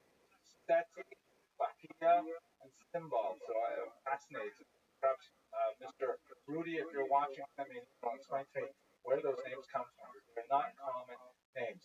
Related to Mr. Rudy's sponsorship, I want to note that we have 2 final lectures for the season, and in fact, they have gone as yet unsponsored. So I'm really interested in raising more money for our students for a scholarship fund.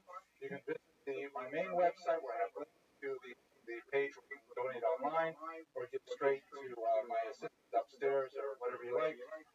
We have next week, who are the crypto Jews?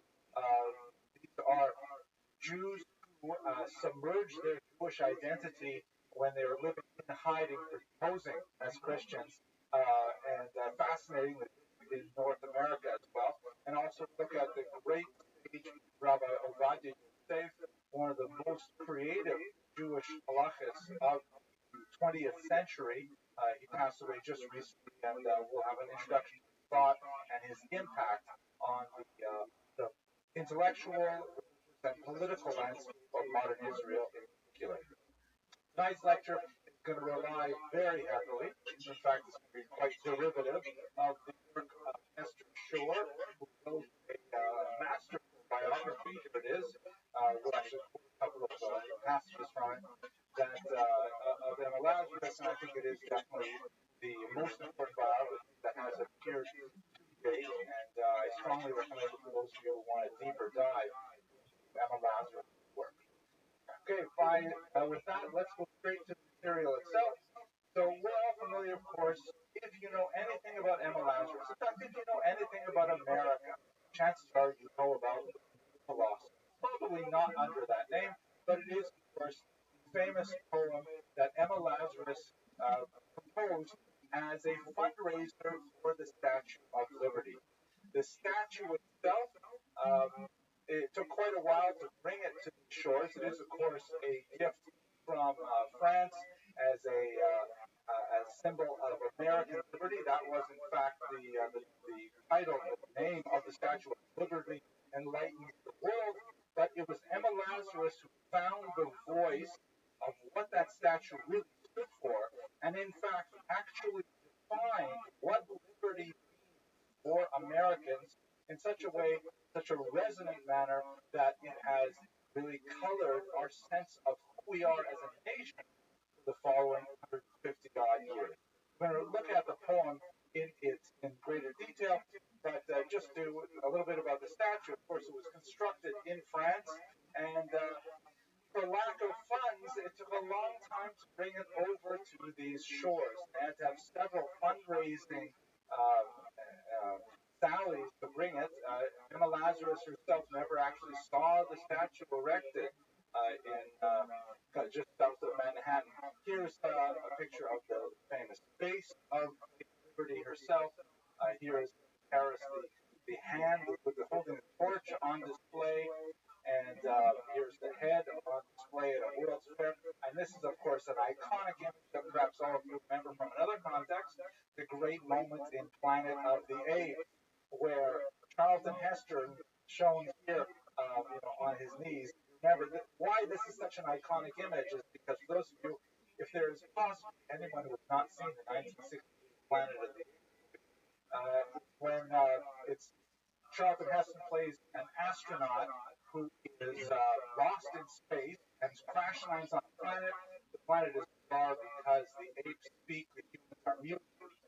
Societal hierarchies are upside down, but eventually he escapes, and then he discovers the Statue of Liberty buried on the shore like this, and he realizes, of course, he has not been transported in space, but in fact in time.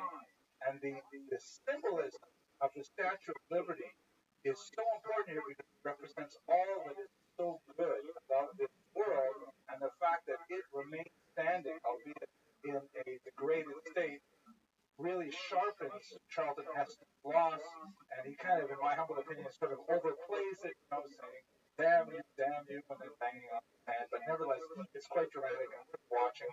And it says a lot about what the Statue of Liberty means to us as a nation, and as is defined by Emma Lazarus. So here's a quick reading of Colossus. I'll show you a very quick video of it. Oh, I forgot to check the audio. I hope that will work. If not, then Dave, you'll help me out with the audio. Just one quick word before we go into it. The word title, the new Colossus. The Colossus was, of course, a famed statue. It's now destroyed. That from the Roman period, if I remember correctly, and it was a great warrior that stood astride two great pillars that guarded the port to some famous city, Rome, I believe, something like that. Rose, the city of Rose. Thank you so much. It's difficult when you give lectures in college for being fact checked by everybody. But okay, here we go. Here's a reading of the new Colossus.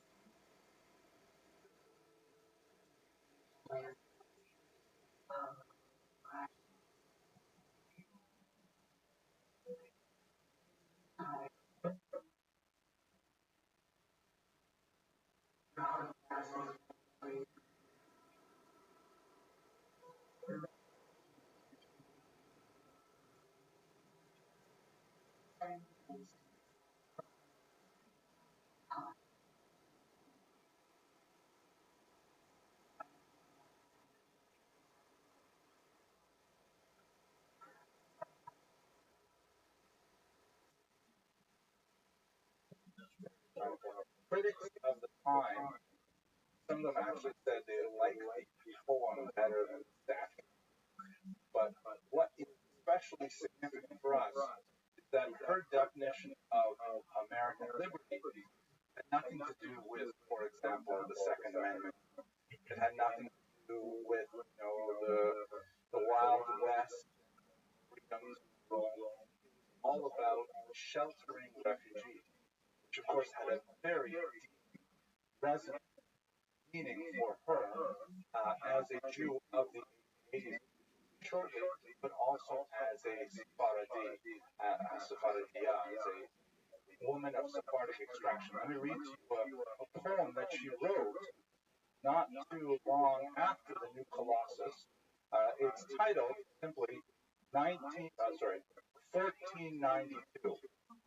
Significant date, right? Because of course it mentioned that refers not only to the discovery of America, but also the expulsion.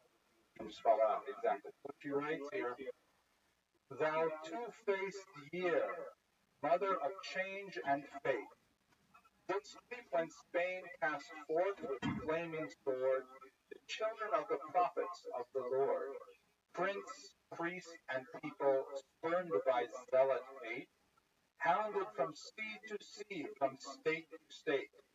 The West refused them, and the East abhorred. No anchorage the known world could afford. Close locked was every port, barred every gate. Then smiling, thou unveilst, O two-faced year, a virgin world where doors of sunset part, saying, Ho, all who weary, enter here. There falls each ancient barrier by the art of race or creed or rank devised, to rear grim bulwarks hatred between heart and heart." A very beautiful restatement in many ways of the Colossus in the context specifically of her Jewish heritage. The Jews exiled from Spain, driven from port to port, unable to find a safe anchor, and only because of the great irony of Columbus's discovery of the Americas, we have at the same time as the door closes in Spain, the door opens in America. And here you get a sense of, I think, the dual identity of her as an American and as a Jewish woman that's so crucial to the development of the modern American ideal as a whole. Let's look a little bit more at her life. Well, let's look at the poem itself for a second. So just to break it down, Colossus, of course, the old Colossus the representation of Greek might, of power, of, in fact, exclusion, right? The Colossus, the artist rendering thereof we saw in the film, the Colossus represents how powerful Rhodes is, and that only those who have permission may enter. Statue of Liberty, of course, is exactly the opposite. The lantern is welcoming those, the beacon for those who seek the freedom. So it's the new Colossus, meaning a complete inversion of values that is best in America. Not like the brazen giant of Greek fame, brazen both in terms of made out of copper, if I'm not mistaken, but also brazen since it's and authoritarian. With conquering limbs stride from land to land, again the old Colossus, here at R.C. Watt, Sunset shall stand a mighty woman with a sword. Interesting, of course, it's a woman, and the Lazarus, unusual to a poet of the time celebrated for the fact that she was a woman at the time, quite unusual. It's quite unusual. Flame is blazing lightning, and her name, Mother of Exiles. That term was very resonant to her, and she often referred to the statue as the Mother of Exiles. Again, really translating what America means. From her beacon hand glows worldwide welcome. Her mild eyes command eldritch harbor. Lands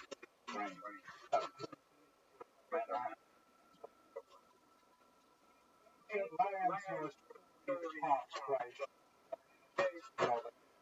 Crown jewels, anything you have, things like that. Cries she with silent lips. Give me instead. You followed your gas, European stuff, but instead you're tired, you're poor, you're out of mass, learning to breathe. That's your refuse of your shore, right? You have so many of these people that are overflowing, and you want to get rid of them and bring them on. That's what America's going to be making here. Send me the homeless, tempest off to me. I lift my lamp by the old world. For a powerful statement of American value. So, jumping ahead, let's look a little bit at her life as a whole. Charlton Heston, once again. I like Charlton Heston. A lot of people tell me I have a striking resemblance at him and Will Smith. I walk down the street and people say, "Is that Will Smith?" Okay. So, as I mentioned, her family background is a Portuguese Sephardic, meaning that her family at one point had converted to Christianity in order to protect themselves, but once they reached freedom, either in South America or in North America, they converted to their Jewish identity. She had a lot of connections to Newport. In fact, she meditated on some of the poems that Longfellow wrote about Jewish Newport. There was anyone who looked at the life of David Thoreau. And in many ways, was from the great old Sephardic Jewish families of Newport. The families that her ancestors married into were all the employees of the period, and running through the 18th century as rabbis and philanthropists and leaders of various types. She herself came from an observant background, but she did not feel trained to observe it the same way that her parents did. In fact, she describes some of the fascinating encounters she has with other poets who are fascinating, first of all, the fact that she's a woman, because there's not that many female poets at this time, and secondly, that she does not seem embarrassed about her Jewishness whatsoever, and at the same time, she speaks with confidence in modern American vernacular.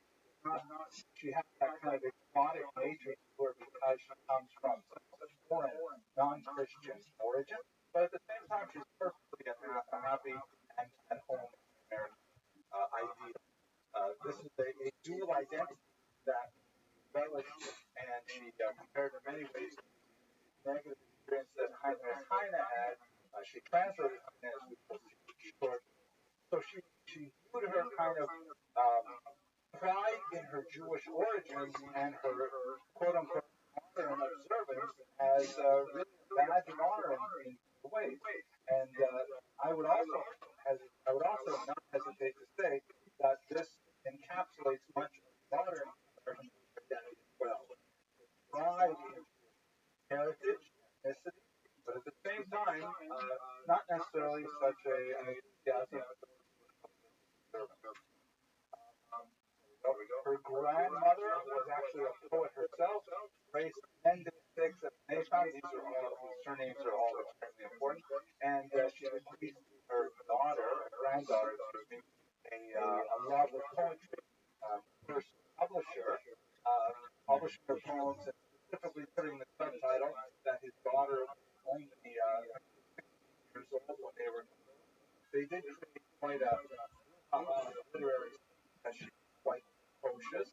Of all of them, have this female poet of Jewish origin who's writing poems at such a young age. She was the fourth of 7 children, and very few of them, including Emma, married. They were quite a well-to-do family, and as they lived under the shelter of their father, well into their adulthood, and apparently did not feel the need to move on and create families of their own. Once again, has a lot of speculation as to why this was, and not occupy us today. Very close.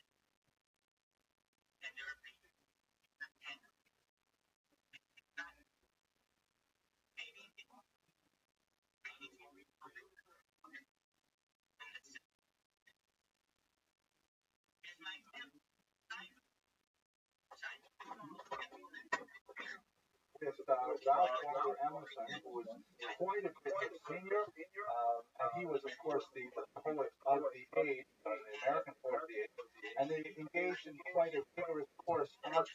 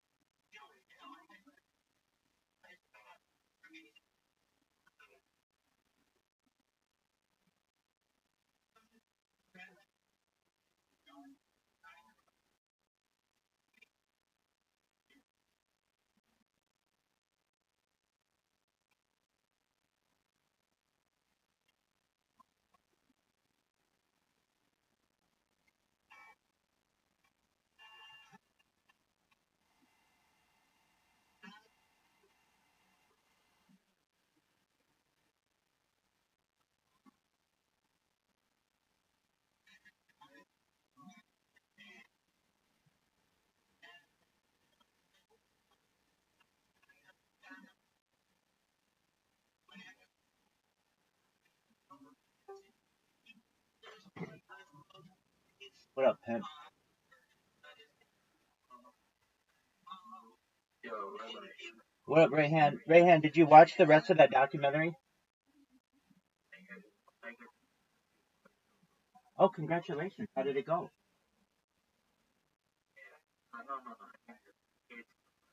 Okay, absolutely. Absolutely. You want I can help you. I can ask you interview questions to prepare you. Excellent. What kind of job is it for? So, let me tell you my background first. So, I was college for computer science. Okay. This job is called ERP developer. ERP You can search it on developer. Google. Yes. ERP. Yes, sir. All right. And enterprise software developer. And the price is what? Enterprise resource planning. Enterprise resource planning. Absolutely. This is a big position, my man. Okay. So I'm gonna ask you those questions, and then I have questions and answers, and we'll review them. All right. Ready? Yeah. What is ERP, and how does it benefit a business? You wanna tell me about? I do. I want you to get this job. Yeah. So, I haven't do full research on that. Well, you have until tomorrow. So this is the way to do it. But I'm trying. I understand, and I'm going to help you. I told you I believe. That's fine, but you're underprepared already. Answer the question. It's the easiest question that you're going to be asked perhaps tomorrow, aside from what is your name. What is ERP, and how does it benefit a business? Yeah, so ERP is some kind of an organization manages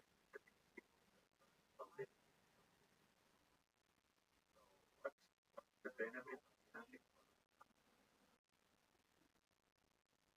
company. Uh, they they have to manage people and resource on this to make their plan to make their business work. Excellent. So company now we use ERP for automating those processes. Excellent. Managing people, managing people, managing product. Okay, so now let me just ask you this. Are you using AI? Rayhan, are you using AI? No, I'm not using AI. Excellent. What programming languages and technologies are commonly used in ERP development? Oh, the programming language used in ERP is basically Python. No. So the bigger the exact software that that company currently is called Odoo, and in Odoo we use the programming language of Python.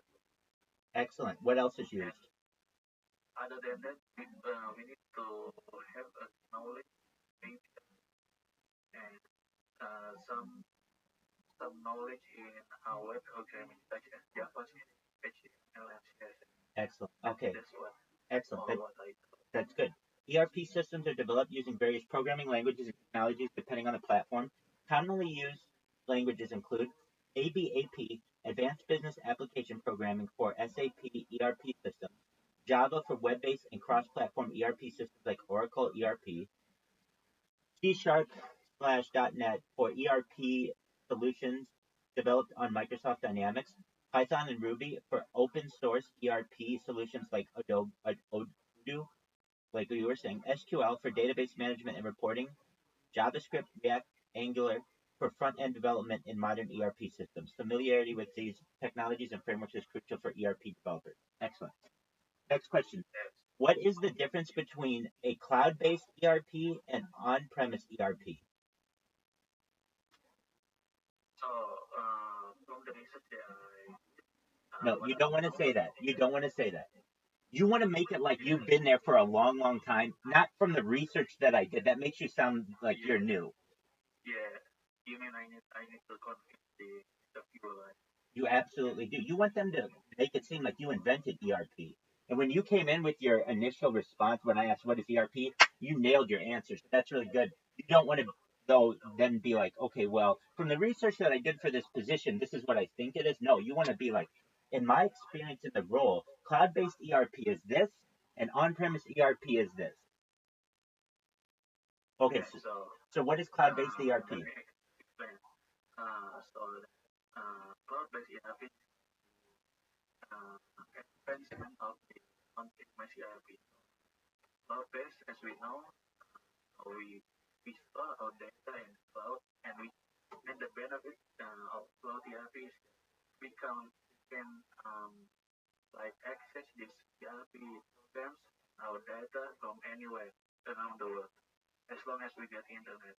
The difference is with on-premise ERP is on-premise ERP act like an offline um, type of cloud ERP. So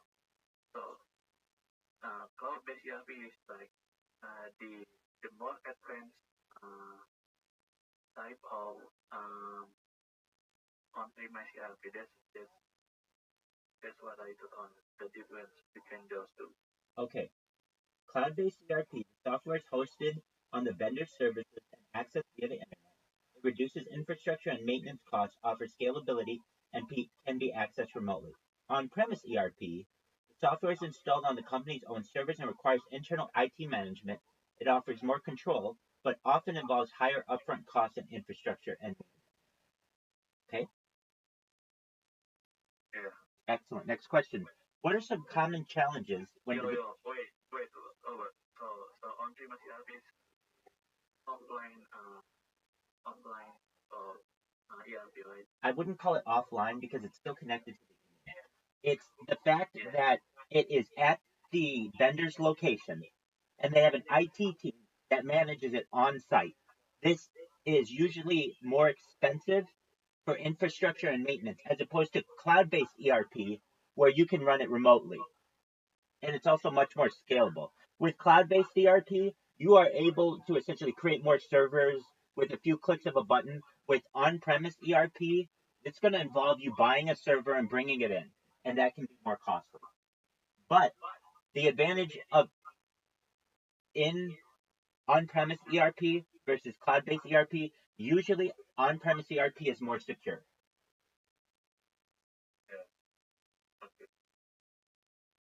What are some common challenges when developing ERP systems? The main common challenges is that ERP is built within a system. So we as developer, we have to know the exact technology that builds ERP, and that is the programming language such as Python, C#, SQL, SQL. That is the main challenge. We as developer must know all about this programming language, and who has main program, main software that is used by companies such as Google.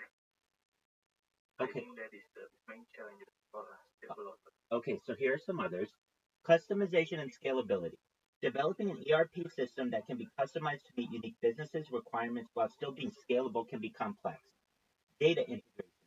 Integrating data from various legacy systems can be difficult, especially if those systems use different formats or protocols. User adoption. Ensuring that end users are comfortable with the new ERP system, which often involves significant training and change management. And performance and security. Handling large amounts of data while ensuring the system remains secure and responsive. So we're going to actually dig into this one a little bit more because I want you to have these memorized. What you basically told me is stuff that you run into as a developer when it comes to the programming languages, but Robert, go ahead. your voice is echoing. Can you put your other counter? All you do is click it and mute it. Oh yeah, I can forget. You're good. Yeah, you're good now. Excellent. So we're going to memorize these ones because I want you to have these phrases at top of mind on the tip of your tongue so that when you're asked about them, you'll be able to just roll them off. Okay, so what are some common challenges when developing ERP systems? The first one is customization and scalability. Okay, the second is data integration. The third is user adoption. And the fourth is performance and security. So there's some words that I want you to be using more often, and these are some of them. So the first one is customization and scalability. Let's talk about that. Basically, if we have a customer who wants something very specific, we know that that may provide a challenge. So there's the customization and scalability is the first challenge. The second is data integration, where it would be ensuring that that data is organized correctly within the system. The third is user adoption, and a fourth is performance and security. So, without me repeating them, name three challenges that someone may have when developing ERP systems. Yo, I was not fully. That's okay. That's okay. That's okay. I'll review them again with you. There's customization and security. No, let me tell you. Okay. First is scalability and accessibility. Customization and scalability. Yeah. Can you repeat it? That's okay. I can memorize it all. That's okay. It's That's okay. I understand. Customization and scalability. yeah. Okay. A second challenge is data integration. A third issue that arises is user adoption. And finally, the fourth is performance and security. And let me tell you, I've been an IT recruiter. I've hired so many programmers in my life, both virtually and in person, that I'm familiar with many of the questions that you're going to be asked. And if you aren't using the key phrases, you will not gain as many points. So what I want you to do is make sure you use these key points. So of the challenges that we just talked about, and I know it was just a little bit ago, name three of the four that I just named. Let me repeat the question. What are some Customization, scalability. beautiful? The second is data integration, Excellent. and the third is customer orientation. The mistake. That's okay. It's user adoption, but that's okay. That's fine. Yeah.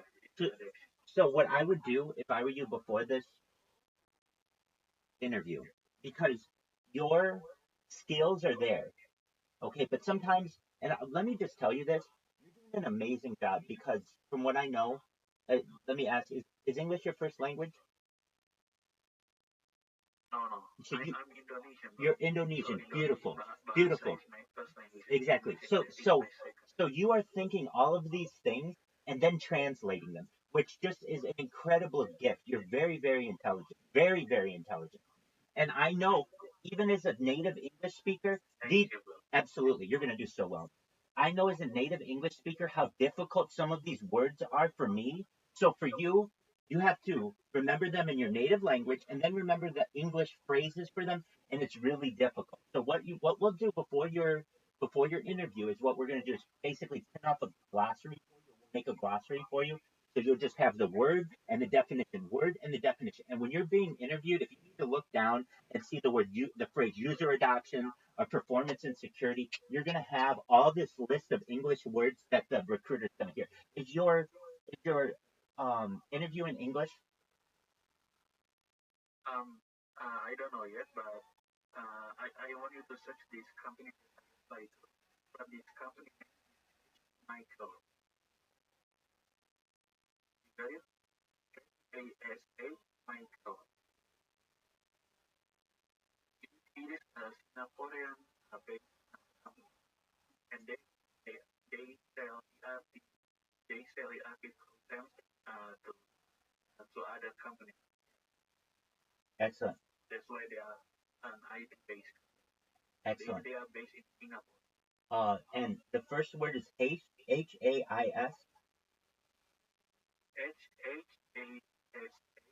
Michael. Yes, Yeah. I got that. Okay. Michael. Exactly. You got it? Yeah, just one moment. Let me find it. So Michael's Michael. Spell the first word for me again.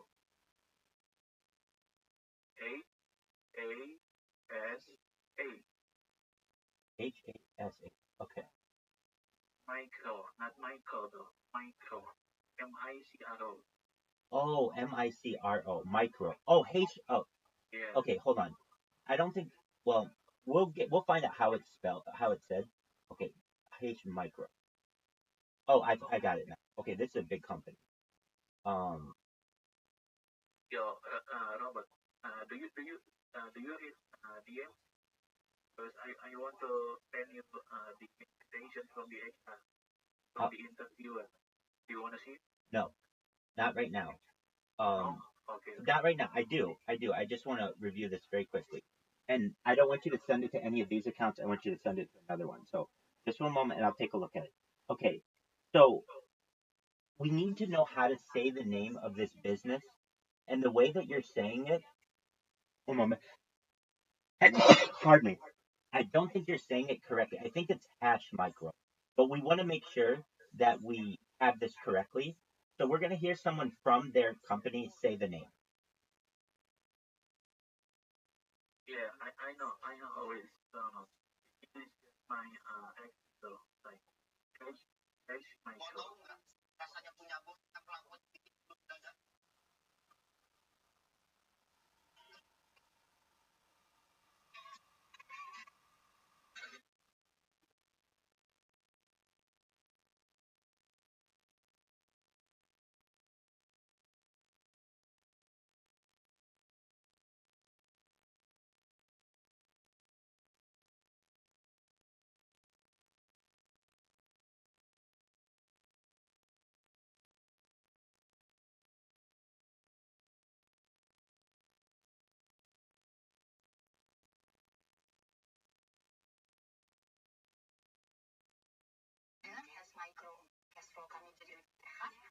Okay, this is how they say it. It's hash micro, not H. Yeah, it's H Michael. Exactly. Here we go. So if you hear how she says it, great. And She's Indonesian though. exactly, yeah. It seems like The video that you are watching is Indonesian. excellent. So, what I would do, I'm gonna look at your interview in a second, but like go on YouTube and this. Oh, I cannot see that. I know. Hold on. Oh yeah, yeah. Oh, yeah. Exactly. So you wanna really know this well. So I'm gonna look at what you have, but what do you know about this company? You just know that they're based in Singapore. But let's learn some other things about it. They have a Wikipedia, and I think that it is an excellent idea of you to know their Wikipedia pretty well when the company was formed. We'll learn this. Okay. So Hash Micro is a or H Micro Hash Micro is a multinational enterprise resource planning software company founded in 2015 by Ricky Haim in Singapore. So it's pretty new. It's they do on-premises, cross-platform. All right. So the history: he started this company following his completion of education. His initial concept was to create H Micro as motivated by his recognition of the growing demand for advanced digital solutions. In 2018, it extended its operations to Indonesia with the arm of contributing to the progress of the local ERP industry. Through the process of customizing their software to align with specific needs and working culture of Indonesian businesses, the company has effectively gained a substantial market share in in the country. So this is really great. It's a growing company. That's phenomenal. Okay, so what I'm going to do right now is send you uh, a um, I'm going to send you an invitation in just a second, or I'm going to send you a message. If you ever need to get a hold of me, hey, by the way, my name is not Robert, it's Rabbi, but that's okay. Um, Kai, whatever message you just received an account from, send your invitation to me, and I'll take a look at it, okay? You know what I really need you to do, Rayhan? You know what I really need you to do? Is send me the position description. Oh, okay. You send me the job description, then we'll be able to really cook, okay?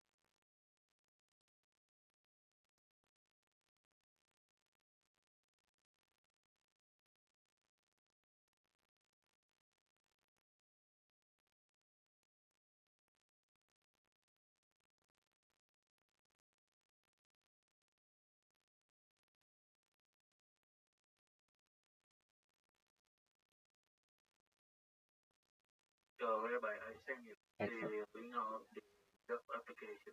Thank you. I got it. Just one moment. So here's what we're going to do. The requirement for the Let me tell you this. is there. Let me tell you this. This is a big time job and a big time opportunity, Rayhan. If you don't get this job, but I think you will, but if you don't, it's okay. The fact that you're being considered for these kinds of positions is amazing, and we're going to get you a really good one, but I think you're going to get this one. So what are we going to do? We're what? Absolutely. We're going to grab all this information, and I'm going to then go to ChatGPT and ask it specific interview questions to this position. Please provide me with a list of. Actually, before I do that, I'm going to send you that glossary that I said. Just one moment. Please create a keyword glossary based on the following position description for someone who is interviewing for the potential role.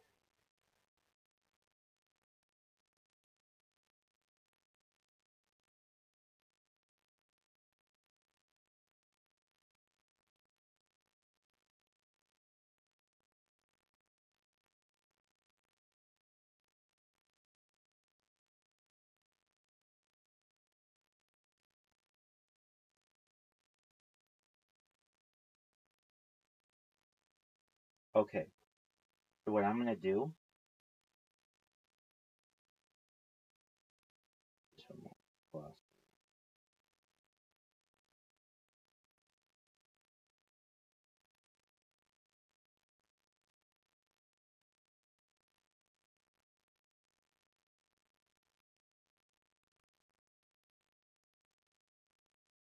it's creating.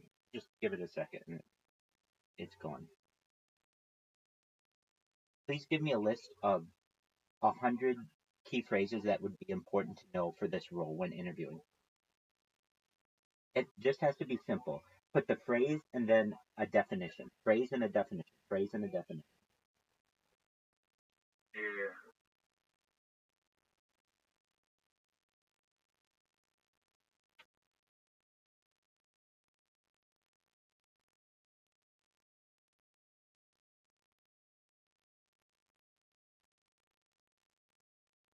I will do the same that you told me.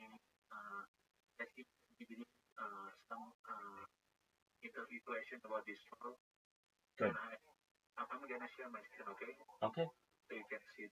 Absolutely. So what I'm going to send you right now is a glossary that you don't have to memorize, but just have a good idea of what it is and what all the phrases are.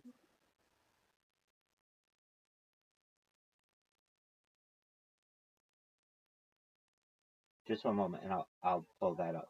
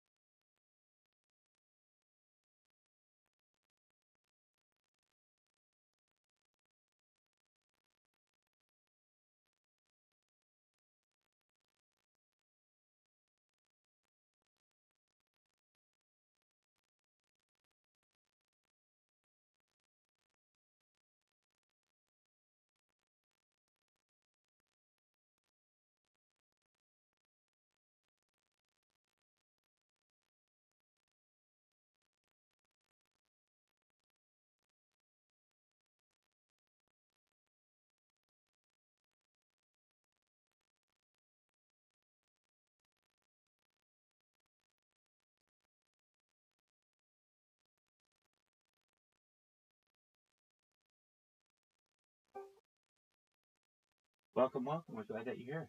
Shout out to Box Fruits players.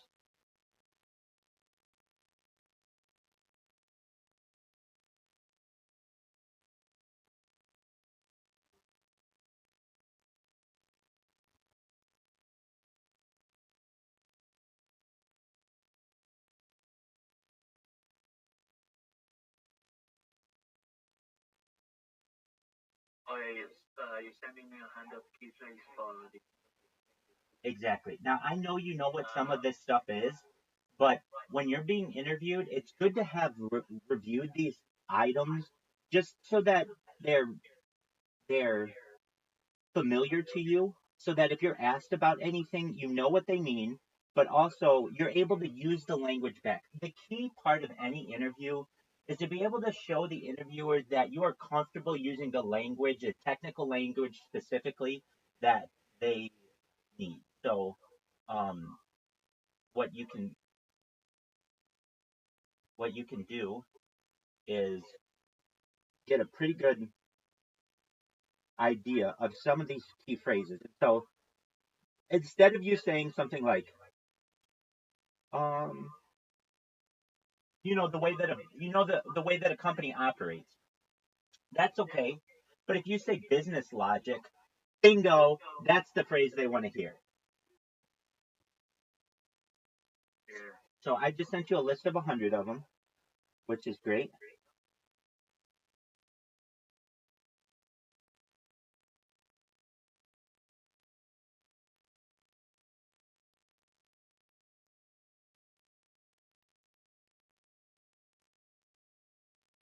So I just sent you that, and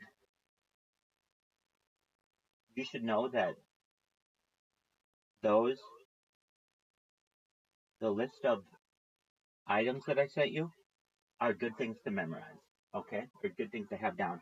And then also, I'm going to send you the list of questions that I had. Please provide me with a list of interview questions and short answers for an ERP developer.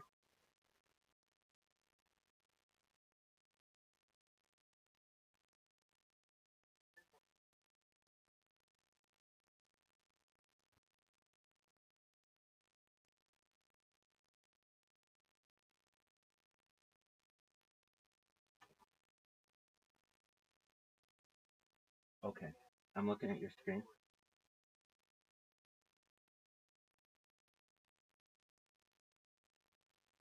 Yeah, bro. So I question.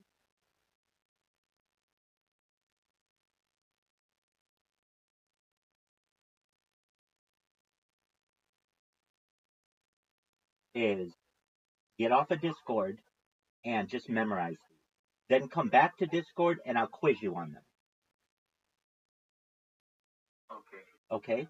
So what you do, I'll be up all night. You go memorize the questions and answers. And then in a couple hours, when you feel comfortable to be quizzed on every single one of them, I'll come back and I'll quiz you on them, okay? And you're going to get this job. This is the best thing that you can do.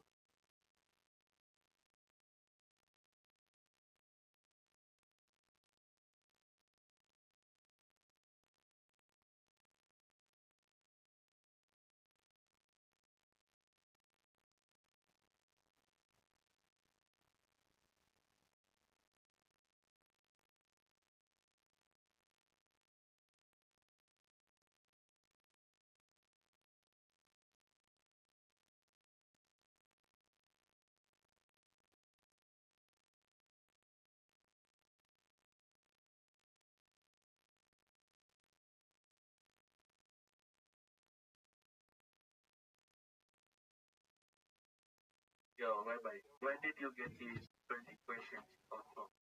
Is it ChatGPT? Yep.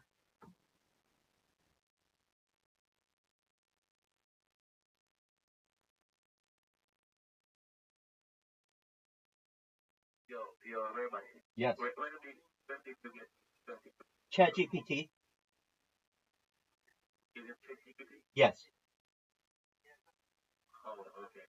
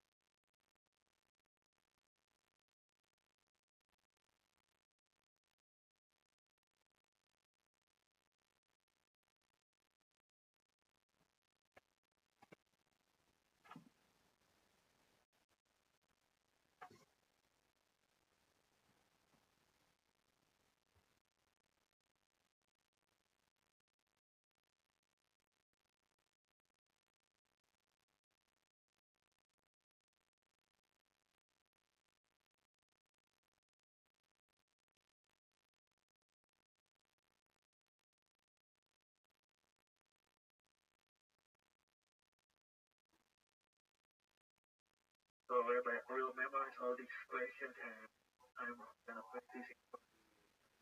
Okay, you do? Excellent. And come back when you're ready.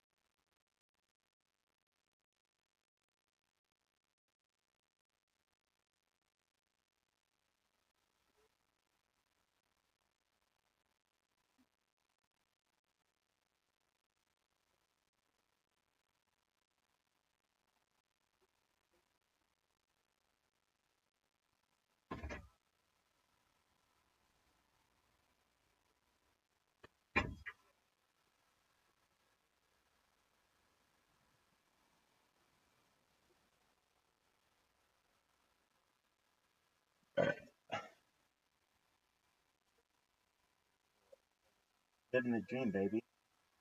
How about you? Well, every deal, There you go.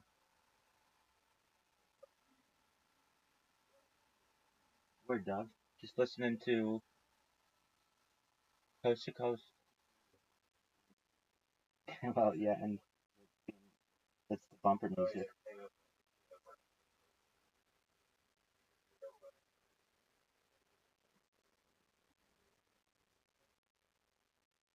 Yeah, just chilling.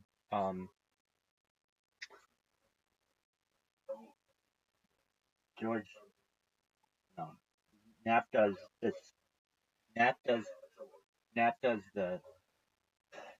the um. How does he put it? The no. It's he does the last two Sundays of each month. So, and his shows are the best. I mean, always. His shit is always so interesting. It doesn't have to be on aliens. It can be on the mafia. It can be on the history of Las Vegas. It can be on like cowboys. It can. His shit is so interesting. And in my opinion, people fucking love Art Bell, but I could listen to George Knapp do alien talk radio. Just, just. I mean, I love George Art Bell as well, but um, there's just there's something about George Knapp that I really like. Everybody shits on George Norrie, and um, I personally, yeah, I mean, it's like it's like when Drew Carey took over for Bob Barker. It's like it's hard to fill those shoes. Um, so, but now, believe it or not, George Norrie has been doing it longer than Art Bell. everyone. All right.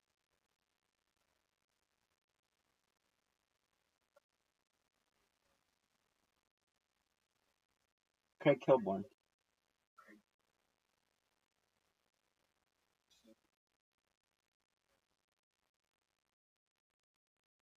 He used to do ESPN Sports Center.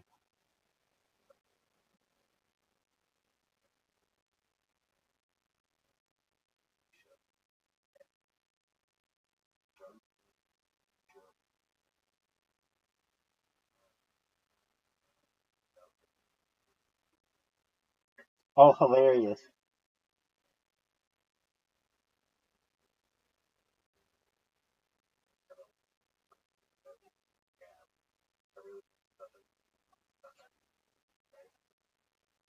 Right, but now nobody fucking remembers Craig Kilborn. Right,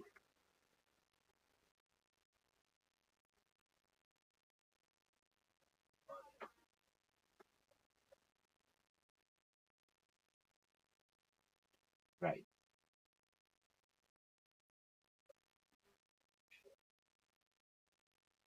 right, dude. When Jon Stewart was doing the Daily Show, it was I mean, it was still in the days where people would like make time for television because not everything could be streamed and everything. And then once that was gone, I can tell you this with absolute as much honesty as I can. I've never seen one of that Trevor Noah. I've never seen one of them. Just because there you go. It's just like they had such an all-star cast when they were doing. I mean, they had like, as I recall, I could be wrong. They had Steve Carell. They had uh Colbert. And then he did his own show, and then that was a big show. The Colbert Report was a big show, and If I remember correctly, they had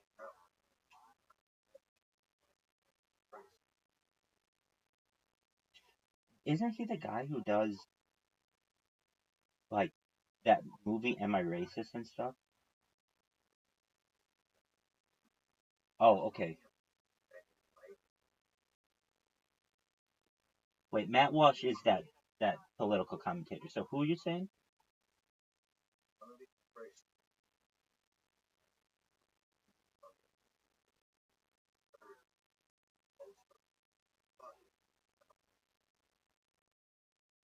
Yeah, it is. It is. Oh, that's one of those interesting things. Yeah.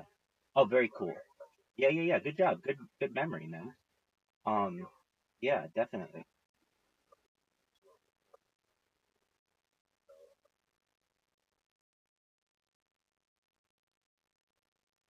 And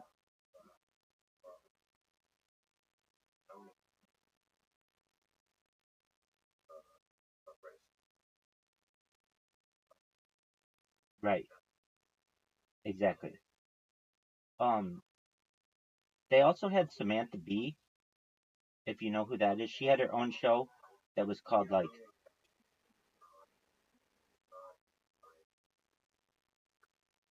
oh, I recognize that. I'm just saying like she got her own show just from that.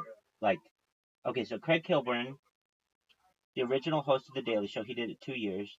He was a comedian writer for who anchored the show during its early years.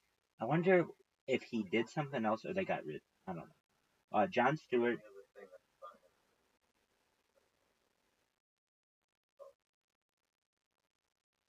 Wedding Crashers.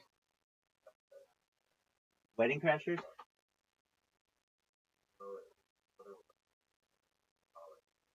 old school. Yeah, that's right. He wasn't in Wedding Crashers. He was in old school. Yeah, he's great in old school. He plays such a good prick.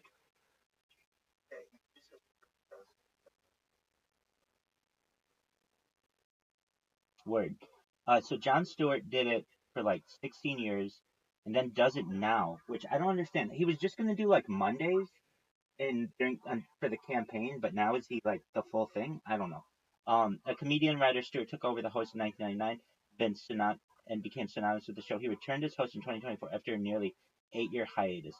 Trevor Noah, a South African comedian writer, Noah succeeded Stewart as host in 2015 and hosted the show until 2022. Here's what I would have told you 100%. I would just straight up tell Comedy Central this. This is basically America's news, comedic news. This is America's comedic news. We didn't know who the fuck Trevor Noah was before, and frankly, we don't know who the fuck he is now, and no one really gave a shit about him when he was doing it.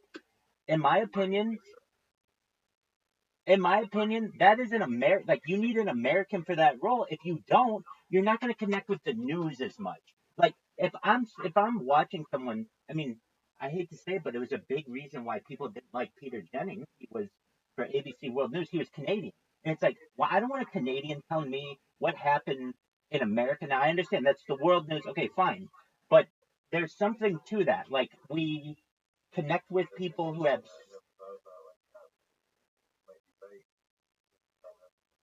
exactly.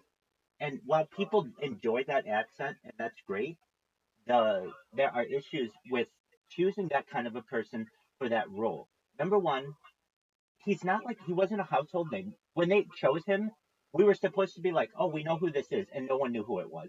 And then I understand they wanted some new talent there, and but it's American news, or perhaps it's not, but that's the kind of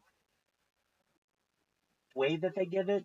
And it just kind of to me seemed as if they chose him to be different than Jon Stewart, which is totally different.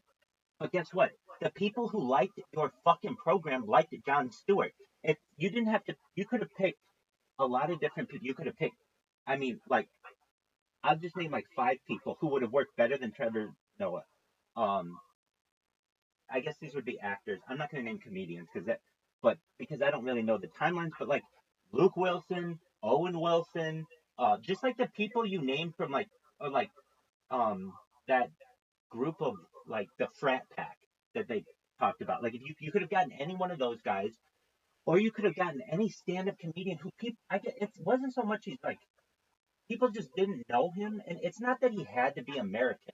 They could have chosen Howie Mandel, who's Canadian, to do the like people would like associate. Okay, I've seen him for 30 years. He and I have this is what it is. It's less about being American, I think, and more about having to do with common experiences with people. So, perfect example. If I'm hearing Jon Stewart tell a joke about the O.J. Simpson trial in 2005 or 2010, I know that Jon Stewart he experienced the O.J. Simpson trial like I did. He knows the whole background of it. And then when he makes a joke, I can sort of get on the same level as, or he's on my level because we have that commonality. This guy, Trevor Noah, he was in South Africa when that happened. He doesn't know American news. So when he tells a joke, I don't buy it. I don't buy that, like, he has some kind of knowledge about. I'm not saying he doesn't and that they don't learn this kind of stuff, but there's something inherently, like, if I want to learn the news, I want to know it. I want to learn it. This is what it is. I want to learn it from someone who knows it better than I do. And how are you going to know American news better than an American? I know it's kind of a superiority complex a little bit. Um, it's not, though. I'm not saying that it can't be done. Like I just said, there are some people out there who could deliver the news to an American audience and not be American, but it's very rare. And there's just going to be an idea that, like, Doug, you're telling me about American history, and you got here like 5 years ago. I don't, as someone, you want to make me laugh,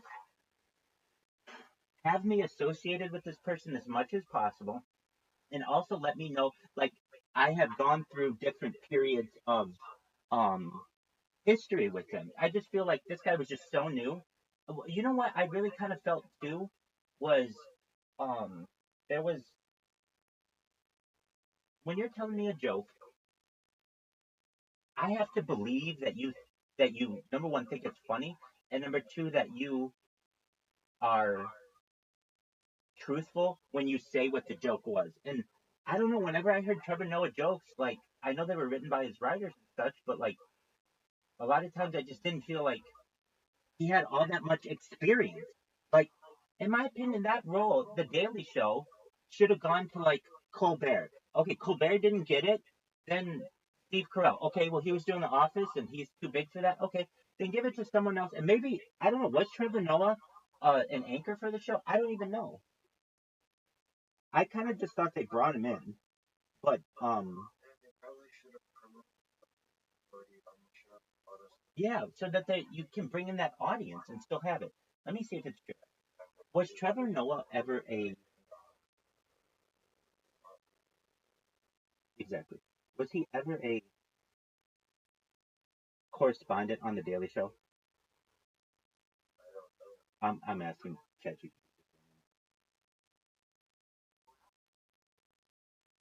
So yes, he was initially introduced as a senior international correspondent, but he only did it for like a year. So he did it in 2014, and then he became host in 2015. That's too quick. I mean, people want to get to know you, and it's like the people who would have been perfect for it had already had bigger gigs. Steve Carell and um and Stephen Colbert, but because those guys would have been perfect for it. Truthfully, the way that it should have gone is Colbert would have just taken that role and whatever. But um, so he was a contributor, but there's just something to. I want to see how old he is. Uh, he's like He's a year older than I am, than you are, and I don't know. There's just he was, to my opinion, when he did it, he would have been like 28, and in my, I just, it would be like if you took me and put me in South Africa, and I'm gonna tell a comedy. I'm gonna tell comedy about South Africa. The people would be like, "Dog, you don't know what we're going through. You're like the chief international correspondent, and you want to tell me about apartheid, and you want to make a joke. I'm not making a joke about apartheid. It's a very serious issue, but you get what I'm saying. Like, it'd be like, hey, I'm gonna make this joke. Do you think it's funny? It's like, well, dog, no, because you didn't go through any of that with us, and you don't understand it. And I don't have a very good um example why Trevor Noah, like, it's just, if you're gonna be giving me every single news, um if you're gonna give me the news, there's something to this as well. I don't want it to be in a British accent. Why? Because it's American news, or it's supposed to be. If you want to connect with an American audience, and you can call it anti-Anglophile, or anti-Anglo, which is, pardon me, we fought a revolutionary war about this motherfucker, and they burned down the fucking White House in 1812.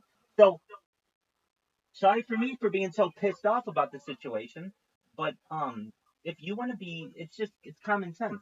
If you're going to be delivering a message to a group of people, a large group of people, you want to have as much connection to them as possible. Know your audience. KYA, know your audience. And the audience he was delivering to was not British, was not South African, and I would say skewed. It probably like needed someone a little older than he was. When he took the job, he would have been like in his late 20s, and that's just like while Jon Stewart was like in his 50s. And so like and then you bring in somebody randomly, and the uh, I just don't think it was the right pick. I think that there um there could have been other picks, but when I look at memes and like um what do you call it, memes and like clips of things, I used to see so many of the Daily Show, when even like the early days of the internet, or somebody would just send you a link, and that just died off. And I don't know if it had to do with streaming or whatever. Now, Comedy Central could have come in and said, "Look, we couldn't pay for some huge person in there," and I'm going to say, I think that's bullshit. You could have mediocre ratings with Trevor Noah for 8 years, or you could have had the same ratings that you had. And if I'm so wrong in this, if anybody ever out there thinks Rabbi's so wrong in this, then why the fuck did you bring back Jon Stewart? With with that said, Trevor Noah, I think you're going to be you're already famous. I think you have a huge second half of your career, but that decision of Comedy Central just didn't land, and those kind of decisions bother me a lot. I was talking about this a couple nights ago, that um they don't give people enough chances, like network executives. You have to perform within the first few weeks, or they'll cancel your show, or they'll cancel your album or whatever. And like the example that I give that is pretty common, but like Seinfeld was almost canceled after one season, but they gave it time to mature. And then all of a sudden in the seventh season, it starts becoming the most popular American sitcom in history. So, like, if you give people a little bit of time, if they have talent, the audience will follow. It's just about time. Like, you have to give people time to get acquainted with something. If you keep replacing things all the time, no one gets associated with what you're doing, and then they start to go other places. And the worst one, the absolute worst one that companies do, is they start a show. It's actually a good show. People like it, and then they cancel it. So can you imagine, like, if you really like a network?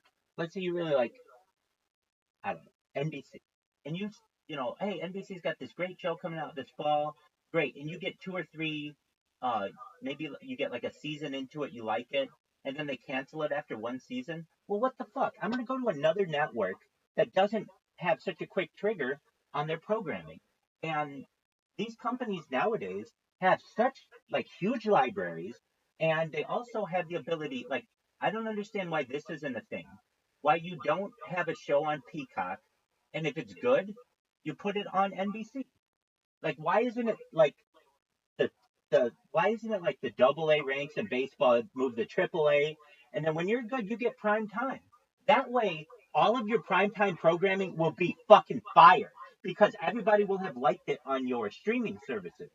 That's actually a really fucking good idea. So instead of just starting out a show brand new on a network, they should work out the show through their streaming platforms, and then if it's popular, then they put it on network TV.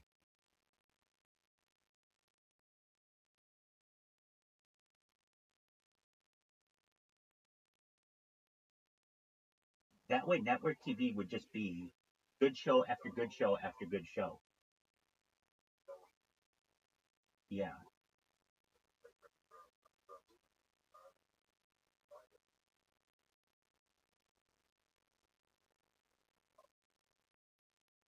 right.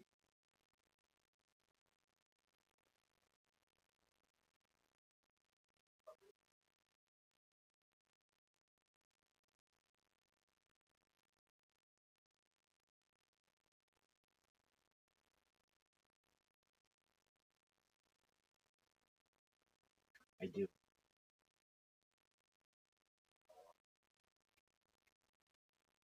Well, and that's an issue that just happens in shows and with writing. And if we could just make people, the reason why they have to do that is because there's so much pressure to get better and better ratings. So they keep having to increase or decrease the believability of their storylines and increase the amount of hijinks that can happen, and because they need more and more ratings. And I know that it sounds dumb, but it really isn't. If you were to take, I could just tell you right now, here are 5 shows that would work for 20 years. Give Shane Gillis a show. He's a talented individual. He's funny, and don't cancel him. Just say to yourselves, look, let this guy say whatever he wants. Don't cancel him. We'll go with the bumps. And I know he's got his show Tires, and hopefully that goes for a really long time. Great. Here's another one. Bill Burr. Very talented individual. Hey, you write the check, whatever you want it to be. It could be a variety show. You are such a name that we're going to give you the leash. Just it would essentially be Chappelle's show. Give people the kind of freedom that Dave Chappelle had, but don't put so much fucking pressure on him. And let me tell you this: one day the people at Comedy Central are going to see this, and you should just know that I will revive your network and make it what it once was, which was good stand up and not the garbage that you know. Basically, Comedy Central is such a joke. I mean, literally, they have well, Netflix kind of stole their phrase for the Netflix is a joke festival, but Comedy Central is such a joke that they will take like The Office from NBC and take that and just play The Office. It's like, dog, you're Comedy Central. You should be what Kill Tony is, where you take new talent. Like, Kill Tony is the perfect place, or Comedy Central would have been the perfect place for Kill Tony. I understand you can't say all of these things. You have censors. I get it. You could do the whole fucking show and just bleep whatever you need, but you would have giant fucking, ratings every single Monday night. Like, perfect example. Um, Monday Night Football. It has graduated from being like just like a television program to kind of being like people build their lives around Sunday football and Monday Night Football. I mean, they used to do it a lot more, but even still, Monday Night Football is like it's become a tradition in the United States. Another one, Saturday Night Live. You know, they almost canceled Saturday Night Live a bunch of times. But now it's 50 fucking years into it, and it'll never get canceled, and it is a staple of television, unlike any other. You know, another one is Meet the Press. Meet the Press is the longest continuously running American program of any television show. But I'm sure in 1960s, some executive was thinking, well, their ratings aren't where they should have been, and maybe we should cut this one. It's like, dude, just let this thing go, and you'll turn it into a 60 minutes where it's uncancelable, or you'll turn it into a Dateline where it's on 5 nights a week. If you just give some of these things some time. But instead, then what ends up happening? They cancel the show, and then it gets a cult following, and like, well, here's a perfect example as well. Family Guy. Family Guy was canceled after 3 seasons, and basically the only reason it came back is because of its DVD sales, which were just record producing sales to the point now they brought the show back. It makes bajillions of dollars on just its merchandising alone, and the best part of it is they don't have to pay any of the talent that's on the screen. They just have to pay the voice actors, and at this point, AI can do all of that to the point where they can literally show Family Guy from now until the end of time. They can show The Simpsons from now until the end of time. Cartoons or animation, when it comes to long-term profitability, is where it's at. You get people to like your cartoon at the beginning, you can do this thing for 70 years.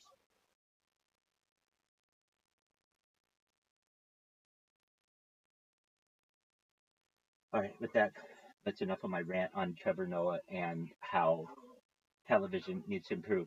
Hey, Trevor Noah, if you ever see this, I really want you to have like something really big in the United States. See, now that I know who you are, I could totally get on board with you doing some show, a sketch show, or a TV show, because it's like I know who this guy is. I've been through some shit with him. I went through the Obama administration with him and some other shit. I know who this guy is, and like I think he could be very successful in the United States. Now, there's something about that familiarity, and if people didn't know who you were, and you're just kind of plopped down in this position, you're not going to have a lot of success, in my opinion.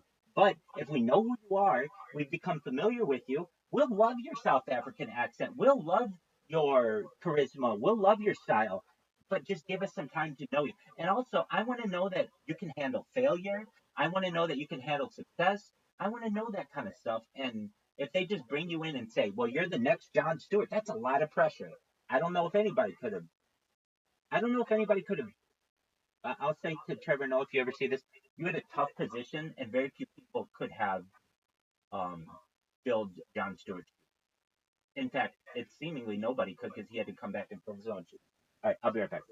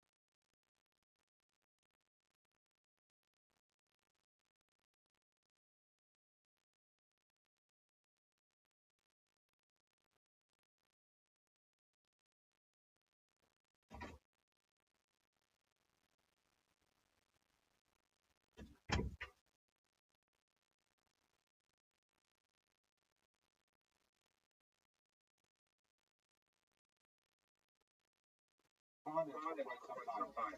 She eventually did get to meet, of course, time was spent actually with Emerson's daughter, who was his caretaker.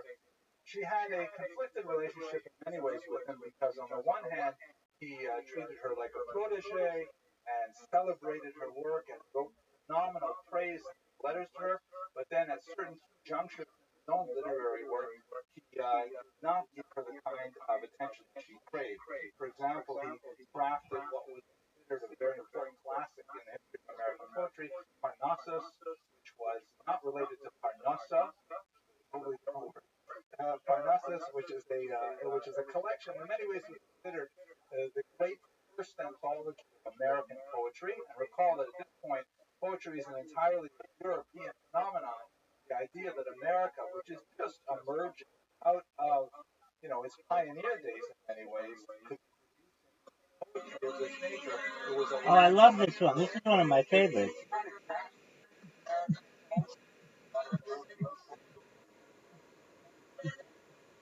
Oh, this one's one of the good ones. Love it. You, my friend, are playing some wonderful hits. Doug, amazing, amazing. one after her father was actually dedicated to my friend Ralph Waldo Emerson. It's a little bit of a literary advice to get attention. Say, hey, one of my friends is Ralph Waldo Emerson, but he declined to review it or promote it or have it published in places. She felt once again, which was a betrayal. Professor Shore goes into a lot of details as to how these literary conflicts were born out.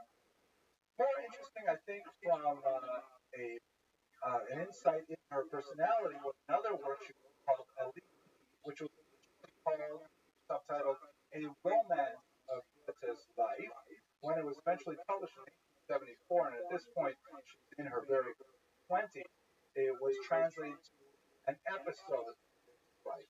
And this is also characteristic. I'm not a scholar of poetry, but I think it's fascinating that so much of her work was reading of very important poetic works that had been published in the 19th century Europe. So, in particular, this was looking at one moment in Goethe's life for which Goethe was roundly criticized. Goethe, of course, the famous author of Faust, one of the great poets of Germany in the early 19th century, early 18th and 19th century, was roundly criticized for taking advantage of a young country girl when he was a young man. Basically, here's a picture of him at 8. Here's a picture of him a little bit earlier when he was a wealthy person coming from a very distinguished family, and he was already a literary star as a young man. And he met this young woman here, Frederica Brunon, and she fell hopelessly in love with him. And he apparently reciprocated. They're roughly the same age, and you have to imagine that we're talking about the 1770s now, and when a young man, especially of means, comes and courts a middle class rural young woman like this sometime over the course of the summer, and we don't know exactly how intimate their relationship was, but certainly the expectation is, he has to ask her to marry him at some point. That he has to go somewhere, or he shouldn't be her on. Anyways, he just essentially dropped her, and she was heartbroken, and she never got over it. She had a nervous breakdown. She was near death, in fact, with how horribly he had ruined her reputation. She never married, and he, went on. He had other relationships and all kinds of fame. And when he came back to her in his 40s, he happened to pass through that same town. He saw her again, and he said, "Oh, I'm so glad that she's over it. I can now put this episode behind me." And he was roundly criticized by others who felt that it was a really underhanded way to behave. So that's why she, in her novel, her poetry, she wrote about the story from Friederike's point of view, and gave us a distinctly feminist voice, distinctly female voice as to how that entire circumstance played out. Not the heroic and dashing vision of Goethe, the great poet, great thinker, and much lauded, but on the other hand, the humanity of the young woman and her unfortunate circumstances. So you see that even as a young woman, as a young poet, her sense of compassion is really quite prominent. She was also very important as an early culture worker. She once again occupied a liminal space between the Jewish past and the American future, and she liked to take Jewish thinkers and place them in American context. She was a translator, of course, she was fluent in several languages. She was a translator of Heinrich Heine, perhaps the greatest German poet of the 19th century, who is especially known historically for his false conversion to Lutheranism. As was very common in Germany in the 19th century, you have a lot of Jews who are experiencing legal emancipation, one degree or another, but they're finding that their social emancipation lags behind. And it's impossible for them to get, like Mahler, to get a position as a conductor of a symphony, or like Heine, to get a position at a university and so on, unless they become Christian. So like many of his generation, Heine converted, and he called baptism ticket to European culture. And as soon as he was baptized, he immediately regretted it, and he felt like, what did I sell out my heritage for? 2,000 years of living in exile, and I just throw it away in order to get a position at a college, which he never got, by the way. And so he spent the rest of his life kind of lamenting how ridiculous the situation was, that people of talent simply could not get ahead until they genuflected the matter. He was known as the poet of the beautiful German word, you can't translate it very easily in English, Judenschmerz. Juden, of course, means Jewish, and Schmerz means pain. The unique kind of, Jewish agony, Jewish angst. And you see it, by the way, in Jewish literature all the way up to Steinfeld, Woody Allen. They're all poets or comedians of Judenschmerz, that kind of Sarah Silverman, contemporary comics make a big deal out of Judenschmerz as well. At any rate, she translated Heine with his biting, sarcastic wit into English, and she was a culture broker for providing that kind of standing in two worlds modality to her people. So too, for Jews in particular, she was articulating that way that Jews could exist in both worlds, just as Heine and in fact she herself. She was also impressed upon by Rabbi Rothschild to translate the great Sephardic poets, many of whom we've studied in this room, even Yehuda Halevi and others, translate them into English. This was a fantastic achievement, particularly because she did not read Arabic, it was the original language of the poems, but what she did was she worked through the translation into German that existed, and with the help of Rabbi Rothschild, who knew the Hebrew translations as well, she was able to eke out some actually quite readable translations of the Sephardic classics, many of which were actually incorporated into the Reformed prayer book as liturgical. Quite a fascinating kind of culture broker, taking things all the way back from medieval Spain into modern American culture. But her life really changed and achieved its final trajectory towards glory when she encountered anti-Semitism in a big way. And this is what happens in the 1870s when she is going to her third and her fourth and final decade. She died, unfortunately, at age 38. The things that were happening at that time were primarily European, but also had some American consequences as well. In Europe, the resounding cry, German, the Jews are our misfortune, came from this man, Heinrich Rothschild, who was a Prussian historian non-Jewish, who roundly criticized Jews for their assumption that they could possibly be equal, which of course was antithetical to the entire trajectory of her life and thought. The immediate occasion for Treitschke's condemnation, which was later picked up by none other than Hitler, who used that slogan frequently on banners at his rallies, the Jews are our misfortune, was occasioned by the authorship of the magisterial 10-volume history of the Jews by Heinrich Gretz. Picture I did not think to show you here, but I really should have. Heinrich Gretz was the first encyclopedic historian of the Jewish people who, using modern historical methods, of course they're quite dated now, almost 200 years later, but he wrote this monstrous volume, multiple volume series that described the huge arc of Jewish history. I have a copy of a 1906 printing in my office, beautiful leather-bound copy in English translation that has on the inside flap, it has two and then a person's name on the occasion of his bar mitzvah, 1906. And what is even better about this particular issue, because it's the first edition, and the bar mitzvah boy never even read it. The pages are still sewn together. You have to use a knife to cut them apart. And I suspect that Heinrich Gretz's works remain unread in many bar mitzvah boy and girls' homes for generations.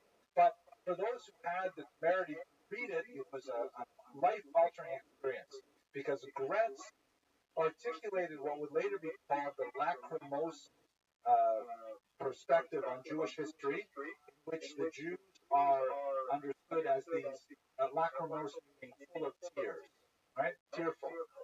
That the Jews are misunderstood, that they're working hard for society, they do all the best they can for the world around them, and then nevertheless they're persecuted, and put down and killed and murdered and so on. There is definitely more than a kernel of truth to the lachrymose of Jewish history, but he wrote it in such an entertaining and powerful way that he articulated a narrative that could be captured and generated a tremendous amount of Jewish pride in the 19th century. And it ignited the heart of Ms. Lazarus as well, along with who knows how many thousands upon thousands who read it. Von Treitschke, professional historian, read Gretz's work, and Gretz was largely a self-taught individual, and he said, what is this one-sided view of Jewish history? Jews never do anything wrong, Christians always are terrible, and, even though he was really motivated by more than a little anti-Semitism, it's not that he was wrong in his criticism of Gretz. Gretz did write a kind of a narrative that was, to use a strong word, propagandistic in nature, trying to convey a particular reason to be Jewish, and that's all well and good, but it may not be good history. So von Treitschke went way too far in his criticism, however. He said not only is Gretz not an accurate portrayal of society, the Jews, in fact, are our misfortune. They invade our societies, they inflict on us their cultural values, they take over all of our institutions, our banks, our media, our music, our art, and they will ultimately destroy us as a society. This became the clarion call for all anti-Semites for the next 100 years, and of course had dire consequences for the Jews under Hitler. So she was enervated by von Treitschke's comments and viewed them with great fear, because Europe, which had up until this point sort of worked along this positivist trend that everyone thought that people were getting more civilized, people were getting more liberal, more advanced, more tolerant, and that was not at all the case. In fact, Europe was 50 years away, 70 years away from the greatest cataclysm that the world had known. We saw it also approach these shores, and in the same year that von Treitschke made his famous statement that was read around the world, Joseph Seligman, a very important American Jewish philanthropist, encountered a discrimination at a hotel, something which was actually a significant phenomenon in American society in the 20th century, where Jews were refused access to hotels, beaches, properties, known informally as the Gentleman's Agreement. Maybe you've seen the film by Elia Kazan, the director, 1947, won the Academy Award, with Gregory Peck playing Arthur Green, a journalist. I also like showing little videos of Gregory Peck because Charlton Heston, and yeah, okay, I thought I could get away with that again, but I can't. My wife hates when I do that, by the way. Anyways, the gentleman's agreement was basically this agreement between Christian gentlemen that they would not entertain a housing development, they would never sell a house. A hotel, they would never have to like stay in a room where a Jew was across the corridor. And this unstated gentleman's agreement was actually a sign of a deep infection that affected all of American society. When Seligman was actually refused a space, a vacancy in a Hilton hotel, the Jews of the time decided to mount a boycott against Hilton's hotels, which eventually was successful. Here is, for example, a little bit later, but Miami Beach, where I spent about 20 years, this was a well-known phenomenon. They often used euphemisms like restricted clientele. Sometimes they had attempts at humor, like phrases like always a Jew, never a Jew, or sometimes much more vulgar statements like no blacks, no dogs, no Jews. Sometimes it would be a different order. This is even today in New Jersey. A picture of me. I went to a funeral once, and there was a sign marking for Gentile funeral home only. And I was so blown away. How could they possibly do that? Until I realized it was actually a funeral home that's called Gentile Funeral Home. And so it's not nearly as bad as it looks. Anyways, this kind of anti-Semitism, by contrast to European anti-Semitism, was obviously quite a bit milder, but nevertheless, it motivated Emma Lazarus to spend even more time looking at her Jewish identity. And she composed poems like this one, The Dance to Death, subtitled The Song of a Semite, Songs of a Semite. She, of course, herself was a Semite, and this is an allusion term that was being popularized in this era of Semitism or anti-Semitism, the notion that there was a world Jewish conspiracy that Jews were engaged in. That was called Semitism. So here is a quote from the Dance to Death, and it is once again a rewriting and a retelling of a European classic called Der Tanz Tode by Richard Reinhardt, which was later written to an opera called La Juive, the Jewish Woman. The plot of the story is, and it's set in Germany in the 14th century, is a Jewish man takes into his family a foundling who is actually the daughter of a Christian nobleman. And so he takes a Christian girl into his family, and they raise her, and she thinks she is Jewish.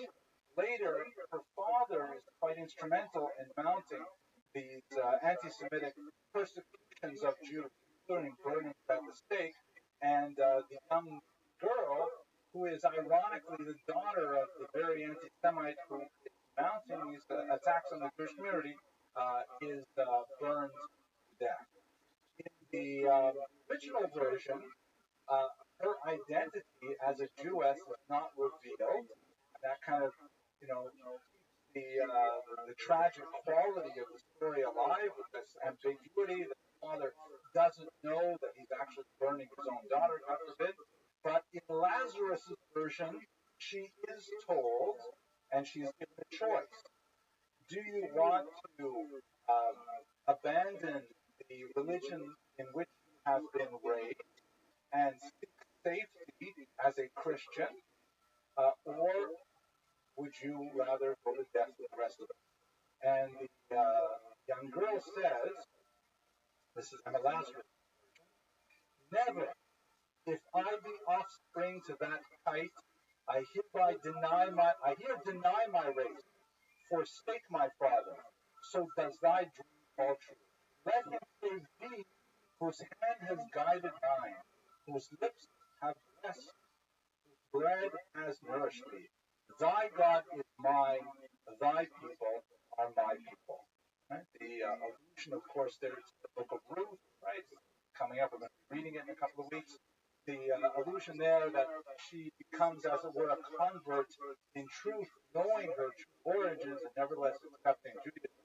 And it's a version of the original story, but it underscores the incredibly powerful gravitational pull of Jewish ethnicity and stands in stark contrast to the kind of attacks on Jews that were occurring with greater rapidity in the world. But coming to the climax of her life and that for which she is most remembered, no question the association is with Russia and the pogroms of 1881 to 1884. This was a unique moment in world history. Basically, what happened was the Tsar liberator Alexander, a Tsar of Russia who had 20 years earlier liberated the peasants of Russia, very much like Lincoln and the Emancipation Proclamation here in America, and also he was widely regarded as a great hero by the peasantry for their liberation, for the emancipation of the serfs. But very much like Lincoln here in America, the serfs were not given anything which they were able to make a living. They weren't given their 40 acres and a mule. Same kind of criticism of the African American situation as well. And so there's a tremendous amount of social inequality in Russia in the 19th century and a tremendous amount of social upheaval. One of the flashpoints was when a socialist group called Narodная Volia, the People's Will, lobbed a bomb at the carriage containing the Tsar and his wife, and immediately killed them. One of the conspirators in that crime was in fact a Jew, and the cry went out throughout Russia that the new Tsar, Alexander III, had given the population 3 days space to beat the Jews. For a long time, it was believed that that was in fact the truth, and that the pogroms were somehow orchestrated by the Russian government. But later archival research has shown that that is not in fact the case, even though the Tsars definitely had an anti-Semitic tendency, and there was lots of material that would support their anti-Jewish position. They simply didn't have the wherewithal or the motivation to carry out such a sustained attack that ultimately was a revolutionary kind of movement that undercut the stability of society. What definitely happened, those reported 3 days of freedom turned into 3 years as hundreds of attacks, sometimes multiple times, on small Jewish villages called Shtetlach dotted the Russian Empire, particularly in Ukraine, southern region of the Pale of Settlement, the region where Jews were allowed to live. By contrast with later pogrom waves, and especially the Holocaust, the violence was relatively small. The number of Jews killed, God forbid, in these attacks, was about 46. So 3 years of violence and only 46 dead. Now, we're looking at our very bloody 20 and not so promising 21st century. Those are actually not terrible statistics. But it was clear as a result of the hundreds of attacks that Russia was no longer a Rechtsstaat, no longer a country that was governed by law, because the local police were unwilling or unable to actually defend the Jews from the pogroms. And as a result, combined with the many economic reasons for leaving, there was a huge exodus of Jews from Russia between the years 1881, when the pogroms broke out, to the 1920s, when American immigration policy began to restrict the number of leaving. That those 3 or 4 decades, 1.7 million Jews came to America. About 70,000 of my own ancestors went in search of universal health care in Canada, and very large numbers still. South America, South Africa, with many Lithuanian Jews specifically went here. 5,000 to Australia. A significant number decided to go to Israel, very early stage in its modern development. Western Europe. Huge exodus of Jews. The largest number, of course, came from the shores. And it represented a totally new type of Jewish immigration, because until this point we had basically two waves of Jewish immigration, and we're talking about very small numbers, first in the hundreds, and then in the single thousands, and all of a sudden now we're talking about tens of thousands, hundreds of thousands of Jews making their way to America.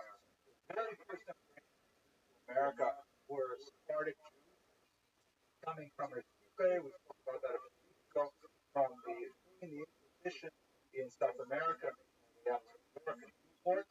The second wave in the 1840s, which we haven't discussed in the series, were primarily German Jews who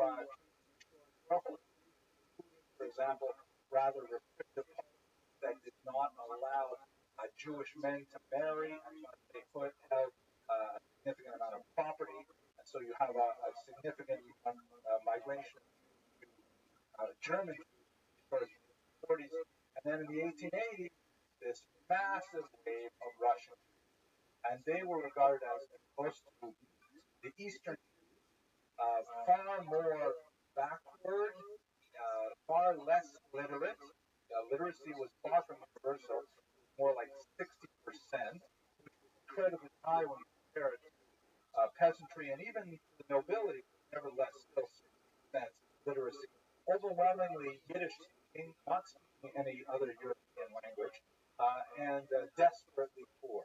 So the American New York had to mobilize 100 people like Lazarus to absorb influx of co-religion who were really quite strange and alien to their far more well-established English-speaking graduate system in this country. Nevertheless, Lazarus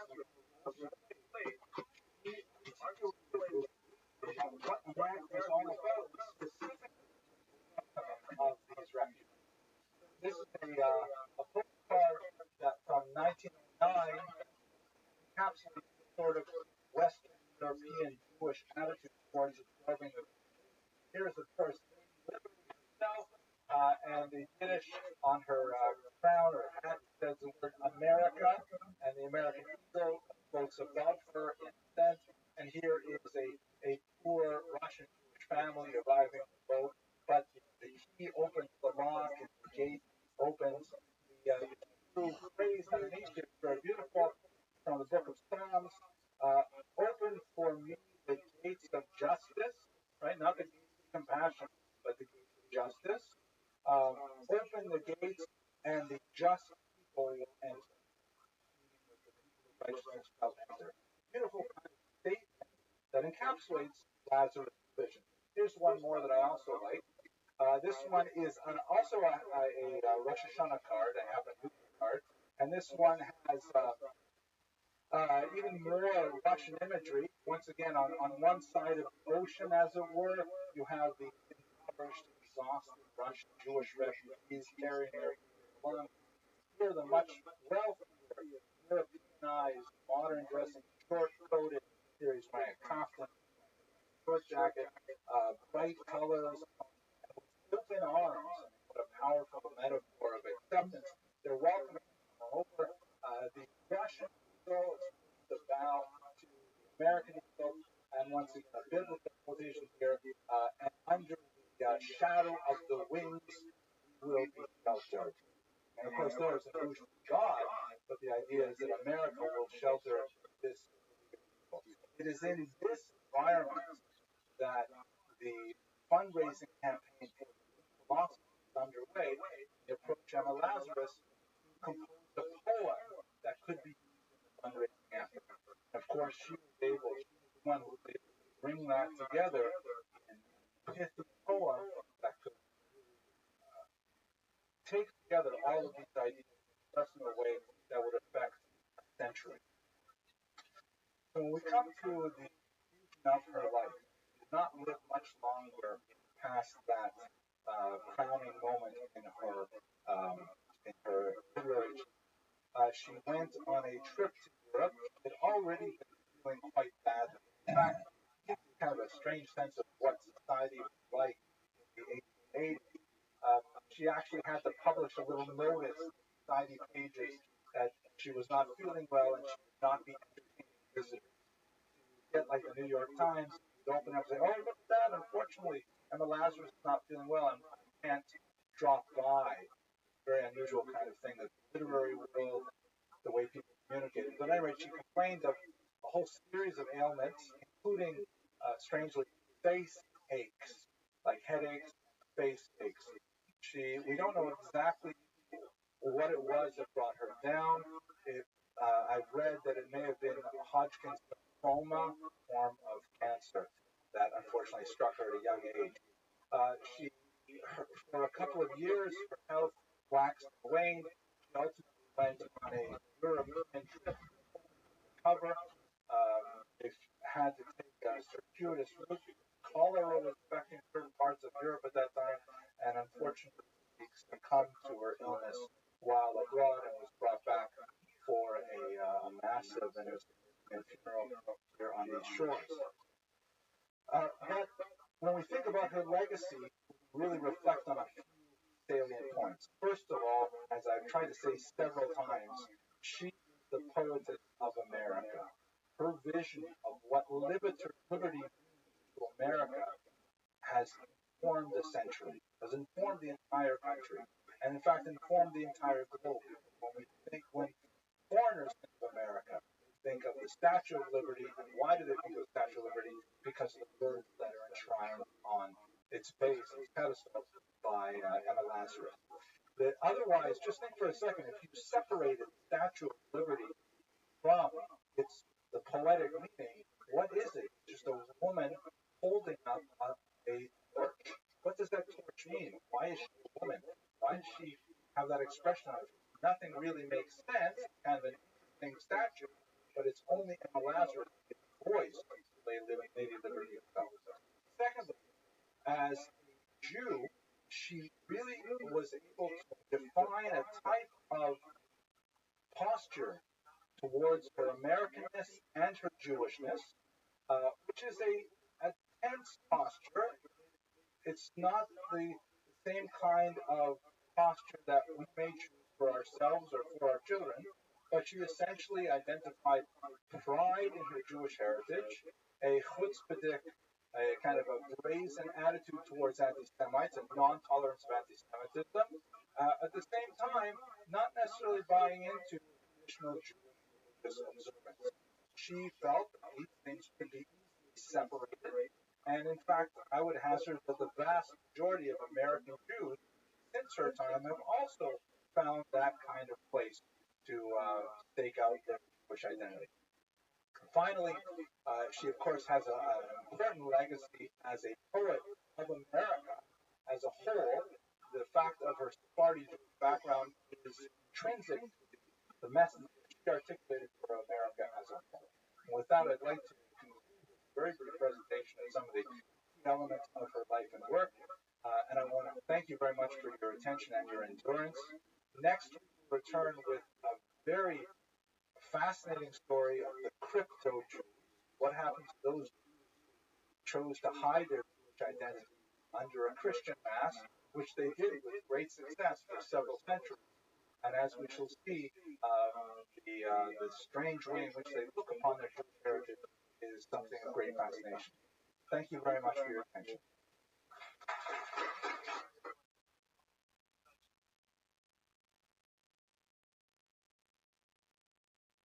Tonight's topic is an extremely powerful one that I've spent a lot of time agonizing over myself, and I've wondered about how to relate to it in the contemporary period. I think there are a historical position and looks a little bit, as they say, from a 30,000 foot view at the development of this phenomenon. Today we're going to focus on the so-called crypto Jews. I'll spend some time speaking about what that terminology means, but basically the crypto Jews refer to those Jews who chose to go underground during the Inquisition years, outwardly portray themselves as Christians in order to get along in society. We'll talk about the motivation shortly. And slowly, over many generations, they desperately tried to hold on to their identity.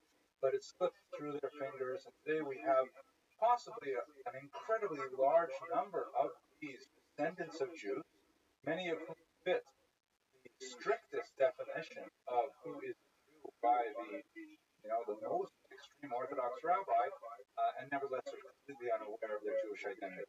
So that's going to be the topic tonight. We're not going to look at it. We will dip into a couple of biographies very briefly, but basically we're going to look at the overall phenomenon of crypto Jews, and we'll take it all the way from the early 14th century to the present day. First of all, thank you to our sponsors for tonight, my good friends Katie and Vic Crespin from Miami Beach. They were students of mine as adult education for several years. A very fond relationship with them, and they very thankfully sponsored both this lecture and next week's final lecture of the season, which is in memory of the Jews of the expulsion, 6 million, and all those who died for Jewish. Very powerful sentiment from the Crespins. Thank you very much. Just to clarify good and well for what's going on next week, we have our final lecture of the spring season. We're going to look at the great Rabbi Rothschild, who actually represents the Mizrahi Jewry. So I want to spend some time speaking about the influence of Sephardi thought on the Eastern communities. Very important rabbi, extremely significant in Israeli politics, leader of the Shas party, and so on. If you are out of town this weekend, those of you who are going to Boston, I'm very pleased that I'm invited. I will be back Monday, God willing. But on Friday, if you happen to be in Boston, for those of you in the audience, I'm giving a lecture at Harvard University, which is sometimes called the Touro of Cambridge. And it's going to be on, I give two lectures. One is going to be on Friday morning, and I'm really grateful to them because they invited me on Saturday, and I said, it's not happening, and I'm sorry. And okay, how about Friday? Yo, what's up? The topic is Ukrainians and Jews in URI. URI refers to the Harvard Ukrainian Research Institute, which I am affiliated, that is probably the premier institution of Ukrainian studies in the world, and they've done a lot of work on the history of Jews in Ukraine, so I'll be speaking about that. That's the last 50 years of Ukraine's... No, I love black people. I love black people more than I think you love black people. I'll give a lecture on my recent book, which is on PSH and I certainly encourage you, and especially those of you who are watching from Boston or Cambridge, come on by. It'd be a great meal, and I mean, my wife. Okay, let's go straight to. Oh, now one last thing. In case I really apologize for those who came last week and I was not here, as I mentioned. Unfortunately, we had an illness in the family that I had to go up north. I did send out emails. If you follow me on Facebook or Twitter or even Instagram, you would see these things.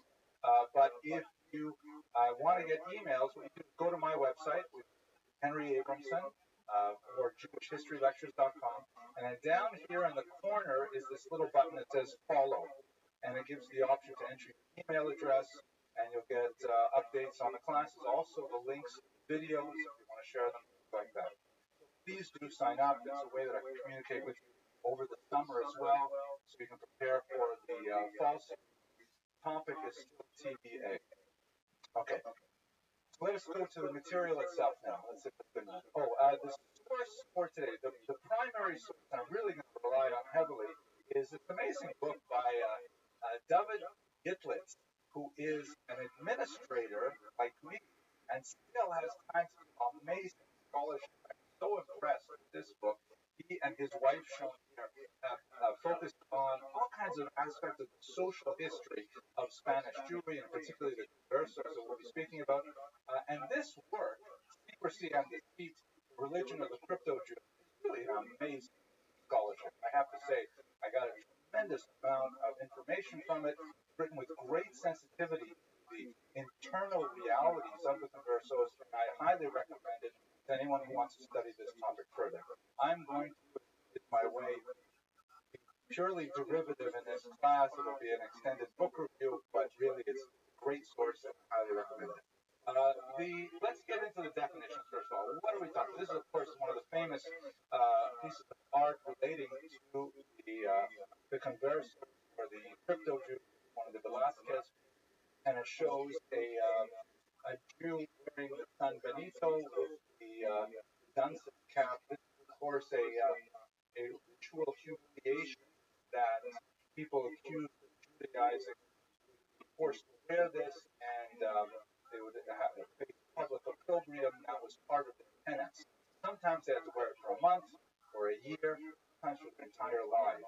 Afterwards, San Benitos, when they were allowed to remove them, they were permanently placed in the churches, names fixed to them so that the memory of a converso's flirtation with their prior religion or even ancestral religion would be marked.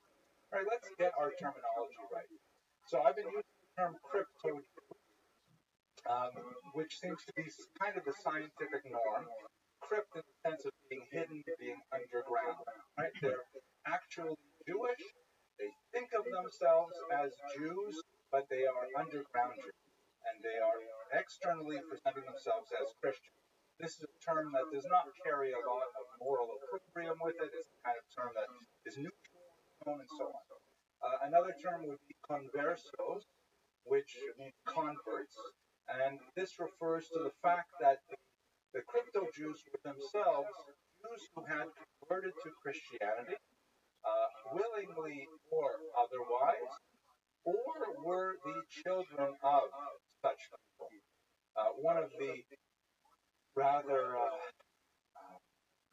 frightening aspects of the entire period that we're studying tonight is the fact that this just slid so nicely into kind of early medieval racism, because it didn't matter if you or your spouse converted, your children would also be in that status. They could be raised in the church from the moment of their birth, but nevertheless, they would still be in that kind of status. And in several cases, purity of blood statutes were published that specifically designate lineages.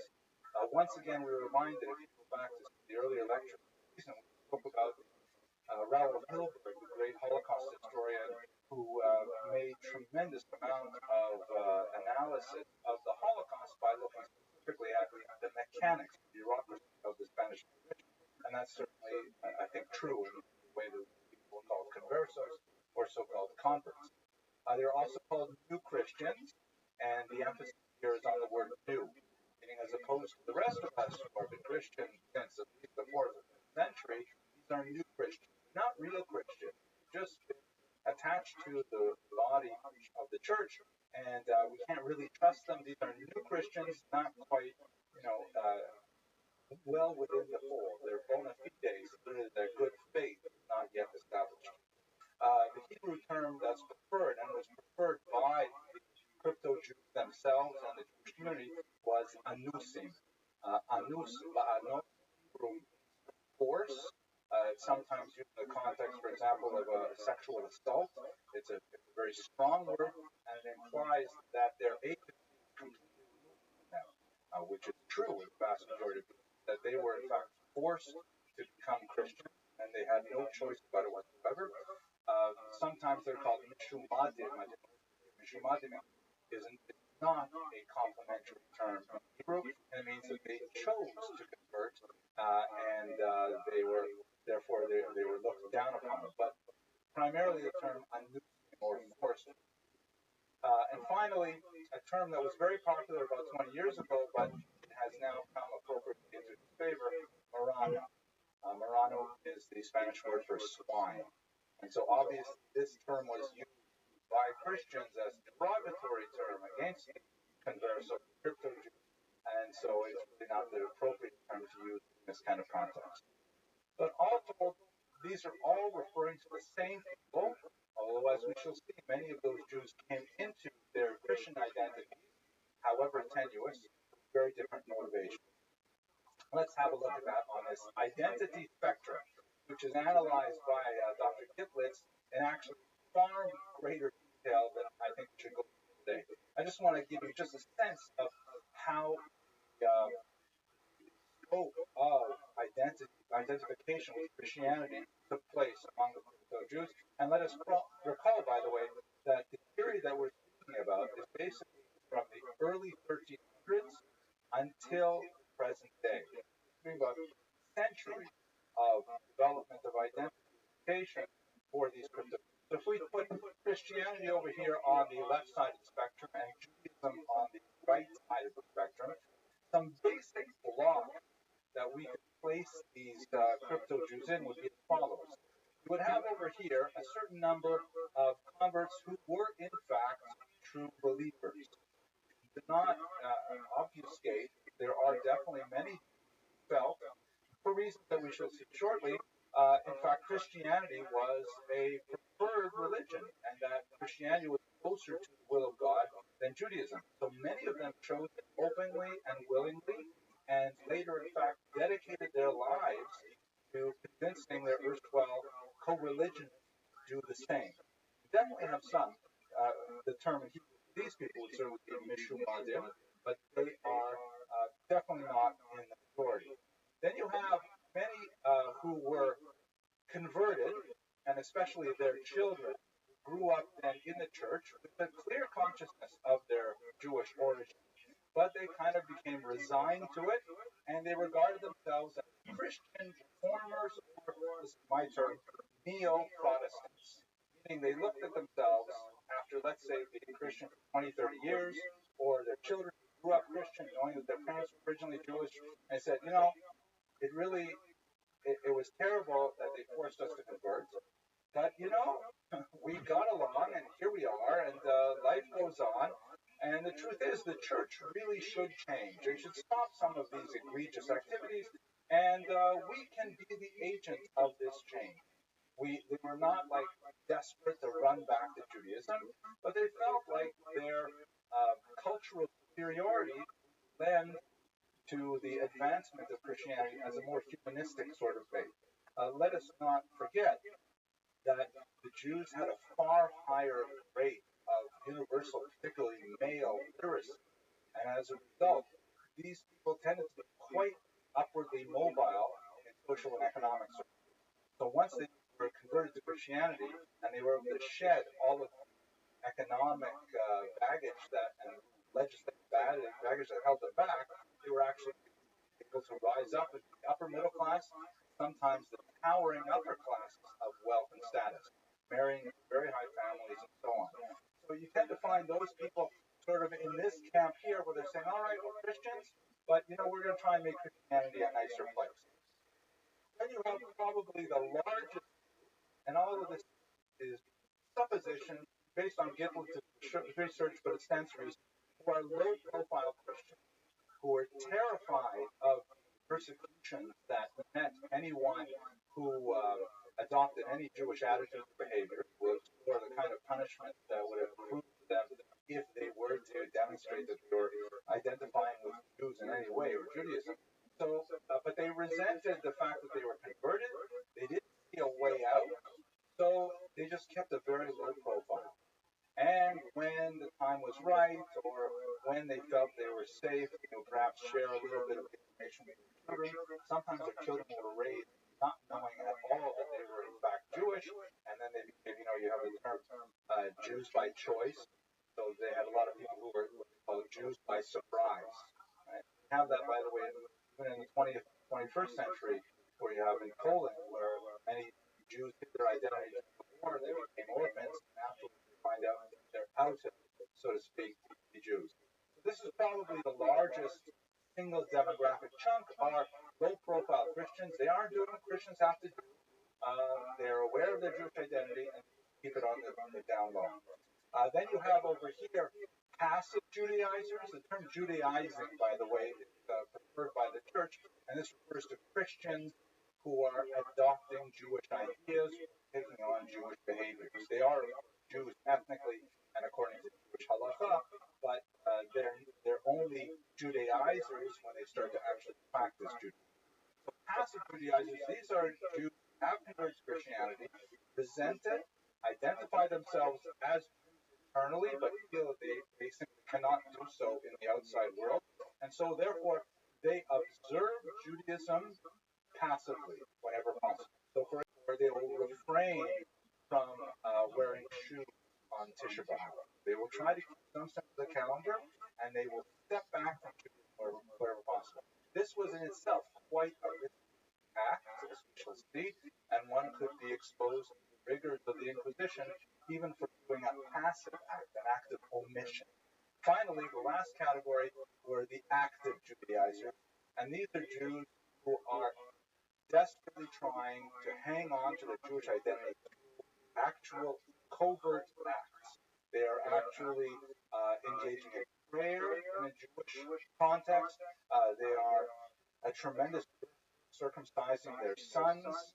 They're doing all kinds of things that are active demonstrations of their Jewish identity, despite the fact that exposes them to phenomenal risk.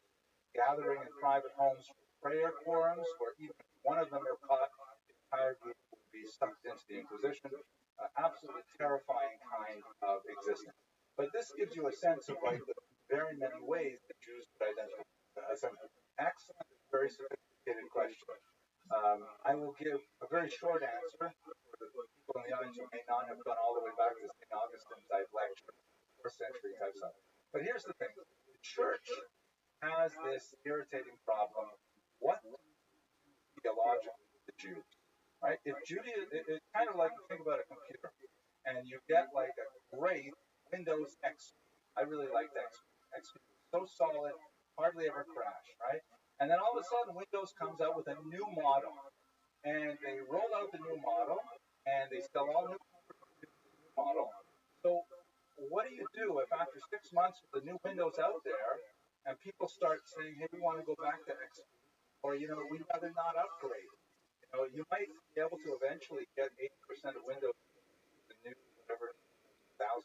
But the fact that there's some people holding out, saying we want to keep XP going, that makes the new Windows look bad, right? So the church has a difficult issue. How do you deal with that? On the one hand, what you could do is you could extirpate them completely, God forbid, genocide, or any other form of like simply removing their culture, which is a difficult thing to do in medieval and the ancient world. We didn't really try it in global society, but let's say they did that. The theological problem with that is that there would be no surviving Jews around to testify or witness that the Messiah had come. It only really counts if the XP user sees the new Windows and says, yeah, that's actually better than XP. Otherwise, everyone's wondering, why don't we just go back to XP? He's very happy with XP. He does with XP. So the church developed this doctrine called the doctrine of witness. It was probably best articulated by St. Augustine in the 4th century, later by Pope Gregory the Great, that the Jews must be kept alive. They may not be forcibly converted. They may not be excessively harassed or punished. They're supposed to live in a second-class state, but we're not going to actually destroy them outright.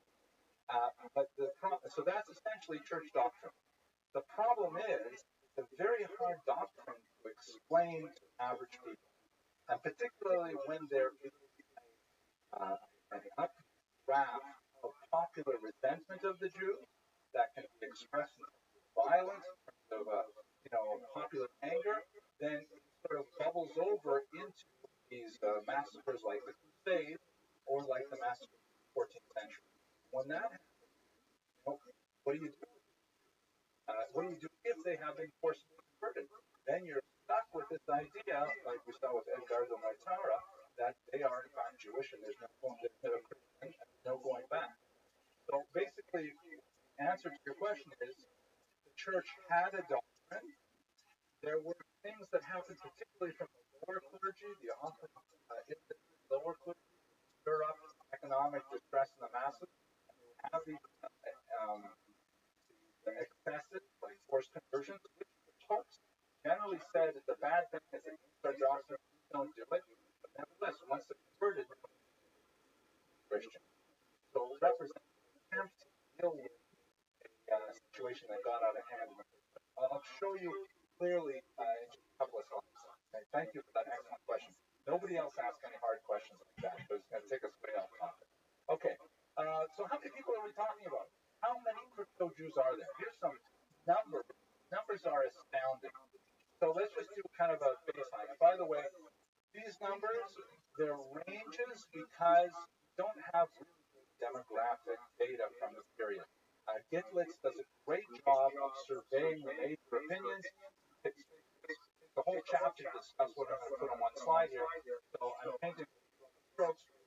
So in 1491, which is of course the year before the expulsion, we're talking about something like 7 to 9 million Spaniards, including Muslims and Jews.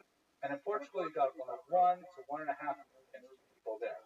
Of those, about 125 to 200,000 Jews were living in Spain, and about the same number, about 225 conversos from the various campaigns of the 14th century.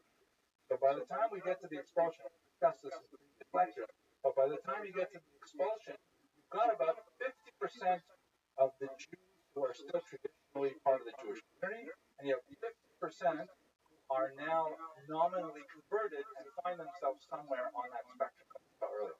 It's a big chunk of the population, and one of the main reasons for the eventual expulsion, because the conversos were still associated with Jews, still marrying with Jews, still very much part of the community, and the lines were blurred. In Portugal, quite a few less, about 10 to 20,000, and a very few conversos. In 1492, somewhere between 100 and maybe 160,000 Jews were expelled, an incredibly upheaval, a demographic change imagine. About about 50,000 of those went to Chile.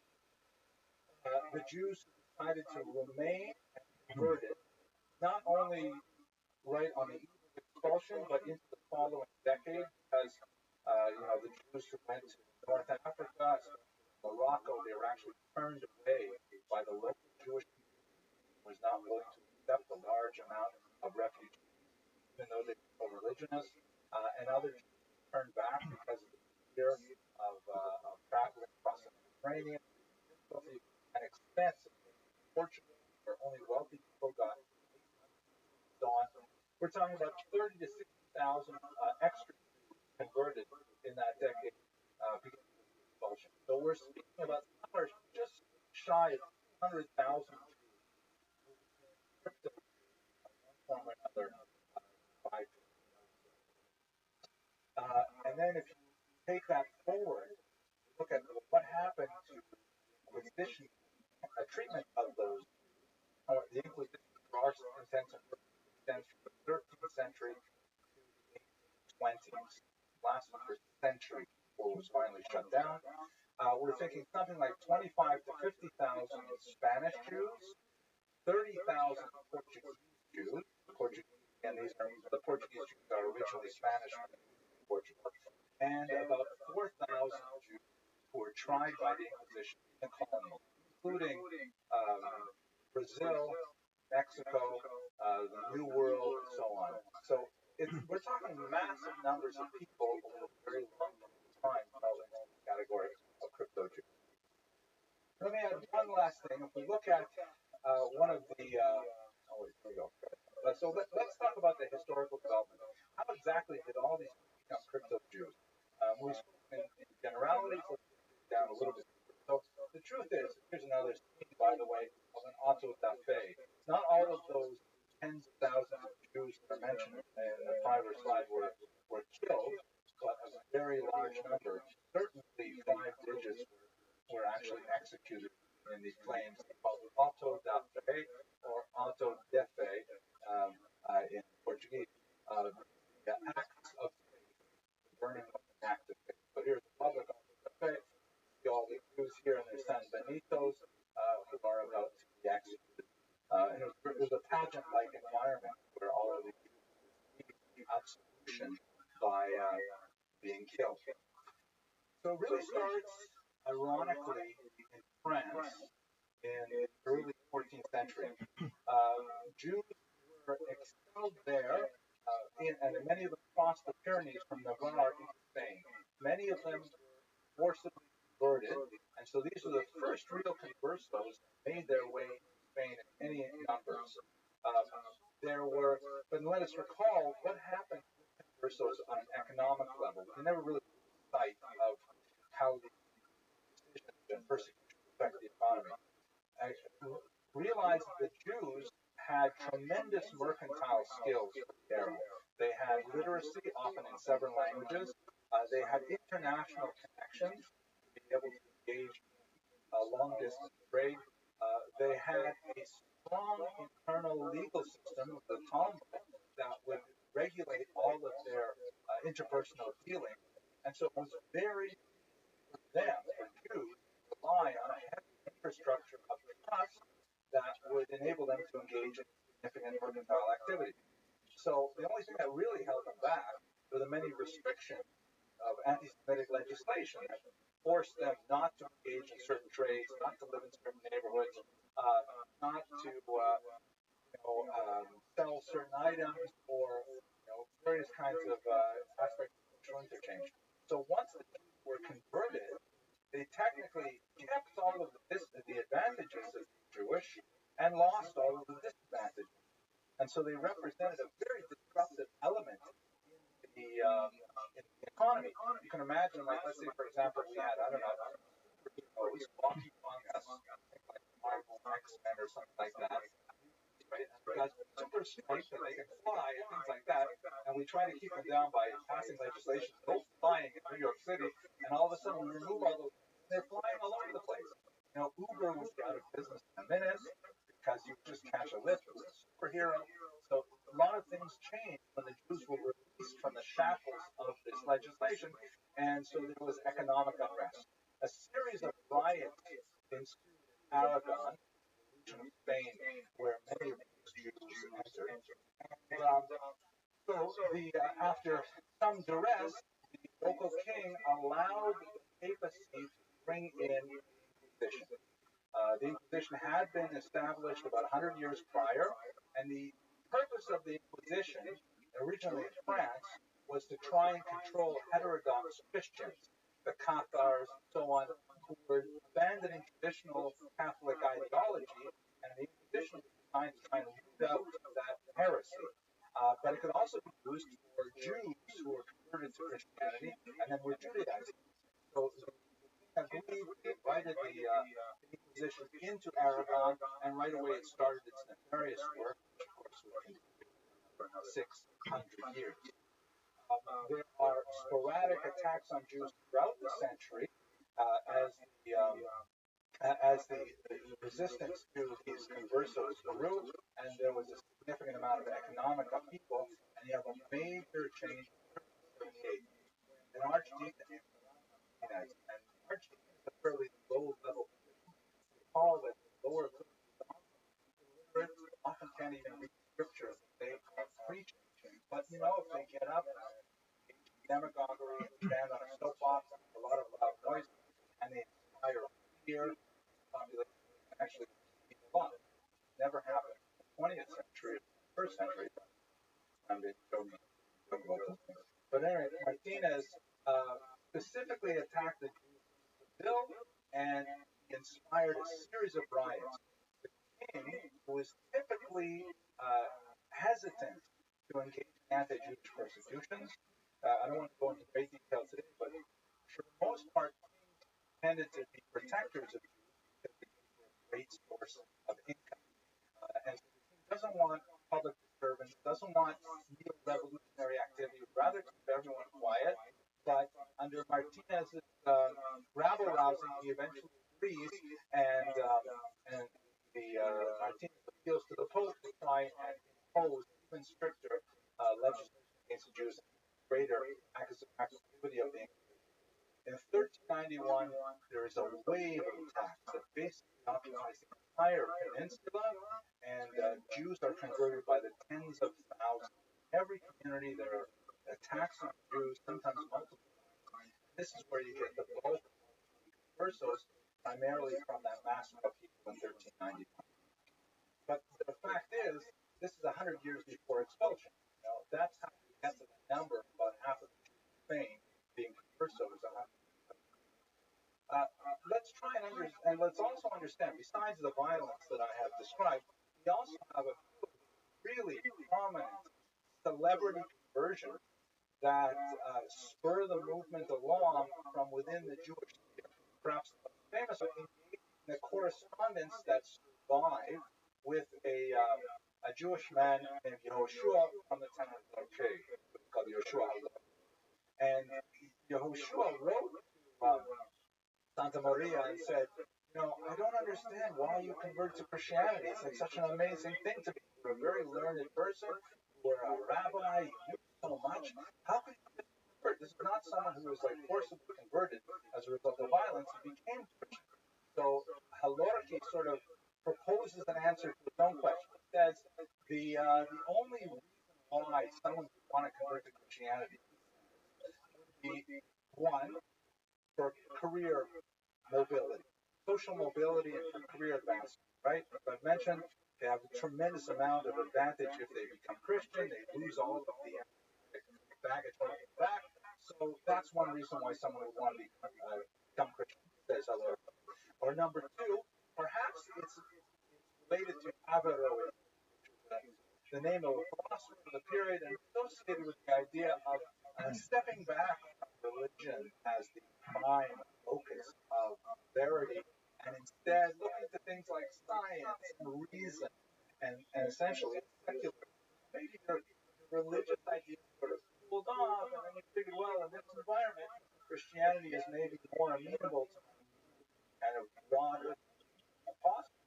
Third reason a person might convert is perhaps by looking at Jewish history and saying it's clear the pattern of Jewish history from the trajectory all the way from the destruction of the temples, to the exile, the Bar Kokhba revolution that failed, and so on.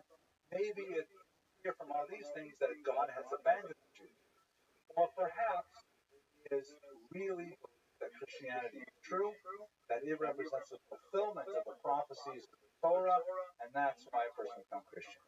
Now, Lord ended his correspondence by saying, well, since I know that you were a great rabbi, a very learned individual, and you chose Christianity, it cannot have been for the first three reasons.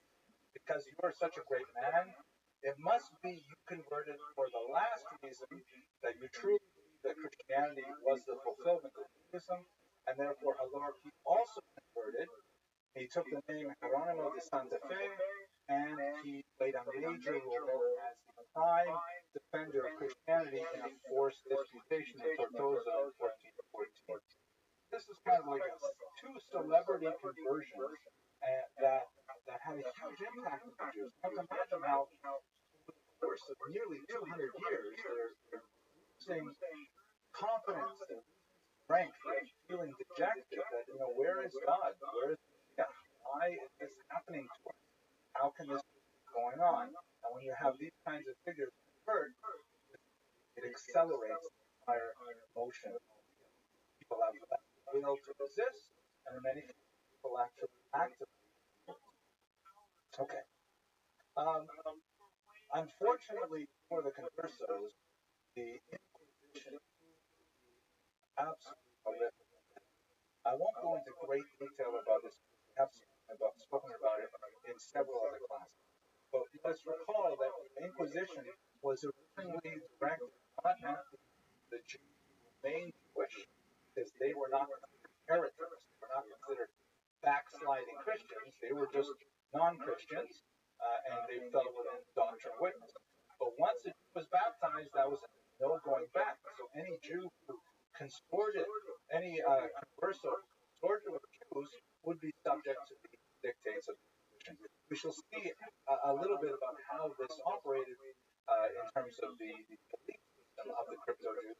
But let us recall that what would happen is the conversos would be, accused by a neighbor, let's say, who saw them, let's say, lighting candles on Friday night, perhaps placing them under clay pots or something like that, and then that would be reported to the Inquisition. The person would be brought in. There would be horrific tortures. After the tortures, they would typically betray so many other people they knew who did the same thing. People would be brought in.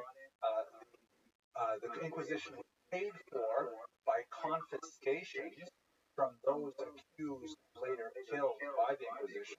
So it proved to be quite in the interest of the Inquisition to accuse many people as possible. And informants were also rewarded for their services. Therefore, if you liked your neighbor's cow, chances are an easy way to get it would simply say that, they typically slaughter their cows moving left to right with a knife, things like that. So it's a terrifying kind of social phenomenon. It happened in my research. I saw a couple of images that were terrifying. This is, the types of tortures are mind blowing. This is the hand crusher. What I find fascinating about this is that the cross is placed on the hand crusher to remind torturers and the tortured that this is all done for the greater glory of God, that what is commanded by the church. And then this horrible thing called the pear of anguish, or the Pope's pear, is a device. There are thousands of these kinds of things. A device that could be inserted in one of any orifices in the human body, and then later could be expanded like this, causing crucial, agonizing pain. Just imagine how these tools would have had such a horrific impact on the Jews at the time. Let us go back to these crypto Jews and try to understand a little bit about what was their belief. I mean, let's say, you have to imagine now, we're looking at it, we're compressing several hundred years into less than an hour. But let's say you're living in, 1530 or 1560, and it's already 2, 3, 4 generations. Anyone has been able to openly practice Judaism. The Jews did not convert, were exiled from Spain and Portugal. The Jews converted were on pain of the Inquisition to behave openly in a Jewish form. Here's a Jew wearing a San Benito, of course. You see the humiliating hat and the face onto the San Benito as well. And you can imagine you have to wear this for literally months if you were lucky, not be burned at the stake. So if you're like in the 1530s or 1560s, there's no teachers. Who can you go to learn something about Judaism? There's no books. A Hebrew book would itself do that. No Hebrew books. The only exception would be medical texts. And so therefore Maimonides sometimes survived because he wrote so many medical tracts that were rendered sometimes and also the ones originally like Hilcoteo and so on. So you don't have anything to study except Christian materials, and you have to try and imagine what Judaism would do, let's say, Christian translation of the Old Testament. You recall, you were with us last year, we spoke about Uriel da Costa, a Portuguese Jew who was raised in the environment. His mother came out as Jewish and said to him when he was about bar mitzvah, listen, I have to tell you, you're actually Jewish. And he was so enthused with it, so, inspired by the fact that he was Jewish, that when they finally escaped Portugal and made it to Amsterdam, he so openly embraced Judaism. He was so happy to be there, but he felt crushing disappointment when he saw that regular Jews in Amsterdam didn't always behave with the high standards of the prophets, and he actually beat him up. He probably had significant mental illness. Ultimately, he was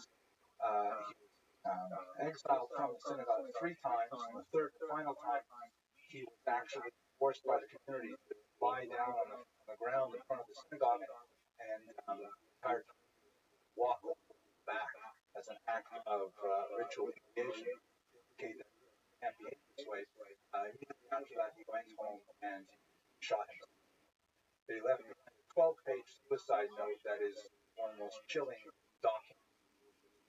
But he was like one of these people who wanted to be Jewish so badly, but he grew up with a very twisted idea of what is Judaism, because there was no rabbis there, no rebbitim, no one would give him that information.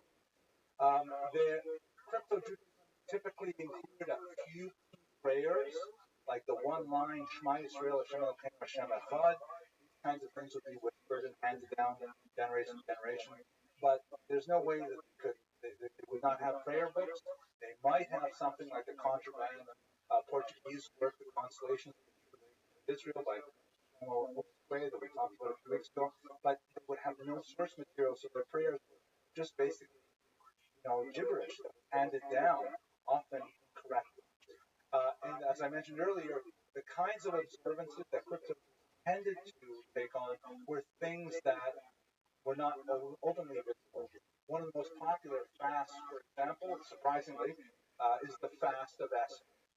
Why would the fast of Esther somehow retain more memory for crypto than, let's say, I don't know, the 17th Talmud or something like that? That's right, because Esther herself was a crypto Jew in Achashverosh's court, and it was available in the Christian Bible. Crypto Jews read to identify with her plight. By the way, when she said she fasted 3 days, crypto Jews, not knowing anything else, sometimes they fasted 3 days as well. I mean, they really went to tremendous lengths to try and do what it says in the Bible. Well, they had to guesstimate by the Christian holidays. They knew that Purim is 1 month before Passover. Passover falls in April with Easter, more or less, so they would kind of backdate it, sometimes go by the Julian calendar, use date to date, but they often had no idea. They obviously wished it was Shabbat, and that was a big deal. We'll see in a second in the Edicts of Faith what that meant. Gender differences, overwhelmingly more women than men. We definitely have lots of sociological evidence that indicates that women are a far more reliable repository of tradition than men. And you can look at a lot of different markers for this. For example, the age of intermarriage in America is that men intermarry about 3 years before women. Meaning women would wait 3 more years trying to find a Jewish mate before Jewish men will. That's just kind of like an American example. But the practices in the home, all practices that are associated with the kitchen, the bedroom, things like that, tend to be in women's domains, and they tend to preserve it far more likely than men do. And we have similar statistics on the crypto Jews in the 15th century. Ironically, this even applies to rituals that were associated with men alone. Circumcision is incredibly dangerous because it's a permanent mark, of course. Once you can't take it back. But women crypto Jews who wish to somehow identify, sometimes would actually, and this is a noted tradition, they would have themselves ritually scarified, usually on the shoulder.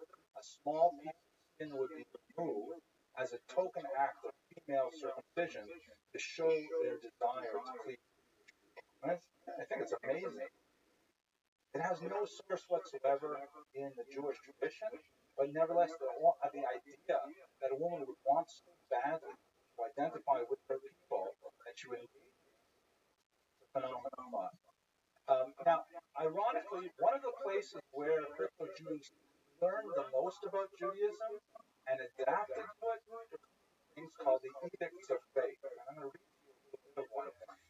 The Inquisition, in order to root out people who were engaged in Judaism activity, would typically come into a town, or they would announce that they're going to have an investigation, and they would attach in public places a long list of potential crimes, and they would publish them. That essentially saying was called the Edicts of Faith, also called the Edicts of Grace, and they would say, if you have seen any of your neighbors doing any of these things, report them immediately to the Inquisition.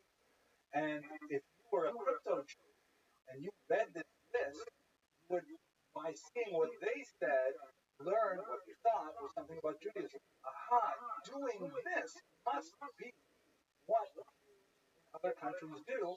So ironically, while the Inquisition was trying to extirpate Judaism, it was also encouraging it, although in a twisted kind of way. So I'm not going to read you the whole thing. This is like a 4-page document here in Gifflitz's book, but let me give you a couple of examples.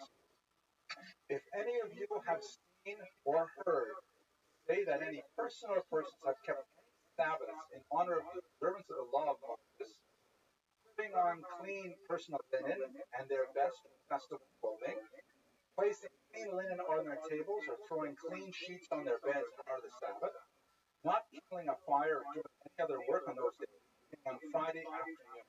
So right away, people get a sense of, so that's what you do for Shabbos, is put on a fresh tablecloth, change linens, wear nice clothes. Right? You can see also how intrusive it was, that if you did these things, change the tablecloth on a Friday afternoon, you could be killed for it. It's an amazing frightening thing. Think about that next time you change the table platform. Or who have torched or veined the preparing to eat, soaking in water to remove the blood, or who have removed sciatic vein from the leg of mutton or from any other animal. Like these are laws in Shvita, animals kosher, remove certain things and so on. Or who have cut the throat from one side to the other of any animal or birds which they want to eat, saying, Blessed is the Lord who has commanded us to slaughter in this fashion. Casting a knife on a fingernail to keep it as a sharp edge, and then covering the blood with earth. And by the way, material was revealed to the church by people who were tortured by the Inquisition, and they would ask them these detailed questions. They later codify them in potential crimes. Or who have eaten during Lent or on other days by the Holy Mother Church, or who have fasted on the Great Fast, which is called the Fast of Pardon, going barefoot on that day. The Fast of Pardon is, of course, Yom Kippur, right? Or who have prayed your prayers and in the evening have asked forgiveness of each other. The parents putting their hands on their children's heads without crossing them or saying anything, or saying, may you be blessed by God and me. Of course, this is what I do every Friday night with my kids. You know, and you can imagine that would put you up to that. Or who fast like, I don't know what Rabbeas means in Spanish. Yeah, something like that. Or other fasting weeks, like Mondays or Thursdays. Let's see, what else? Cutting nails, hair, keeping or burning the cuttings. In fact, it's the halacha there. You have your fingernails, you have to dispose of them in certain ways. Praying Jewish prayers while raising and lowering their heads, which are turned face towards the wall, right? Shuckling, davening by the Mizrach one. Before they pray, washing their hands with water or with dirt, and garments of dirt, carry cloth or linen with certain cords or little strings hanging down, like this here, little strings down from the corners tied into certain knots. Or who are, after they are baptized, they wash off the oil and chrism. Right? Like when they're baptized, they make sure to get rid of whatever baptized them. Or on the seventh night after the birth of their child, they put a basin of water into which they place gold, silver, pearls, barley, and other things, washing the child in that water, saying, may you be as well supplied with the goods of this world as in this basin. That looks like some kind of indigenous Sephardic tradition. I don't know if it survived. Sephardic. Event? Yeah, okay. With water and stuff like that and barley? Yeah. Okay, that's interesting. So there's a lot of things here. And so there's so many of these types of things. And the transcripts of the Inquisition trial list in painful detail specific tiny quotidian activities that the Jews may have been involved in. But that's ultimately the source of how these crypto Jews were able to receive any kind of information about their faith, however distorted it often was. So, coming to the end of this, what happened to all these Jews? Simple mathematical calculation indicates there are about 100 million descendants of those crypto Jews. If you want to take the strictest definition of who is a Jew, and you say all through the matrilineal line, we're still talking about double digits of millions of Jews who are just as Jewish as I am and have no perception of it whatsoever. This has ironically resulted, well, actually, what has been happening in the last few years, the advent of DNA testing services like Ancestry.com and 23andMe and things like that. Many people have discovered that they actually have Jewish Sephardic roots. And in fact, they can do some distinctions, whether it's mitochondrial DNA or it was the Y type, haplotypes, things like that, whether it flows from the matrilineal or the patrilineal line. And all of a sudden, you have hundreds of thousands of people who are claiming Jewish ancestry with almost no understanding of what that actually means. From the 19th into the 20th century, there were various travelers who would go way into the back villages. Many of you are going to come on that trip with me on the tour this year, including villages off the Douro River in Portugal, whole communities who say, yeah, we're all descended from the crypto Jews. They're completely Christian, about everything they do, but they have a consciousness of being essentially converts. What do you do with these people? Many of them are so enthusiastic about coming back to Judaism that an organization called Reconectar, which is very active in Israel, is reaching out to such people when they find that they have Sephardic Jewish identity somewhere in their genetic history, and they're inviting them back into the Jewish body politic, saying, we'll explain, no, make a decision. According to DNA testing, it appears that 1 in 20 males in Spain is of crypto-Jewish stock, and 1 in 15 American Hispanics this country. The Northwest, actually that should be Southwest, sorry. I don't know who types that. So just ignore that, right? I was in a bit of a rush this morning. But it's a phenomenal thing that so many crypto-Jews are, because of science. Now, the science obviously does not make a Jew. There are many people, there's a lot of things that go into it. But nevertheless, it's going to a renaissance of Sephardic Jewish identity from the most unlikely of sources. Those are my comments on the topic. I hope you found this as guided. Next week, God willing, we'll have our concluding lecture on how Rabbi Rothschild was saved. Back to the biography. You'll find his life absolutely fantastic and inspirational. Thank you very much for your attention. Hello, everyone. You found out that the material gives us overwhelming and fascinating. I want to share one last concluding thought. I find it so tremendously ironic on a historical level that, the identity of the crypto-Jew is so tenuous under such tremendously challenging environmental circumstances, and nevertheless, many of them often the ultimate sacrifice to try and preserve whatever of Jewish theology or practice or belief they could preserve for themselves and for future generations. And we contrast that the way we live here in contemporary North America with incredible and unprecedented freedom and the ability to explore our Jewish background, our Jewish heritage, thought, Jewish ideas, such a range of possibilities for Jews, and the vast majority of Americans remain disconnected from their Jewish heritage. That's one of those shocking realities that it's hard to pass over. If you had a chance to watch the Jewish History Manifesto video that I recorded a long time ago, it crystallizes my thinking and putting together the Jewish history series, and I'm hoping that people will get some kind of motivation to explore the greater aspects of Jewish identity and thought, the tremendous wealth present there, and that massive contribution to innovation. And I hope people will share this video, other videos, will look at videos by other people. The whole point is to try and expand awareness of the this innovation.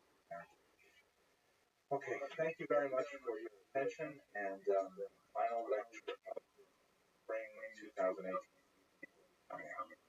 That was great. Good evening, everyone. Thank you for coming back week after week to these great lectures on the history of Sephardic Jewry.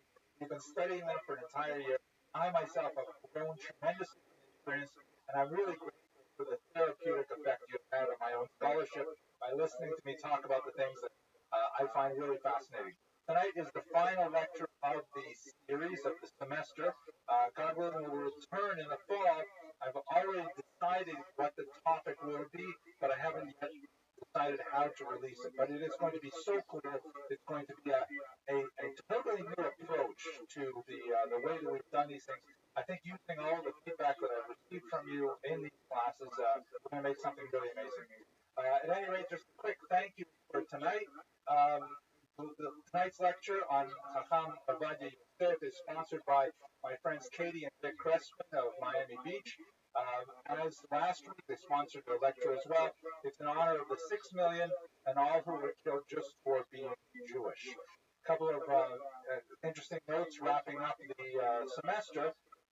I like to have a look at the metrics online just to let you know that we're not alone in this room. This is what the daily viewership was back in 2013 when I started giving these lectures, and back when I lived in Florida. And this is what they looked like when I came to Brooklyn in 2015. And thank God they're going up pretty steadily. These are when it dips, that means I was telling jokes, and it goes down in the jokes. And this is when the Sephardic Jewish History series began. So thank God we're enjoying continued popularity on the web, and I'm glad that so many people find these lectures meaningful. Also, I really want to raise money for our students. We are ongoing with our long-range goal to reach $100,000 in scholarships. Don't laugh. We want to reach way more than that. But right now we have $13,596, including the occasional donation from the Pushka on my desk. So if you are so motivated, if you enjoy the lectures, I love having you here. Your participation is sufficient sponsorship. But if you want to support our students, they're really why this all happens. Here's the website, and you can donate online. Okay. The topic for tonight, of course, is a fascinating figure, Maran Ovadia Yosef. Maran, as we shall see soon, is a uniquely Sephardic way of referring to our master. It's actually an Aramaic form that you see occasionally in the Talmud, like Rabban, our rabbi. Maran would be our master. It's also known as a Chacham, as a wise person, which is a uniquely Sephardic term for a well-known rabbi. I will probably bounce back and forth between these various titles. My main source for tonight is a rather large work, about 600 odd pages, but I have to say I read it with so much interest. Every single page was a delight, by a scholar named Yehuda Azulai, who's actually not a professional scholar, but is quite gifted in collecting materials and relaying them in a very appealing fashion. So I highly recommend this work if you want to go deeper into the life of Rabbi Yosef, where I take most of my material for tonight. So who was Rabbi Yosef? The short version is he was a famous Sephardic rabbi, originally from Baghdad, who spent most of his life in Israel. He eventually rose chief rabbi until he passed away in the year 2013. He is, however, a uniquely gifted individual. In my humble opinion, I would think he is the most important Sephardic person of the 20th century. Remarkable contributions specifically to Sephardic culture and to world culture. I myself, long before I gave these lectures, I was a big fan of Rabbi Yosef. I own a set of his Yabia Omer, just to give you a sense of his output. This is one of 8 volumes, and if I can balance it while I'm holding a microphone, it's like really small, double color print on every page. Phenomenal memory. Even his critics are loath to say that his memory was not verging on supernatural. An incredible eidetic or photographic memory that allowed him to paint incredible amounts of material. And a very creative scholar. He was able to bring together that material in often quite innovative ways to solve difficult problems. He was not a scholar who lived alone in an attic somewhere. He was very much a man of the people, very involved with the daily struggles of all over the world, but particularly in Israel, particularly Sephardim, for whom he felt a unique and powerful drive to return them to their earlier state of glory. And in a large way, that is in fact what he achieved. What I'd like to do over the next 50 minutes or so is go through his biography, highlighting a few elements of his life and work, and hopefully we will leave at the end of the series with a better appreciation of what he did for Jews in general, for Sephardim in particular, and for the world at large. Here's a picture of him. I should mention, by the way, he's also known for his rather amazing fashion sense. You know, and I tell you, I myself am Lithuanian, so I don't qualify, but if I had half a chance, if they let me dress like this, I would be Sephardic in a heartbeat. You know, I just think that the turban looks so cool with this kind of Nike swoosh on the side, and the Elvis style embroidery is just amazing. Now, he also, when he was in his 50s, he suffered from an eye ailment that nearly left him blind, but for the rest of his life, he was sensitive to light. So he was always appearing with these shades. You put together the turban, the shades, embroidered down, and like, my gosh, what a look. Now, I should mention, he himself detested the robe. He referred to it as his work clothing, and he refused to wear it on Shabbat, which is, when you would think you would dress up. He would refuse to wear it on Shabbat unless he had to make some kind of official appearance as the chief rabbi. He preferred to wear just simple black robes, but nevertheless, this was a garment of office that indicated he was Rav Harashi, or the Rishon LeZion, the first one in Zion, and he donned it when necessary for the purpose of that exalted role. But that's his classic, really iconic look that characterized much of the rabbinate in the 20th century, the Svarga. So let's go to his background.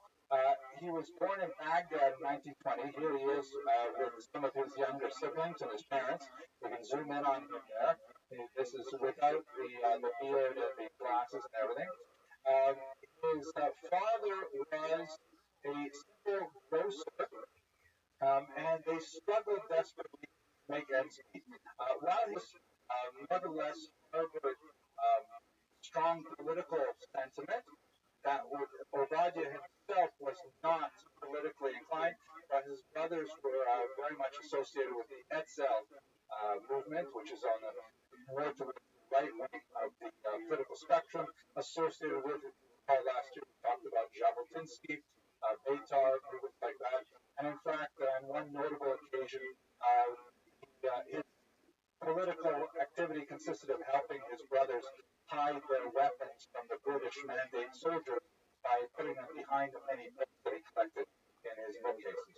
At any rate, he was noted in his childhood as a gifted matzmid.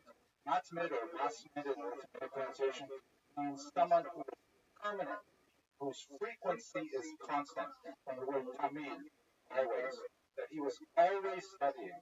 And his teachers and his parents and even his siblings noted that he was just simply not interested in playing. The whole idea of recess to him was, I get to open a different book that I started before we learn the current book that we're in. And he was just constantly in his books. He really enjoyed studying to an unusual degree. But he didn't show exceptional promise beyond that, with the exception of one very special moment that occurred a little bit later when he was about 10 years old. The family was having an incredibly difficult time making ends meet. This is the Depression era. Depression, of course, was worldwide and affected Israel. And the father decided that his eldest son had simply had enough education. It was sad, but he had to come into the family business. He had to work in the grocery store. And so he took his son out of Porat Yosef Yeshiva and had him studying there. And then one day, a couple of days after young Ovadia was missing from class, the Rosh Yeshiva, Ezra Chacham Ezra Atiyah, came to the father's door and said, "What's going on? How come Yosef hasn't come back to school?" And the father said, "What can I do? We're so impoverished, we can't make ends meet." And so the Rosh Yeshiva took off his robe, rolled up his sleeves and says, "I will work for you. Send your son to school. It is far more important, Jewish people, that your son continues to learn than I continue to perform my function as Rosh Yeshiva." The father felt, "Oh my gosh, how are we going to do it?" So he managed to scrape together some more support and, in fact, sent his son, the young Ovadia, to school where he continued to flourish. In his early teens, he was active in writing, and in fact, one of his very first writings bears the title of his most famous collection that I just showed you, Yapia Omer. It's actually a verse from the book of Psalms, and it is a little bit of a play on words because it means, it will certainly be said. The word Yapia and the word Omer other, or related to the idea of expression of speech. And Yabia is the reverse acronym of his name. Ovadia, Yosef, and Yaakov spelled backwards is Yabia. So he kind of like that. It's like the reverse acronym of his own name, speaking. He actually composed some of his own original thoughts at age 16, and eventually he came out with a book called Chazon Ovadia, the Vision of Ovadia, that towards the end of his life he wrote many, many volumes of it. But as we shall see, when it first came out, he wrote a thin volume in the Haggadah on the customs and rituals of Passover, and it was actually burned by other Orthodox Jews. How many times do we see this, that Jews write great books, they get banned or burned, and then they soar in popularity? Now, in his approach, it's going to relate to the issue why they were burned. He took an unusual approach that separated him from his Baghdadi origins. Remember, he's living in Israel right now, and he's also thinking about what it means to be Sfaradi. Perhaps I should mention to you something that hasn't come up yet. What exactly is Sfaradi? What does it mean to be Sephardic? He came from Baghdad. He did not come from Spain. 500 years after the Spanish exile, what does it mean to be Sephardic? Does it mean that you have to have some kind of genetic heritage that goes back to Spain? Because he certainly never claimed that. In fact, there are many communities, Greek Jews, Turkish Jews, Bukharian Jews who are Sephardi, but do not say that we are descended from the Spaniards. Syrian Jews, yes, a lot of Syrian Jews, clearly very Sephardi, but they identify as Syrians. Who would say that they are directly descended from Spanish Jews? Now, to be sure, there's going to be some admixture. When you have the expulsion of the Jews from Spain, and they travel to these areas, they intermarry with them, then there will be some sort of, illusion of categories, but, it's certainly not kind of a Sephardi tahor, like a pure Sephardic lineage. So one of the key ideas that he came up with early in his youth, and he stuck to this principle throughout his career, was the idea that a Sephardi, someone who follows the path of the Shulchan Aruch, the path of Rabbi Yosef Karo, who is also known as Maran, Sephardim call him Maran, our master, and adhering to the Shulchan Aruch and its style of approaching the rituals and so on, that is what makes a person a Sephardi. The ethnic things are all very nice and so on, but they're not as relevant. And in this regard, he relied on a very old Jewish tradition that defined Jewish status primarily through its relation to the Torah. That we are a people, says Sa'ad Yagaon, we are a people by virtue of our connection to the Torah. Yes, there is a biological element, yes, there is an ethnic element, but the fundamental element is connection to the Torah. Of course, you have converts coming into the Jewish people, and we have such a wide array of converts from all over the world, just kind of blend into the Jewish people. The idea of an ethnic component alone is silly. So it is fundamentally the ideological attachment to the Torah, however you understand it, that makes us Jewish. According to this line of thought, we see best expressed in the 9th century Sa'adia Gaon. So Rabbi Yosef used the same idea to say that Sephardim are those people who fall within the umbrella of the thought of Rabbi Yosef Karo, distinguished from those who follow, for example, his contemporary Rabbi Moshe Isserlis, which would be the Ashkenazic community. So if you follow the Rabbi Yosef Karo and not necessarily Ramad Sereh, you fall within the category of Sephardic. Whether you're from North Africa, or from the Middle East, from Baghdad, from Cairo, from Aleppo, you're all Sephardi. So that's all fine and good. And by the way, he said it's also very important because halachically, according to Jewish law, every place has to have its own local tradition. The major rabbi who is the fundamental authority for that region, which can last for hundreds and hundreds of years, and in Eretz Yisrael, the land of Israel. Who else would be the fundamental authority other than Rabbi Yosef Karo? Lived there towards the end of his life. He lived in Sfat in particular. So Rabbi Moshe Isserles, who lived in Poland, was not the local authority. Rabbi Yosef Karo was. Therefore, for two reasons. A, because Sephardim fall within the umbrella of Rabbi Yosef Karo, and B, because Rabbi Yosef Karo, 500 years prior, was the local authority of Israel, then he felt that in Israel, Jews should observe Sephardic ritual unless they have a specific connection elsewhere. So that was all fine, except for all these Baghdadi Jews who said to him when he's a young man, "What are you talking about? We follow the Ben Ish Chai. We follow the great Baghdadi thinker who himself, although he was clearly Sephardic, he also took on a lot of Kabbalistic ideas that were not necessarily in Rav Yosef Karo's main work, the Shulchan Aruch. He took on a lot of stringencies that were clearly of European derivation, things that look more like Ashkenazic customs than Sephardic customs. And so in a few key places in the Passover rituals, he wrote in Chazon Avadia that here we are in Israel, and we're following Shulchan Aruch, and we're not following those Baghdadi traditions. And so the Baghdadi community, from which he himself derived, was infuriated that a scion of their community should express a normative statement such as that, and some of the hotheads actually burned his books.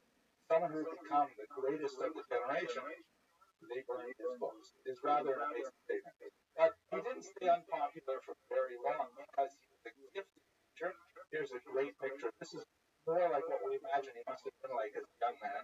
And he was known for bringing together large gatherings of young people, and young people who are not part of the traditional Torah community. Like he gathered together just people who wanted to hear a shiur that was entertaining. Known for telling hilarious jokes. Always began his classes with a joke, which is kind of mustard to me. I should go back to telling jokes. But he told them well. That was the difference. But he would tell jokes, tell stories. He was a very strong believer that even simple people want to learn Torah. It's the responsibility of the educator to make it palatable for people who are not necessarily in all the fine details of Jewish thought. He married early. His wife, Margalit Fatal, who was equally dedicated to the idea of raising a family with a husband who was completely involved in studying Torah, and she supported him to an incredible degree. Before they moved to Cairo, when they had a few kids more than this, they lived in tremendous poverty. Even though he was a very popular lecturer and so on, he also was a bit of a controversial figure. That was part of the reason, by the way, he left Israel, was because of the controversy over Chazam and Barbad's first volume. He says that they used to put the kids to sleep in an empty tomato box covered with rags. And they only had a 2-room apartment, one room which was used as a synagogue, and the other room was for everything else. And so when he studied the day in the synagogue part, she would keep them quiet by sitting them underneath the kitchen table and playing with the fringes on the tablecloth. Amazing kinds of stories of Benjamin that we don't understand. He also spoke about it much later in his life. At any rate, they had a very strong, close bond, and I'd like to close the lecture later tonight with an amazing story about his wife, but we'll move on. At any rate, they lived the typical Kollel family kind of existence, especially when the fathers-in-law were not so wealthy themselves. And combining that with the controversy over his work, he eventually decided to take a position in Cairo. He was offered a rabbinic position there, and actually he received mixed reviews from his work in Cairo. Here you can see him surrounded by his students at the yeshiva in Cairo. They're all requested to wear these distinctly Egyptian hats. That's actually something that the government wanted them to wear, the fez. Yeah. So he was tremendously value as a teacher. There are stories, by the way, I forgot to mention in the previous class, stories about when he was trying to leave Israel to go teach in Cairo. His students were literally laying down in front of his automobile. The automobile was taking him to the border. That they did not want him to leave. It's also well, I won't tell you that story right now. But so it was a great success as a teacher. As a rabbi, not so much. He encountered tremendous degree of entrenched resistance to a more strict observance of Jewish law. He had notable conflicts and repeated conflicts with the communal authorities in place over basic standards of Sabbath observance, and in particular kashrut. He was especially disturbed that they had a home there for older people, and it was communally run, and the kitchen promised to keep kosher, but there was no Jewish supervisor of the Arab cooks. That they simply washed the dishes in water between milk and meat. He was aghast with the low standards. Ultimately, he had to leave. He could not change the standards of the community, and therefore he elected to leave. But while he was there, he gained in particular experience with one of many distinctly Sephardic issues that later would be very important for him in his work. He ended up working quite heavily on Gitin, which are divorces in Egypt, task which is part of the regular rabbinic repertoire. And as I'm sure you're aware, divorces are extremely serious because when a woman is married, she is forbidden to another man in Jewish law. If she were to be with another man, then there are grave consequences not only for the partners but for any children that would be produced. So if a marriage is dissolved, it must be dissolved completely in order for the woman to go and marry a second husband if she so desires. Therefore, the documents that attest the divorce are written with tremendous precision, and they have to be supervised to a very high degree. All of this goes without saying. Why is it specifically Sephardic? Because they were very lazy in Egypt and in Israel, as it happened, with the pronunciation of Sephardic names. Since the names have to be recorded in Hebrew letters, it was crucial that they had to be recorded phonetically and not orthographically, meaning you had to write it down the way it sounded. And a lot of Sephardim had names which were borrowed from many other languages, and the Ashkenazi rabbis would sort of guess at it, and Ovadia Yosef would say, no, that would make the entire get, make it invalid, and if she were to remarry, then it would be a tragedy. You have to make sure it's done right. For example, what if a Sephardic guy has the French name George, right? We'd say in English, George. So in French, George. So we don't have the letter je at the beginning or je at the end of George. How do you actually write that? You've got to write, you've got to combine various letters, you've got to add diacritical marks and things like that. But if you were to use Gimel just for Gorg, no one would call that guy Gorg. You wouldn't know who he was. So we got very involved in the precise writing of Sephardic names as they were pronounced. Something that also he was involved very heavily. In 1973, he was immediately Yom Kippur War entrenched in a very agonizing attempt to free Agunot. So I don't want to take too much time for this, but it is important. There were 970 women in Israel whose husbands went missing in action during the 1973 war. Recall the Yom Kippur War was a surprise attack. Israel was caught off guard. They suffered punishing blows until they were eventually able to reassert themselves. So 970 women who were left in an uncertain state. If the bodies of the husbands were claimed or identified, then they would be widowed. But if they were not identified, then they would technically still be married men who were MIA, and they would be classified as chained women and unable to marry.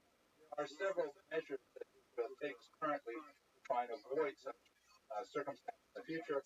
By the way, in America, particularly, the real problem with husbands who aren't taking an action, but they realize that we have a whole other discussion here. Ovadia felt this responsibility weighed on him very heavily, and he literally went many nights agonizing over each one of these women until every single one of 970 women had found a way to be released from their marriage. This was part of his thought as well. He was what they call a mediator, someone who was able to find leniency, and he found all kinds of them. Like, I'll give you one example. In halakha, in Jewish law, let's say a guy falls overboard from a boat, and people see him fall overboard, but they don't know if he swam to shore or what happened to him. They don't know if he's alive or dead or whatever, but they're not even sure who he is. But they find his personalized wallet, has his name on it.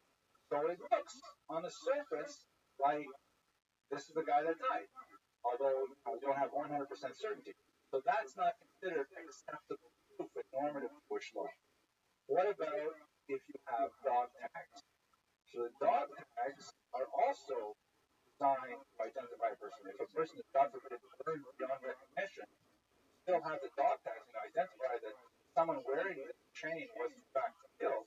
You say that the person is in fact dead and that the wife could be married. Rabbi Yosef said this is not at all like a personalized wallet. The personalized wallet, a man could give his wallet to someone else and say, here, can you go to the store and buy something for me, or could you watch the wallet while I go have a shower, or whatever he's going to do. A dog tag, he never takes it off. That's specifically his, and it's not given to someone else. And again, so in these kinds of logical inferences, whatever he could find to release these women was part of his task.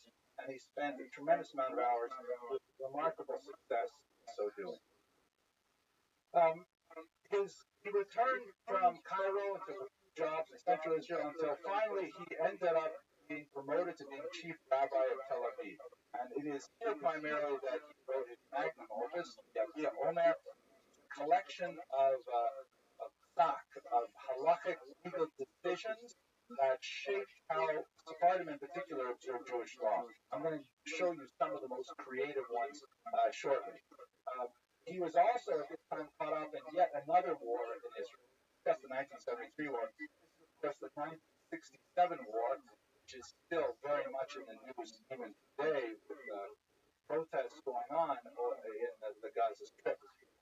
But the Six-Day War, we should recall, I'm sure everyone in this room is aware of those events of June 1967 meant. And it looked like all of these Arab armies surrounding Israel were going to push the fledgling state into the sea, and then with a remarkable, uncanny, supernatural miracle, within 6 days, the Jews had not only defended their little strip of land, they had actually expanded it beyond belief. This was the era when the 1967 border between East and West Jerusalem was removed. This is an iconic photograph showing the soldiers first approaching the Temple Mount, which was behind Jordanian lines until 1967. Perhaps even more significant for many Jews was this moment when Chief Rabbi Shlomo Goren blew the shofar while holding a Torah scroll at the Temple Mount. Truly a moment when many Jews were shivering with the idea that perhaps the Messianic redemption really is at hand. To imagine a rabbi of great stature blowing the shofar. It turned out that both Rabbi Goren and Rabbi Ovadia Yosef were both appointed to be chief rabbis of Tel Aviv together, and the Ashkenazic chief rabbi and Ovadia Yosef, of course, the Sephardic chief rabbi of Tel Aviv, the city. And it was an uneasy kind of partnership because they had very divergent views on many, many things, not just what you eat on Passover. They held, for example, tremendously divergent views on politics. Shlomo Goren, Rabbi Shlomo Goren, tended to be more of a hawkish individual, very much in favor of annexing the West Bank and Gaza and not holding it for some kind of negotiation, whereas Rabbi Yosef was much more dovish. He felt that Israel could, if it so desired, trade land for peace. He was incidentally very friendly with Shimon Peres. He felt that no amount of land, even the holiest land in the world, same value as a human life, and so he held a much more, peaceful kind of position to the situation in the Middle East.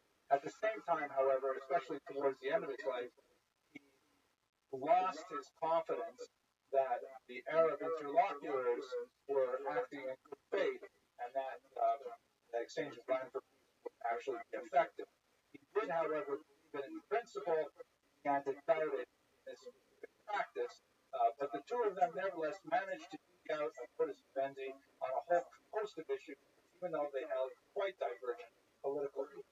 So let's look at some of those rulings that he made that were specific to Sephardim and had a really huge impact on bolstering the central idea of Sephardim as having a distinctive value and tradition.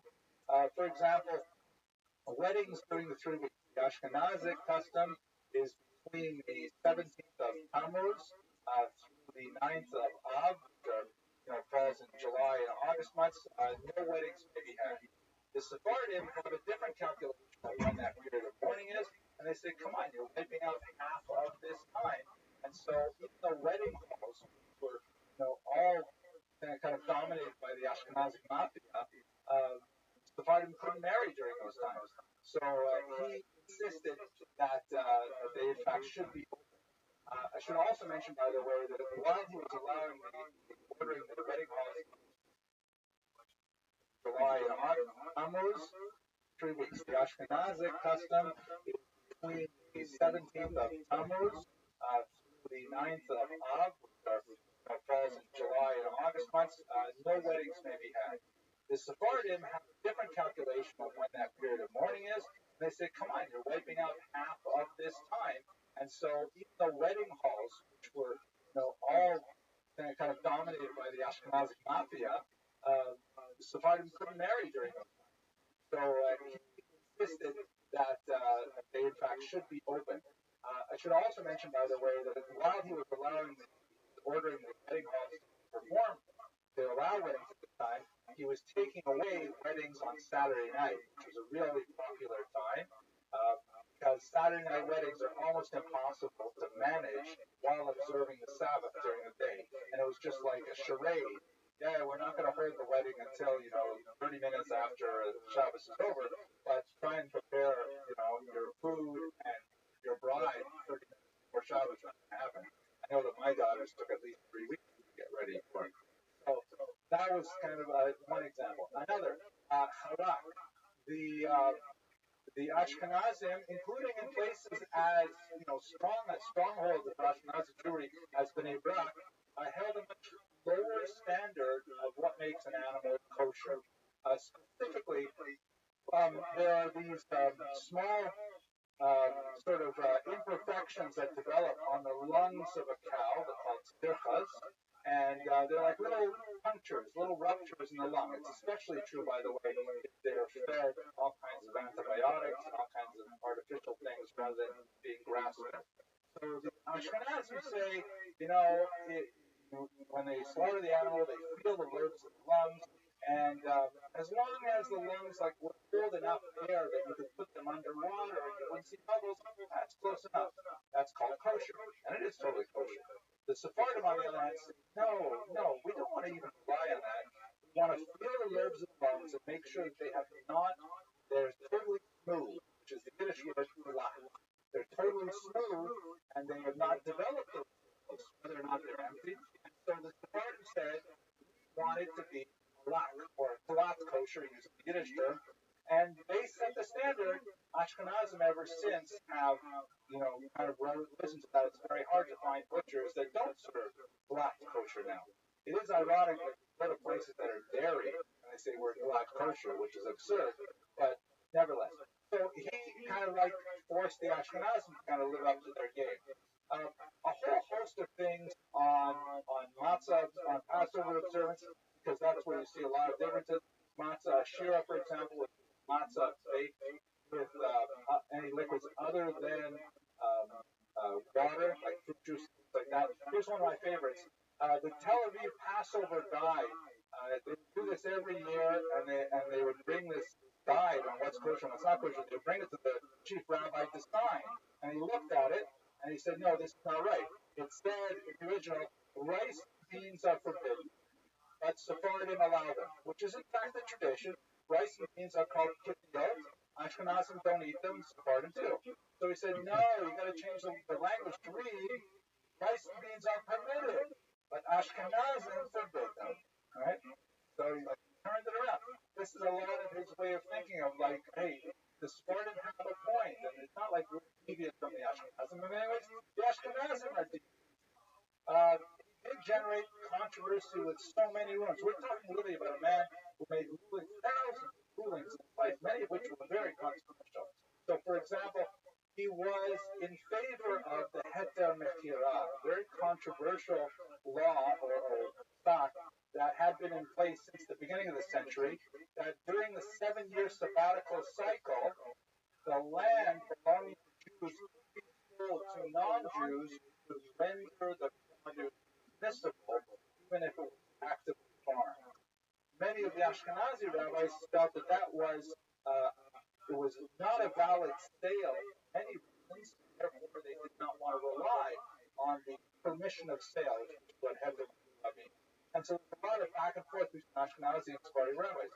Rabbi Yosef, however, really believed not only in the power of a logical argument, even if it turns out to be lenient, he also believed in the suffering that would ensue to the farmers if they did not allow these leniencies. He also felt that, if we not tell them that if we do not make this permissible, they're going to do it anyways. Most of the farmers in Israel were secular.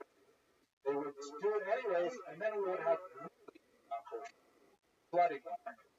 So on that calculation, his opinion was dominant in the state.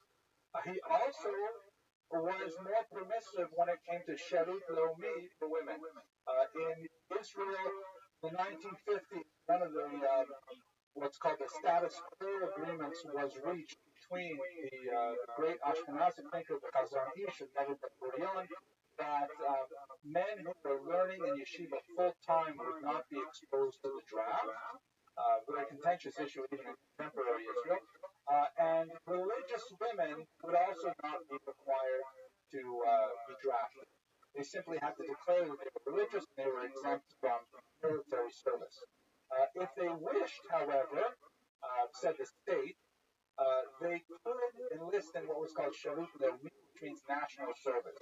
And they would do all kinds of non-military kind of assignments for a few years, like wrapping bandages or maintaining way stations or whatever was needed logistically behind the enemy on our side of the enemy lines. The Ashkenazi rabbis forbade this as well. Too much like the description for women. Rabbi Yosef was lenient. No, there's nothing permitting women. There's nothing prohibiting women from engaging in Sherut Leumi. They wish to do so in an appropriate way.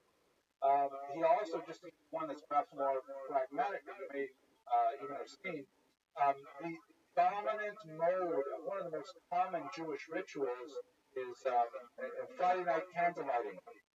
The procedure is Ashkenazi women will light the candles, will wave their hands over the candles, and cover their eyes while they say the blessing. The reason for this is kind of a contradiction in circumstances. The rule is you say a blessing before you perform the action. You say a blessing on the apple before you bite into it. You don't say a blessing after, unless there's some reason specific about it. But if you say the bracha, then you have made it Shabbat, and the first thing you do is transgress it by lighting a match. So therefore, the Ashkenazi custom is you light while you still consider it Friday, and then you close your eyes as if to say, I'm pretending the lights are not there, I'm saying the blessing, and then you see it for the first time. That's the idea. The Maran Rabbi Yosef Karo, the Shulchan Aruch says no. Just light the candles and then say the bracha. And that's, in fact, the ritual for Sephardic women. And Rabbi Yosef made a big deal out of saying, why is it that Sephardic women have ignored this very normative halacha that has clearly stated so in the Shulchan Aruch? So he argued that women should, in fact, follow the Sephardic custom if they were Sephardic. Let me give you some examples of his rulings that are outside of specifically Sparta, but nevertheless demonstrate his leniency in very creative ways. He recognized brain death. He was one of the first rabbis in Israel to recognize that there was such a thing as being placed in a situation where life is artificially sustained by contemporary technology. And this is tremendous leniency because Talmudic definitions of death are all cardiopulmonary, heartbeat, and but as we all know, people can, unfortunately, or be placed on heart-lung machines, and they can keep breathing and their heart beating indefinitely. So he was the first to pioneer the concept of what's popularly called brain death. It is not a simple test. There are a lot more stages to it than we would have in North American hospitals, but nevertheless, he did say that there are grounds for considering a person on life support to nevertheless be. Cosmetic surgery, one of my favorite exchanges. Study partner was Rav Eliezer Goldenberg, Eliezer, and they both were very much involved in medical halacha. Medical technology has advanced so far in the 20th century that they're constantly dealing with questions. And one of the questions that was sent to Eliezer was, may a woman have cosmetic surgery performed on her face? She wanted rhinoplasty. Why is it the way God made you? You know, you're a creature of God, the image of God, and you know, for whatever reason, you have this nose, you should your nose, whatever. And he essentially, put it up. And Rabbi Yosef, on the other hand, he said, why not? He said, there's no law in the Torah. If it is safe, if there would be a law in the Torah, if it's not safe, but anesthetic is dangerous operation, then it would be forbidden.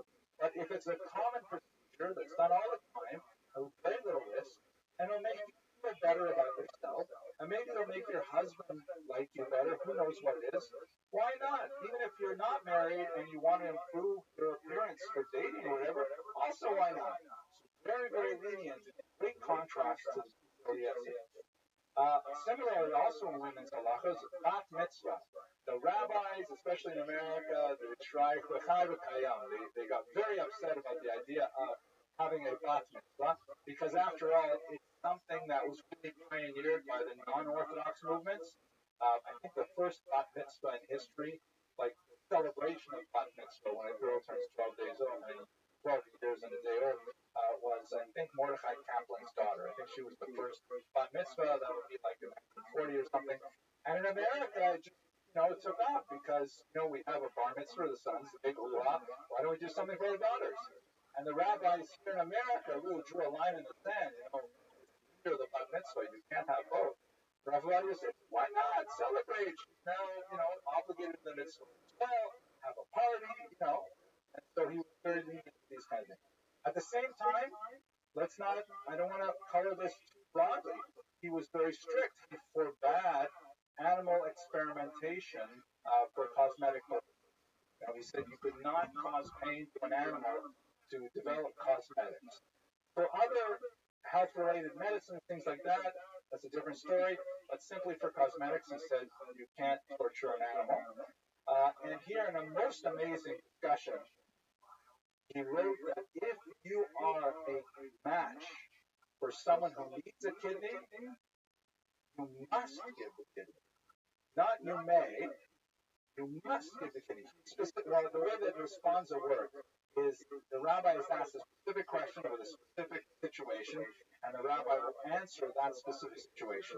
And so he was asked about siblings, and one sibling needed a kidney transplant. The other one had it, was a little nervous about doing it. He asked Rabbi Yosef, he said, what are you telling me? You must give your kidney to your sibling. There's no, you don't feel like it, you're scared of it. You must. And that was much further than any other rabbi was willing to go at the time. So he could definitely be very strict as well. but we know him primarily as a very creative individual who found leniencies when people needed it. So and I think one of the things that made him so beloved as a chief rabbi was his remarkable tolerance of diversity. Even though he has the whole kind of Elvis getup, he was really very, very relaxed around non-observant Jews. He was welcoming to them. He was warm to them. All kinds of things because he felt that they were part of one people, and he did not want to alienate them under any circumstances. So he was elected with the support of many Ashkenazi rabbis, including Rabbi Rothschild, to be Rishon LeZion, that means the first in Zion, or the Sephardic chief rabbi, in 1973. And one of the first things he did was he defended the Sephardic practice of Yibum. So very clear, it's called levirate marriage. The law is if a man dies childless, then his brother is expected to marry the widow. And when you read the passage in Deuteronomy that talks about it, it's very clear that this is considered to support a young woman who otherwise is alone in society, particularly written within the context of a Middle Eastern culture where women always are existing within the shadow of some male figure, father, husband, a son, a adult son, that kind of thing.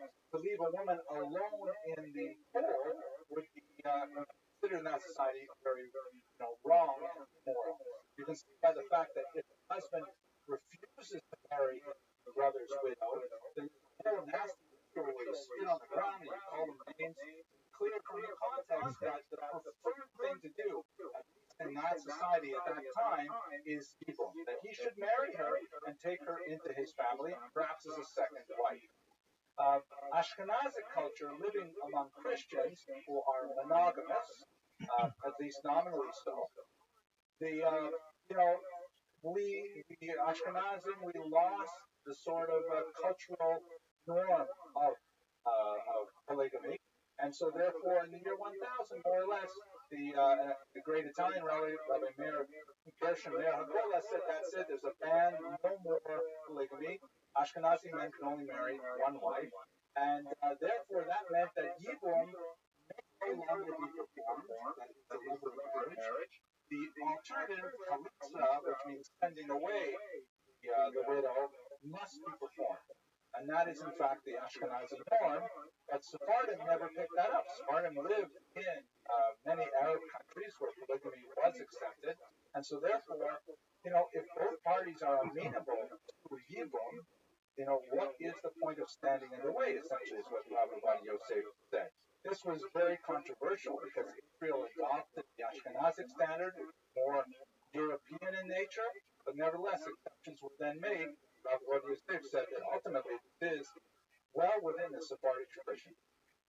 He also was a great defender of Ethiopian Jewry, which at this time was learning to return to Israel. Ethiopian Jewry, by the way, we're going to talk about them, God willing, next semester in the fall. I hope to do a full lecture on their history, which is fascinating.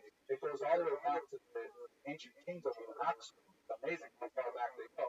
But there was a lot of questions in Israeli society. Are they really Jewish? And if they are Jewish, are they perhaps illegitimate? Because among other things, their divorce law was not the same. A lot of kind of arguments. But Rabbi Yosef was a staunch defender of admitting them to the country as Jews.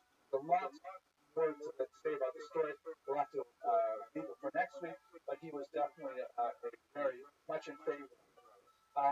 He wrote. I'm gonna pause on that because it'll take us long. He also argued that with regards to Sephardic Jews, there's kind of this stereotype, which is based in some rough reality, that it was perfectly consistent for a Sephardic Jew to go to shul in the morning and get shock out of davening and listen to the drasha, and then go pick up a bag of harinim and drive to the soccer game. And that was all part of kind of like the traditional sense of what is normative among Sephardim. As one Rav Yaakov Levi said, the traditional Jew desecrated Shabbat more than once, but never desecrate the name of God. Young Sephardic men in particular would feel that, well, these things are just not as important. It's a much greater value of respecting God, respecting the rabbi, and so on. They're less orthopraxic, perhaps, in Ashkenazim. And so we see that he shows over and over again kindness, tolerance for non-observant Jews that really is remarkable for something such good learning. Dress codes even allowed, non-normative dress for women. That got them in a lot of trouble. Right? But let's just go one last one I find especially fascinating. This is a picture of Cardinal Lustiger, Jean-Marie Lustiger, who was a French Jew who, as a child, was taken into a monastery and saved thereby from the Holocaust. He ended up growing up in the church, and he was elevated to the post of cardinal. In fact, he was in the running for the position of the papacy at one point. Amazing thing. He never denied his Jewishness. In fact, he had it inscribed on his tombstone. He said he was born a Jew and he never left it, just like the apostles. Very interesting thing. But at any rate, he died in 2007, and some family members wanted to say Kaddish for him. And the chief rabbi of France was asked to say Kaddish for Lustiger, who was a cardinal of the Catholic Church, and he didn't know what to do, so he went to Rabbi Yosef. And he said, what should I do? So Rabbi Yosef apparently broke down into tears and said that, of course, they Kaddish for him. Absolutely. If you're a Jew, why would you not think you should say Kaddish for him? So in fact, they did.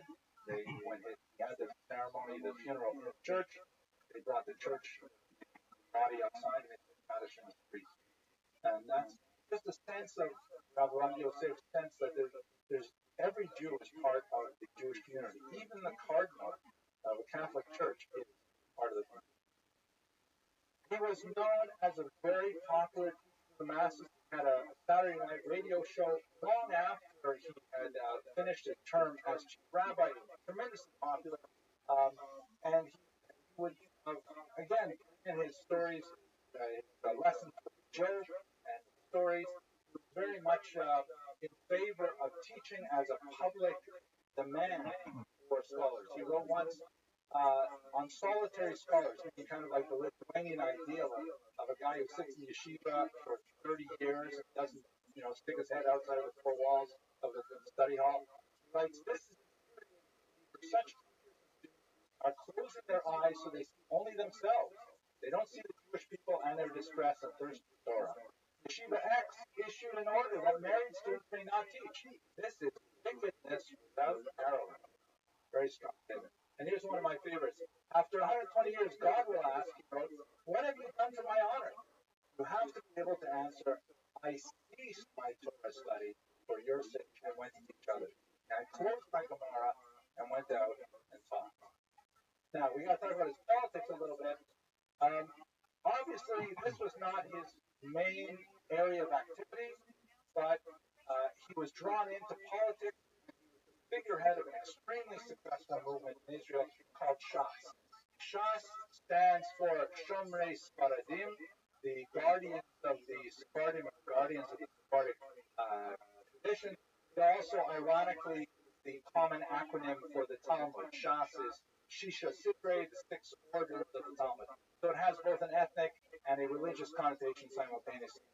Up until the late 1970s, Sephardim were definitely second class in Israel.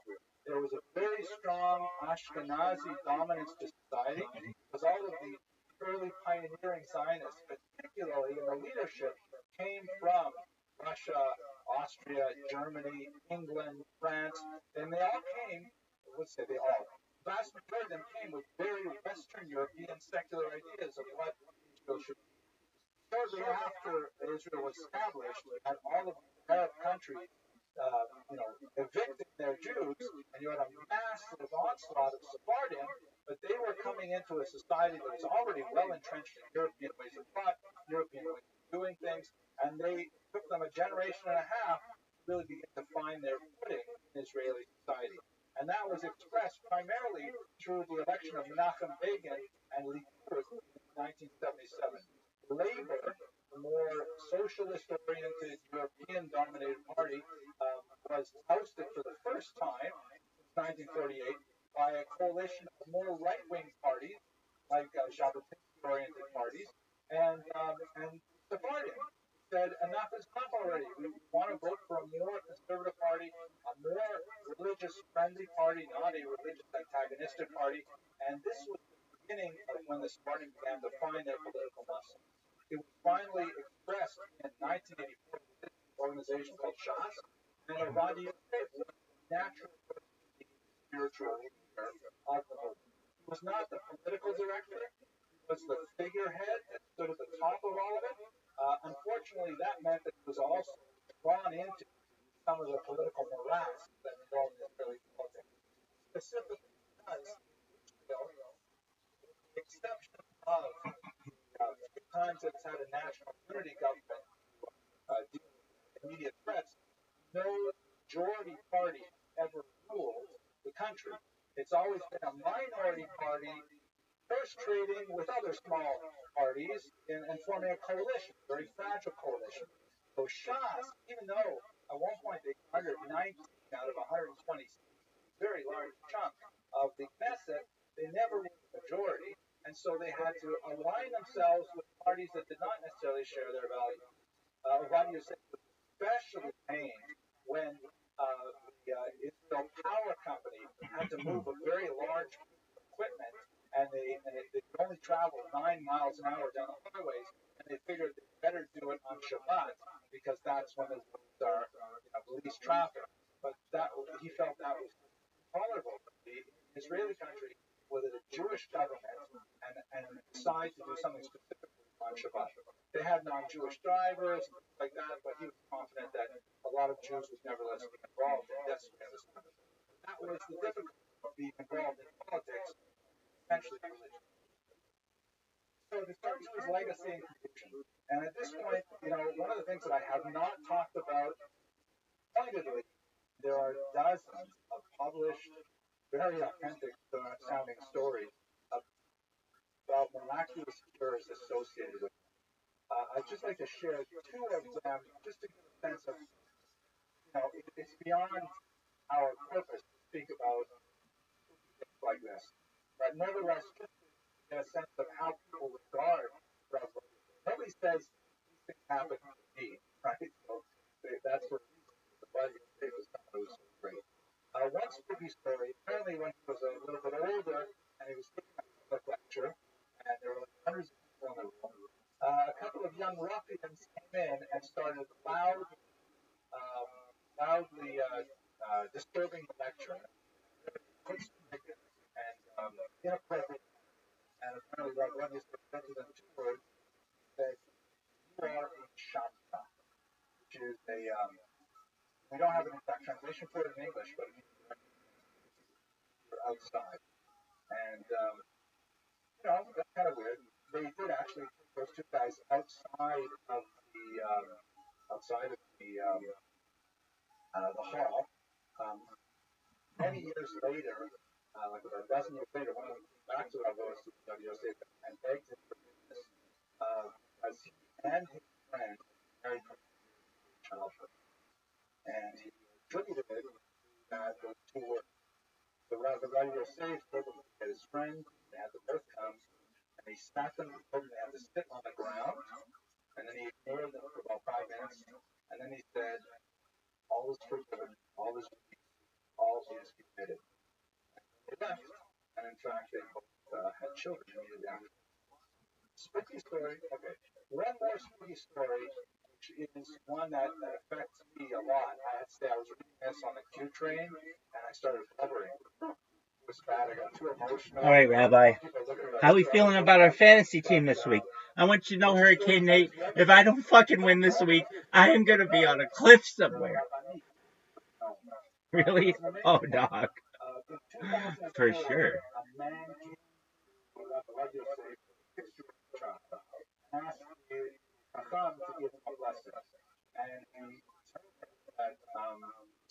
Why?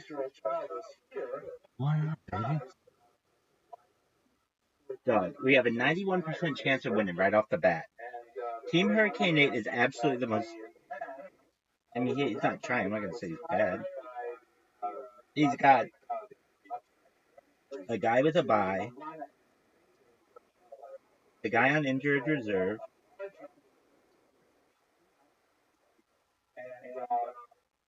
and a guy who's questionable. And his defense has a bye. He has two guys with a bye. Everybody was gone for the holiday. Just one Harry nurse was running between a few people who were in the maternity ward there. And the nurse said, look, I'll do the best I can, but I can't possibly help you when I have another labor just but the Levinson said, you know, you have 300 people who are new to Judaism who are waiting for you to run the Seder. It is so important that you go. Don't worry, I'll be fine. Go to Judaism. Amazing thing that she would say. And then she went to an FPD. Went to the Seder. And when he came back, wife was holding this little boy. And she told him that she went into labor and she was suffering. And another came into the room and getting choked up again. An old woman came into the room and said, I am a Rabbi Yosef. I am the Rabbi Rothschild's wife, and don't worry, I'll help you. And the story goes, the woman said that Levinson actually gave her a baby. And of course she was gone. So, you know, what are you going to do with these kind of stories? You can't exactly print them in standard scholarly work, but it's the kind of thing that I find very moving and powerful that the Levinson was not known for thousands of volumes of response, nevertheless could carry such spiritual weight to affect such America. At any rate, back to the secular stuff. 800,000 people attended it in 2013. It was an amazing thing. It was the largest funeral in Jewish history. 800,000 people came. Just to say, it took 4 hours to move the coffin just a few blocks from the yeshiva to the waiting car, and because people simply would not allow it to move. So if we come back to our initial statement, I apologize, I've gone over time out of the internet. However, Rabbi Yosef, I spoke to you earlier that he, in many ways, I think, the most important celebrity of the 20th century, not only because of his tremendous genius and contribution to Jewish culture and Jewish thought, the Israel Prize and all things, but also because of his very early decision to define the concept of Sfaradim associated with one particular approach to Torah. And in this way, he actually broadened the tent for who could fit within those boundaries, and at the same time, he constricted the tent because he said it has to do with these laws as expressed by this particular thinker, Rabbi Rothschild. So in many ways, he gave Sephardi Jews borders around which to define their identity, and in such a way he guaranteed the legacy of Sephardi tradition for generations. Thank you very much for your attention and your endurance. Collaborating with all.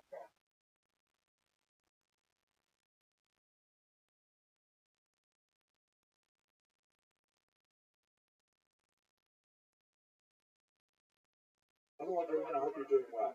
I'd like to speak to you for a few minutes about the Douro River in Greece. Douro is one of the most gorgeous rivers I've ever seen in my life. It's absolutely fantastic. It travels between Spain and Portugal, and I'm really hoping I'll be able to get there again this year as the pandemic, thank God, subsides in many parts of the world. Portugal is well right now, and the vaccinations are proceeding apace. I'm really hopeful that, thank God, we'll get back to touring schedule kosher. Let's talk just for a few minutes of Douro River and specifically its connection with Jewish history. So first of all, let's have a look at the shot. See that the deep valley that creates andrew paths through mountains, but it's not always like that. Actually, it has terraced farmland and agriculture. It's actually very famous for its Rhine region, and of course, port, drink port, comes from Oporto at the very end of the river. But here's where in the Iberian travel from north central Spain out to the Atlantic Ocean, Portugal. We're going to focus on part of the Douro that is Portugal, primarily because that's the most navigable by smaller riverboats that will be taking the ocean. And most of it is built with these gorgeous kind of like terraced landscapes. You get to see the vineyards on either side, and it's actually very, urban development along the river, so quite really fantastic.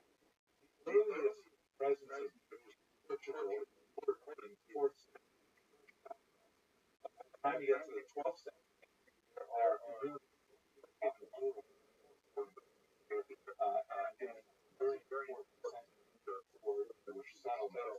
Jews are involved in maritime Portugal.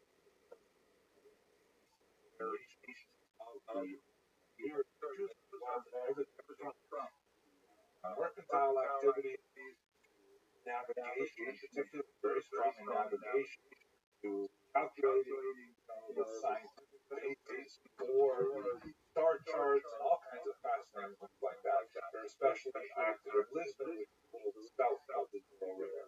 Now, Jews basically did very well in Portugal. There was some tension in the 14th century after the Black Death, when Portugal was hit very hard, not surprisingly, perhaps because it is a maritime nation.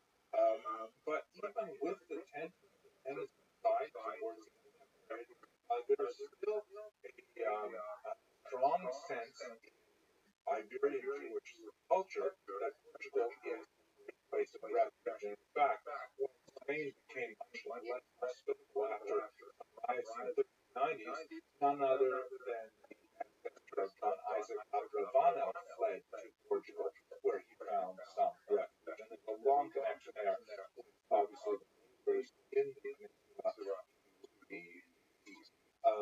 After the Spanish Inquisition, the Douro River in particular is flooded with Jewish migrants who were struggling to get out of Spain, and with the expulsion in 1492, it was one of the most popular land routes for Jews to follow. They end up finding very brief respite in Portugal, however, because of the massive forced conversion of 1497, and then just a decade later, followed by the incredibly difficult Portuguese Inquisition. This effectively ended the Jewish presence as Jews per se in Portugal, but these Jews who are now called Christians because they were forcibly converted to Christianity suddenly had newfound freedoms as a result of their liberation from abilities.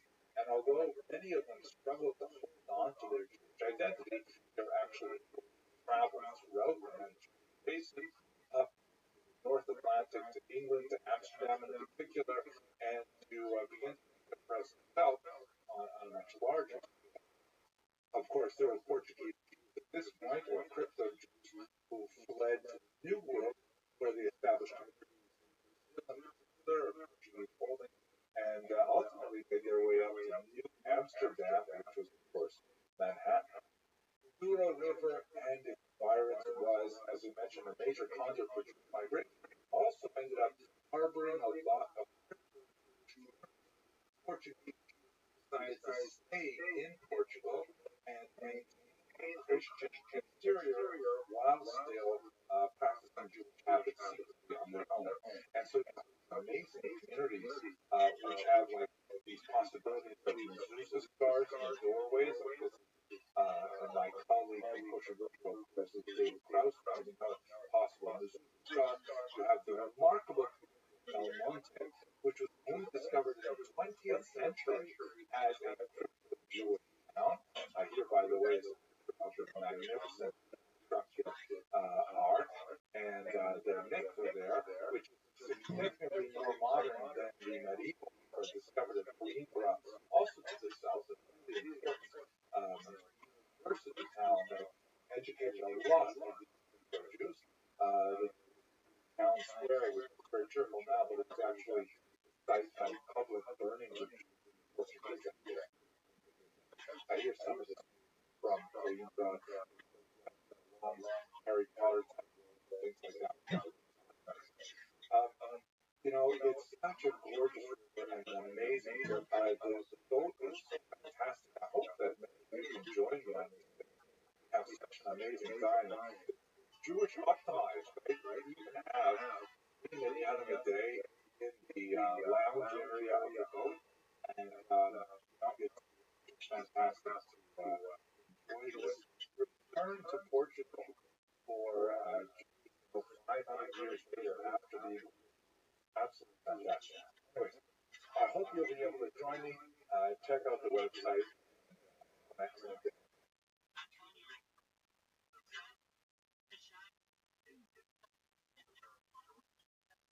Today is the third in our series looking at the history of presidents and pardons and the shaping of the line. We spent quite a bit of time in the first lecture looking at nationalism.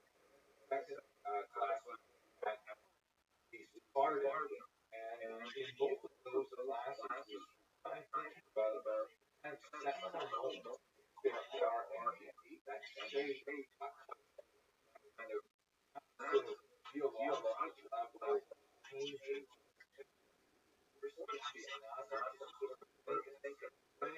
and force different way, and it may be somewhat true to paint with such a broad brush stroke, but nevertheless we argued in the first lecture that we can see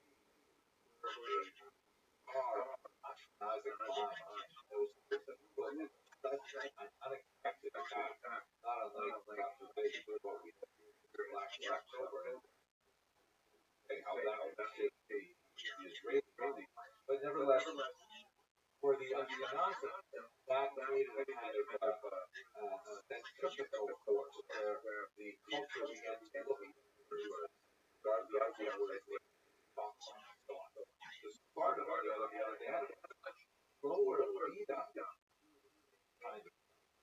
They had essentially the forced conversion of 91.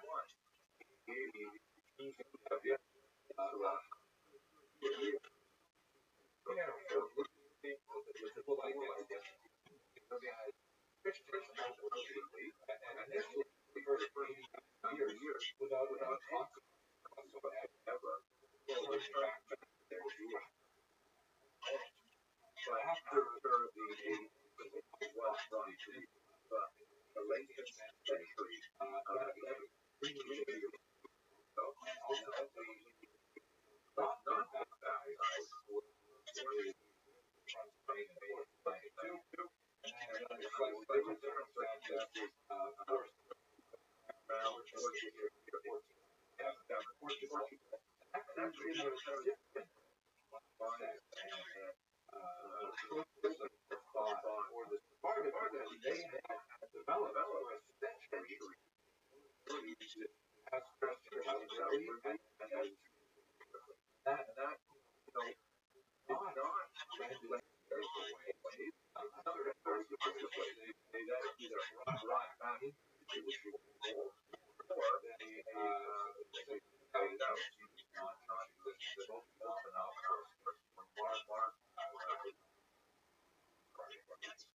So tonight's topic is going to look at the 500 years after that great crisis when Sephardic Jewish was expelled from Ethiopia and the huge things of Ashkenazim and Sephardim and other peoples in the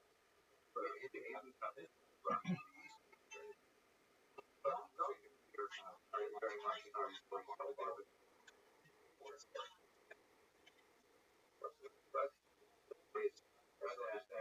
once we come from the region, how did Ashkenazim and Sephardim affect each other? Of course, the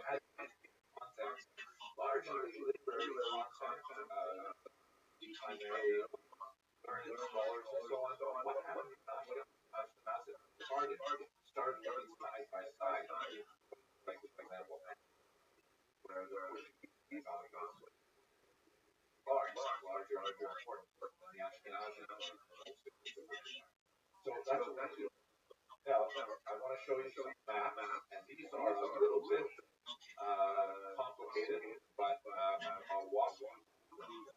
So here's a map that provides me, and I tried to indicate yellow circle, not drawn on scale. It's a little bit complicated. But where we choose to live in at the turn of the millennium, around the year 1000. So if you look down towards at your right, of course, it's still back very much involved in attempts to defend Jerusalem from invaders sitting side by side with the Muslims at that time successfully. But you still have Jews living in Israel, although very small number, especially after the 7th century Muslims. To the right, in the confluence of the Tigris and Euphrates rivers, as they had the Persian Gulf, very significant Mesopotamian Babylon, which was later become Islamized, and the main gravity of that change dates back to the 6th century before the Common Era. By the time you get up to 1000, they're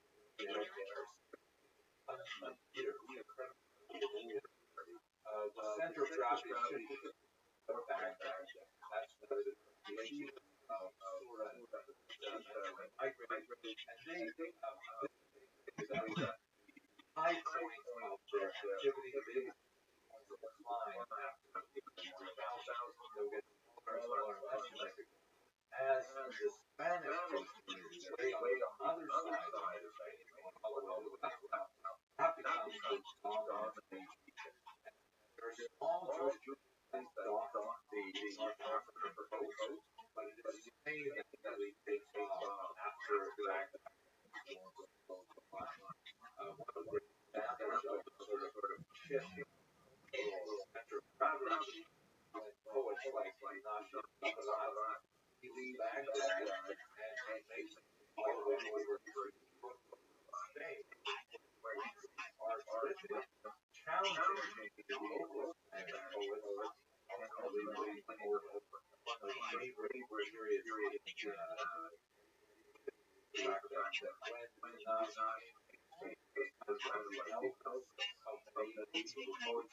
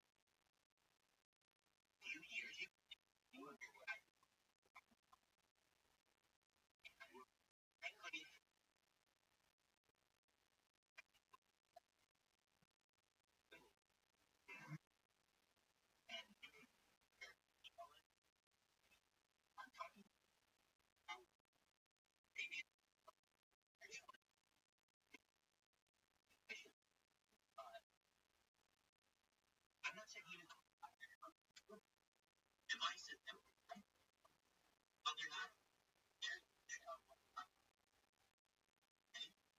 If you go to Google and write,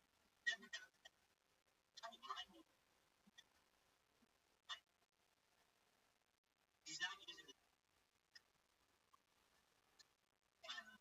But that same technology, shy. Schmidt's the one who came out with the Chromebook. Not so much Microsoft. Microsoft may have been an engineer somewhere, but as I understand, he was a Google engineer, and he made it all the way to the top. He is a beacon of what I would say the technological dream for some people. And from what I know, it's yeah, I believe in that means perhaps not like some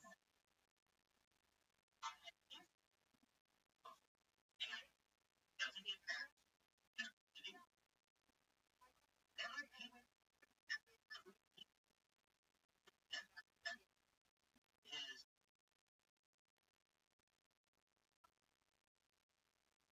achievement is home something they never could.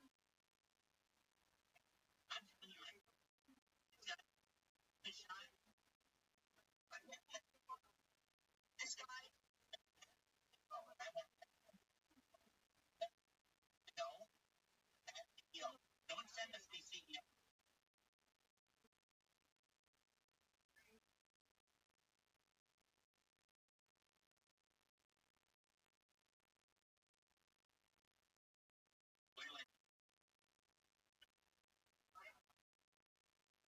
I think it's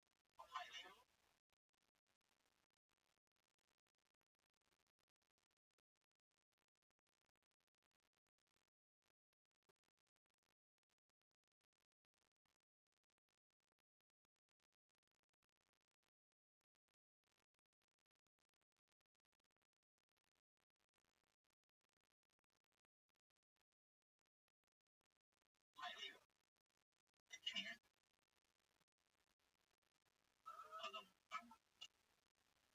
the idea. But I'm saying,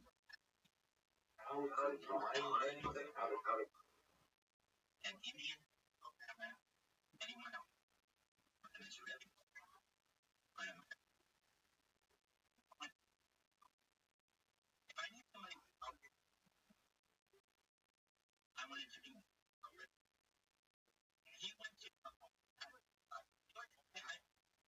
for a group, okay?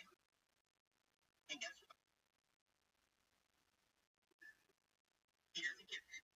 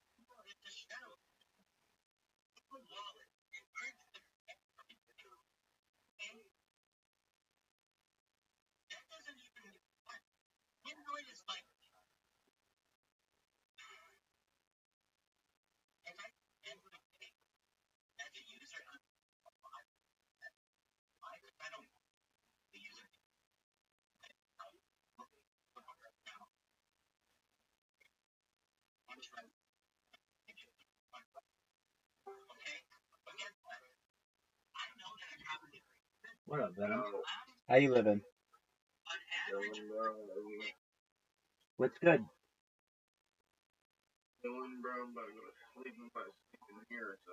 Please do. We're watching history lectures. They'll put you to sleep very nicely, and you'll get some of the deepest sleep that you'll ever have. So you're welcome here. Absolutely. I'm going to turn them on right now, just for you, Venom. You're welcome here anytime, my man. You're welcome, buddy.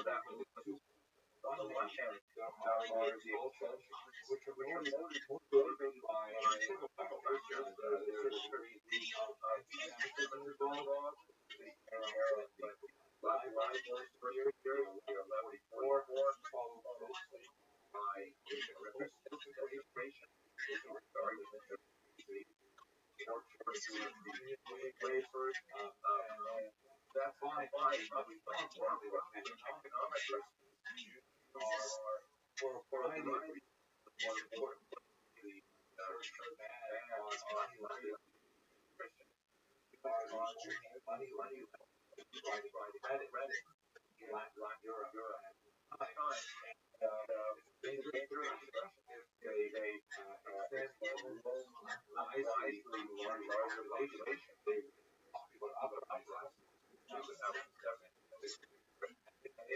Loan money to alcohol, they might feel that it's easier to write out that by selling it.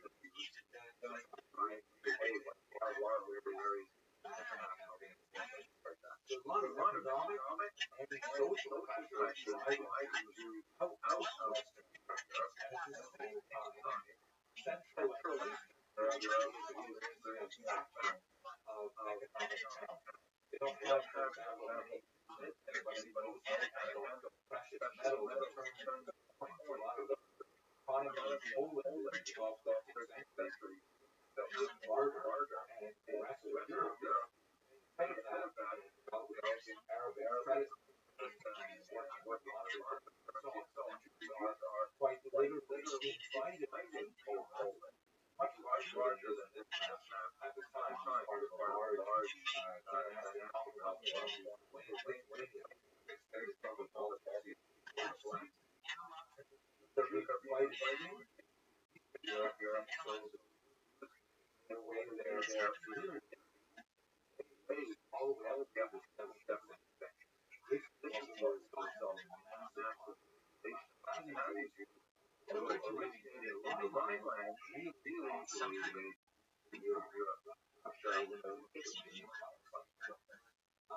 now we get to baseball stadiums, and now we're getting crowded, and get more crowded on that side, but now and red ground. And this is the colossal experience during the cultural thing was an towering citadel of culture.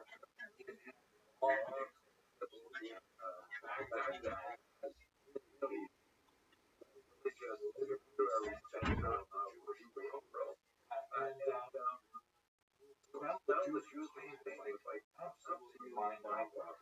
It would be akin to selling New York or New Jersey. Unthinkable. The massive amount of people, economy and culture and so on, will never happen. If we decide that Mexico first made Portugal, because that was the most convenient land crossing in the northern region of the river ever. February, France, Brazil. But a lot of them made their way to the York for accommodating clients, particularly religious orders, where the Protestant Reformation had allowed a more liberal environment, where the Catholic Church in particular, the Netherlands, a cultural church that depends heavily on population each other. The other, of course, was reclaimed land. I've been to the Netherlands, it's incredibly flat, and that's because they developed these dikes and windmills and pull water out of the soil, the soil that's soaked from the ocean, and dry it out enough that they can plant them, and by inch actually expand the territory. And what that society, everybody has to do their part. You can't like go store the icon for property. It's not so much conventions like well, this kind of cooperative culture was exceptionally welcome because as long as they did their part, they were perfectly well. It was not a society that had the luxury of discriminating. A lot of reasons. And then you've got Jews spanning out throughout the Mediterranean, some of them making their way to Italian left. Our purpose is to their way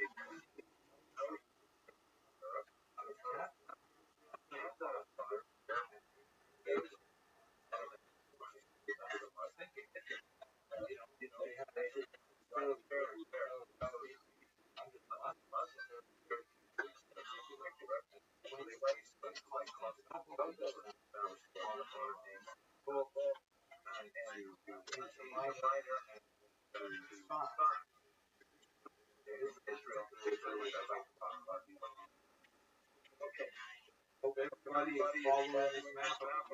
One more complicated light. This essentially gives you a sense of what happens to the largest population by far is now in Ashkenazi Jews, largely Sephardic,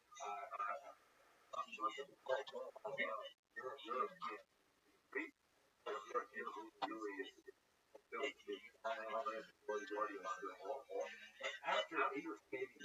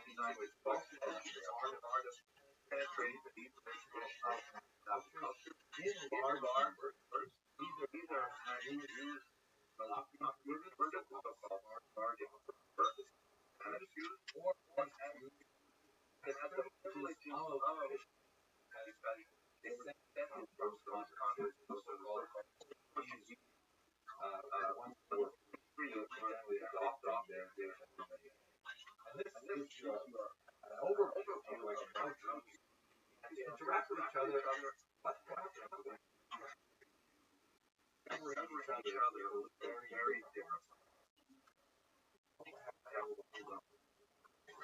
Let's look now at the impact of started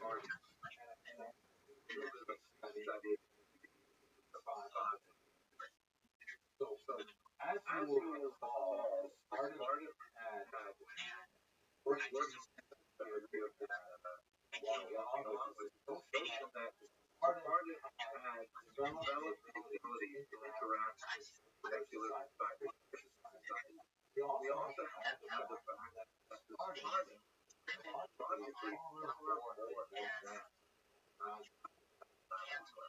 this is a stamp of great scholar of Alabama, or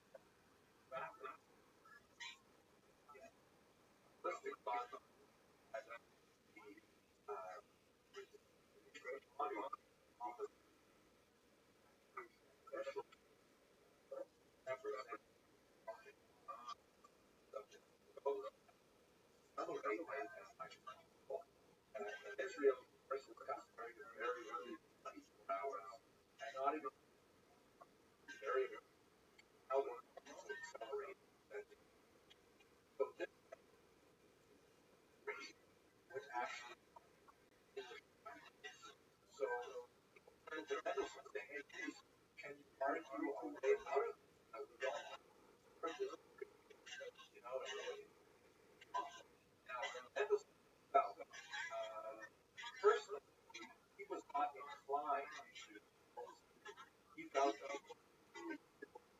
don't measure. After all, people are being very early. Further, pointed out that his framework did not necessarily carry that. For example,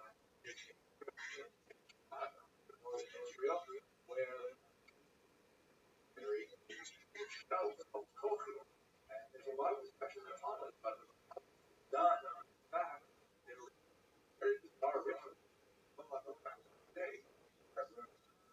Would bury one and let the body after go back home and the family perfectly normal. All different various. He wanted but nevertheless, he was of co-religion, both others,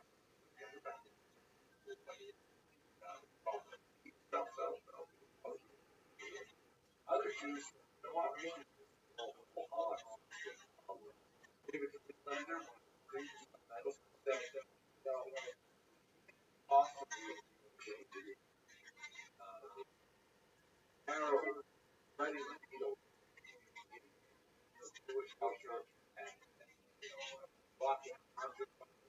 Why don't we just back why proposal and it'll be fine.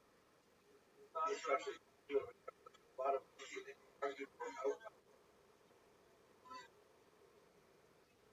There's first here he also argued for a very careful parsing of what is actually very Jewish law, what is necessary, and then just follow it back. Finally,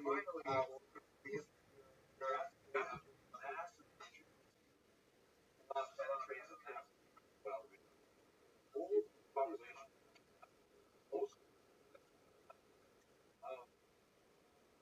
states, but by the time the law gets worse here, overwhelmed, are involved in all kinds of graduations, getting idealism,